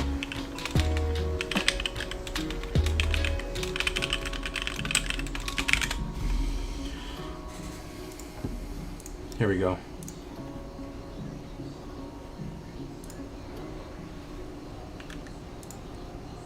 Accept all cookies. Okay. Alright, here's a brief gameplay peek at Witcher. Yeah, here you go. Alright, so this is what it looks like, guys. Look, check it out. Oh shit, sorry, it's loud. My bad. I mean, it's AR, right? It's like Pokemon Go AR. You find a monster, you go out and slay it. But I don't understand how that's supposed to make sense in the lore, because you're not in the Wish universe, you're in the real world.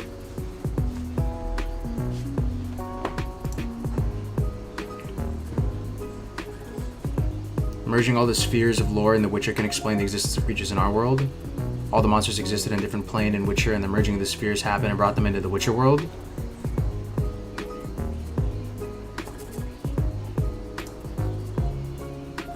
Literally Witcher Go. Yeah, pretty much. Doesn't it seem kind of off? I don't know. This looks sick.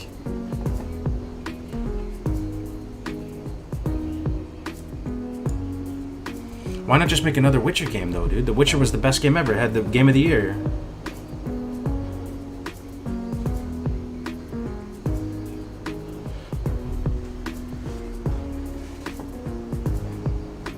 Imagine putting your own runes. Could be fun. Yeah. That and Diablo Immortal, man.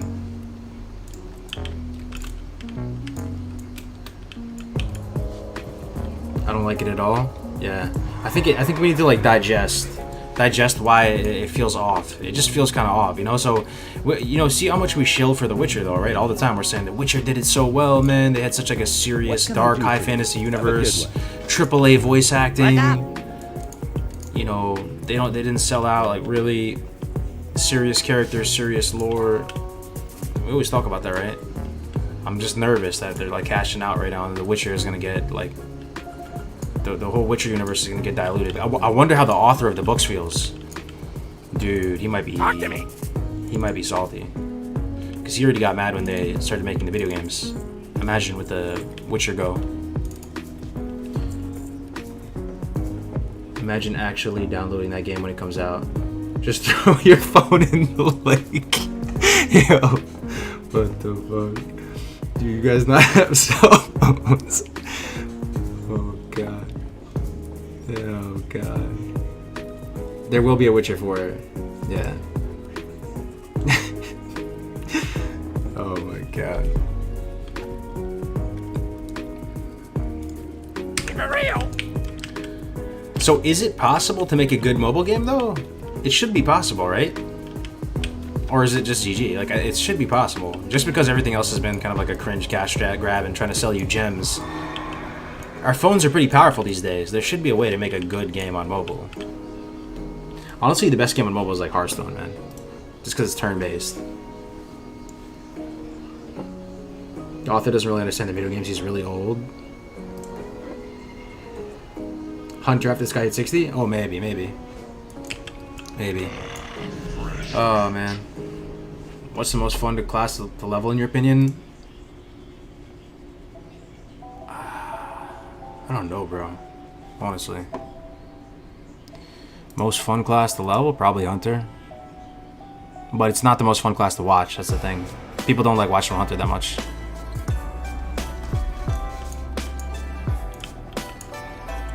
Alright, let me just turn this in. I'm too low to fight the pirates here, right? So I'll do the next part of the Waste Wander justice. COD mobile isn't too bad. OSRS mobile is lit.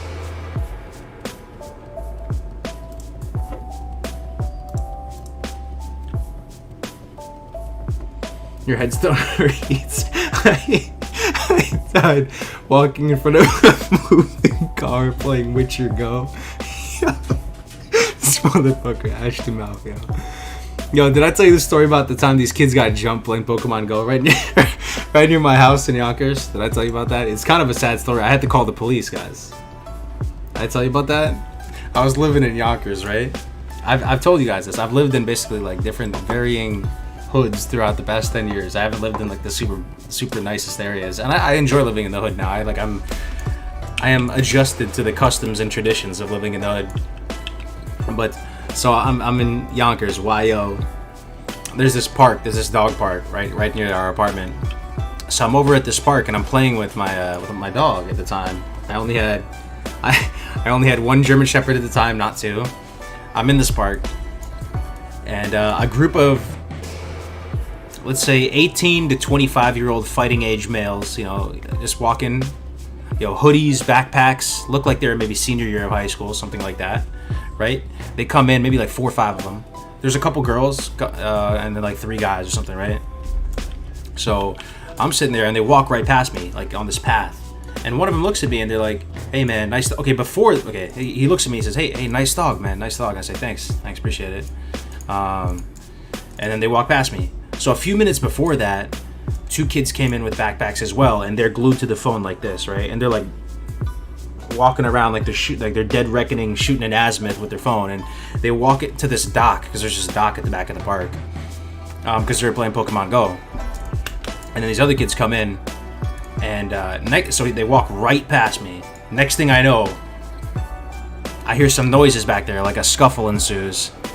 The other kids run out, and then the two kids who were playing Pokemon Go come crawling out, like literally stumbling out from back there. One is... It's becoming less funny as I'm explaining it now. I mean, they ended up making a full recovery, but he's bleeding from his head, right? And he's like, someone help, someone help. So I run over, and he was trying to, like, can I use your phone? They took my phone, they took my bag, they took everything, man. I don't have anything. Can I use your phone to call my mom? And I was like, no, man, you can't. He was all bloody, right? So I was like, I'll just call them. So I called the police. Cool thing is that the Yonkers PD are so high speed. They came in force. Chopper within minutes. Like 15 minutes. Chopper in the air. They came in looking like a actual force, man. And, got the descriptions and all that. And that's the end of the story. But I thought it was kind of crazy that they walked right by me. The guys who like... Because apparently they cracked him over the head with a rock. That's scummy, right? They walked right by me. Yeah. I think I pretty much say it was my German Shepherd. Because I have a big German Shepherd. I think they didn't mess with me because I had a big German Shepherd. Because I'm not, I'm not going to be able to hold my own against 4 people, right? But for some reason, a lot of criminals, they don't like dogs, man. Like, they get freaked out by dogs. Time is money, friend. Keep it real. Yo!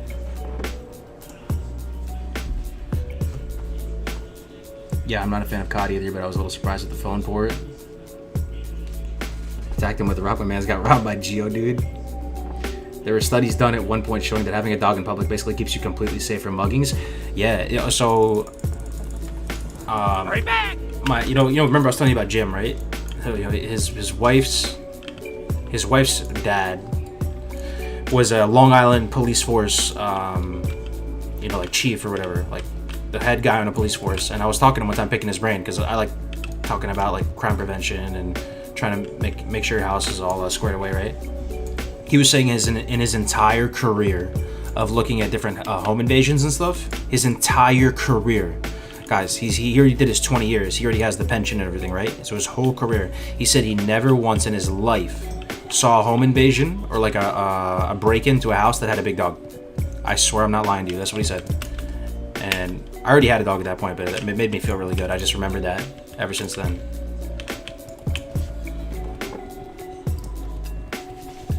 Yeah, your dog prevented that from happening to you for sure. Yeah, it was definitely my dog. I told you about that other story. It's probably the best thing my dog has ever done for me. That one time where the guy was taking my shit out of my jacket. Some of you may not have heard it, so I'll quickly TLDR it for you. In that same park, again, parks attract trouble, right? I'm in that park, and I go to that park every day, so I get complacent, and I put my phone down on I put my jacket. I have like a zip-up jacket. I put it down on a bench, and I'm playing fetch with my dog, and I'm maybe 100 meters from the bench. I'm kind of far out, and I'm playing fetch with my dog. This guy kind of looks like a tweaker. He comes in, right? He's wearing one of those drawstring backpacks. That's already like, I'm like, okay, wearing one of those drawstring backpacks in 2018. He comes in, huge baggy white t-shirt, drawstring backpack, baggy jeans, Timberland boots, everything. He comes in, and I'm kind of far off, right? So he sees the jacket on the bench. It's stupid on my part, but you're gonna make a slip up every now and then. So he starts going through my jacket, and he unzips all my wallet and everything, and keys, everything is secured in that jacket, like zipped inside the pockets, right? He starts unzipping my jacket, and I'm like 100 meters out, right? And so I yell at him, and I'm like, yo, bro, what the fuck? What are you doing? Like, yo, get off. I say something like that. And if you guys have dogs, you know what I'm talking about. They can sense your emotions so well, right?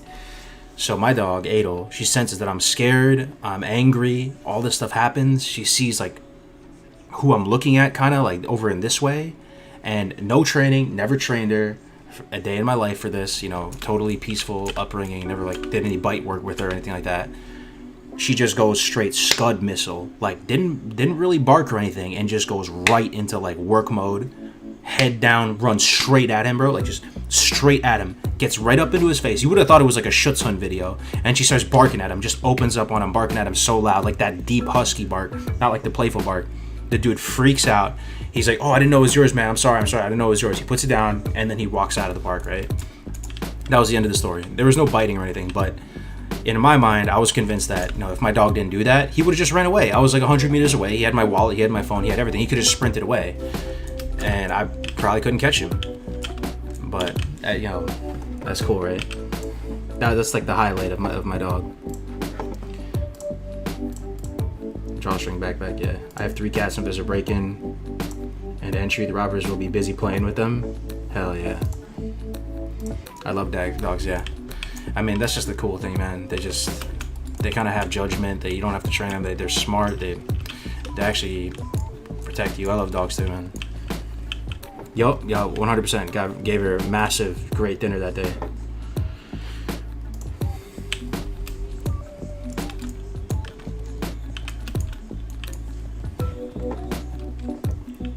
Dogs are too pure.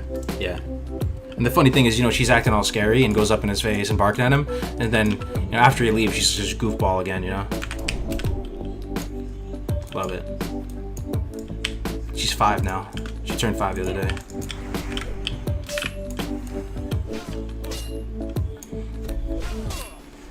You ever feed your dog a whole chicken? No. Never a whole chicken. I think the biggest treat they ever got... Got him one of those huge bones one time. It was like for Christmas or something. It was non-rawhide, you know, some other synthetic, because they say rawhide's bad for your dogs, right? Who knows? Now they're saying grains are bad for dogs. You hear about that? You know, for a while, like for literally like 10 years, they're saying grain-free is the way for dogs. Now some scientist at UC Berkeley says that grains are bad for them. So like, you never know what the dog food meta is, but. Yeah, the chicken bones are a bad idea. It can mess them up for sure. Dogs are too good for us. Yeah, 100%.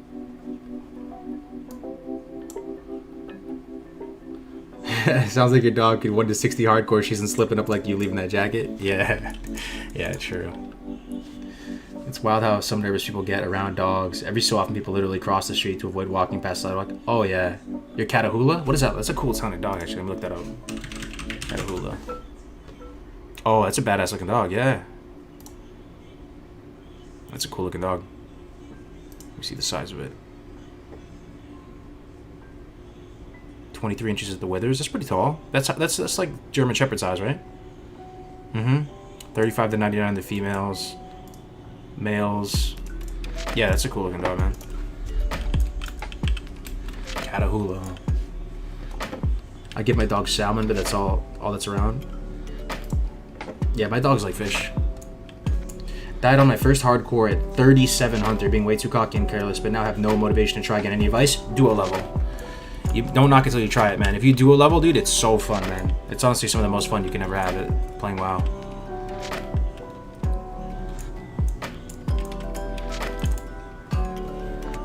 Give it a shot, or just take some time off, man. You know, hardcore will be waiting for you when you feel motivated again. I had a cat live 21 years. He was born a year before me and died 2 years ago. It was his blessed run for sure. Oh man, that's the cool thing about cats over dogs. They do survive way longer than dogs, huh? Dogs, you know, the bigger dogs, they go about 10 years, man. Is it too late to start playing Classic after being out for about 14 years? No, not at all, man. Not at all. You think you're missing out. You think you do, but you don't. You think you're missing out, but you're not. Just hop in, man. If you want to do hardcore, we got a nice community here for you.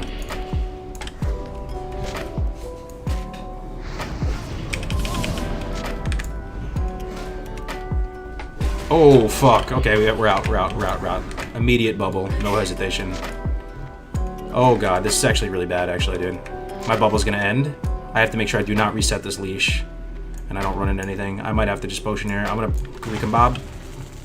Because it's big damage with the Shadow Bolts. Holy fuck, dude. Alright, I'm too low level for this. I'm done. I'm out. I don't like it. I don't like being in a situation where just pulling one extra mob is gonna basically kill you.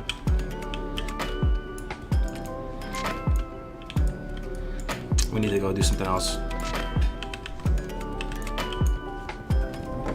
My oldest dog is 13 years old. I had an 18-year-old English Bull Terrier growing up. Wow.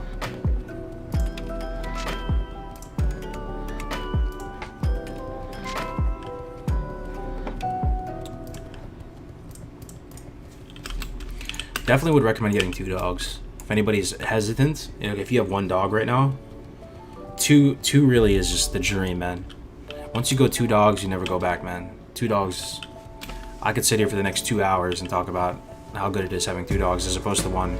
They're just so much happier. They make better decisions because they're pack animals, you know. They say 3 makes a pack, right? So if you have 3, then they have their own pack outside of the humans, and they won't really respect you like they once did. But 2, so good, man.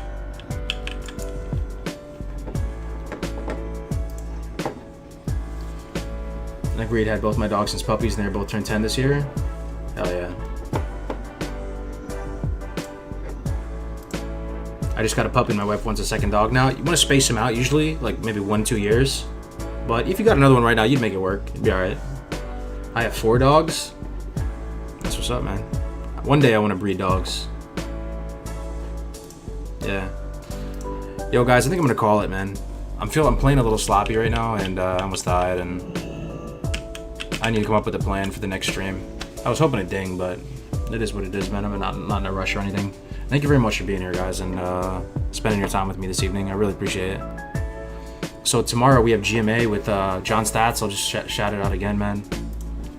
If anybody, join the Discord if you haven't. I would really appreciate it if you join the Discord. The hardcore Discord. I guess if you're not playing hardcore, then don't join it. But GMA tomorrow, 11:30 a.m. with the Mad Lads, Def Camp Melderon, Dunedane, John Stats, myself. It's gonna be a good time.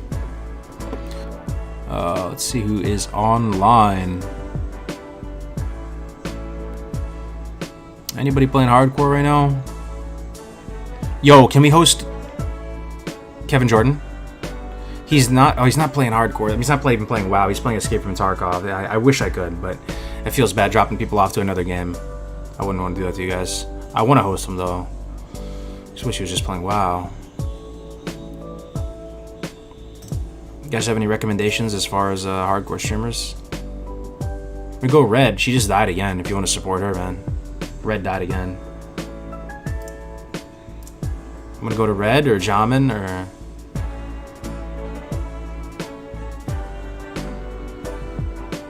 Peace out, everyone.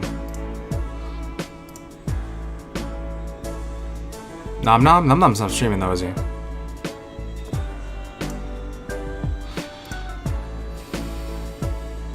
Does he ever play WoW anymore? I don't know. You think he would, right? But I guess he doesn't. Nam is on? I don't see him on. Oh, he is on. He just started his stream. Okay, let's host Nam. I haven't hosted in a while. Yeah,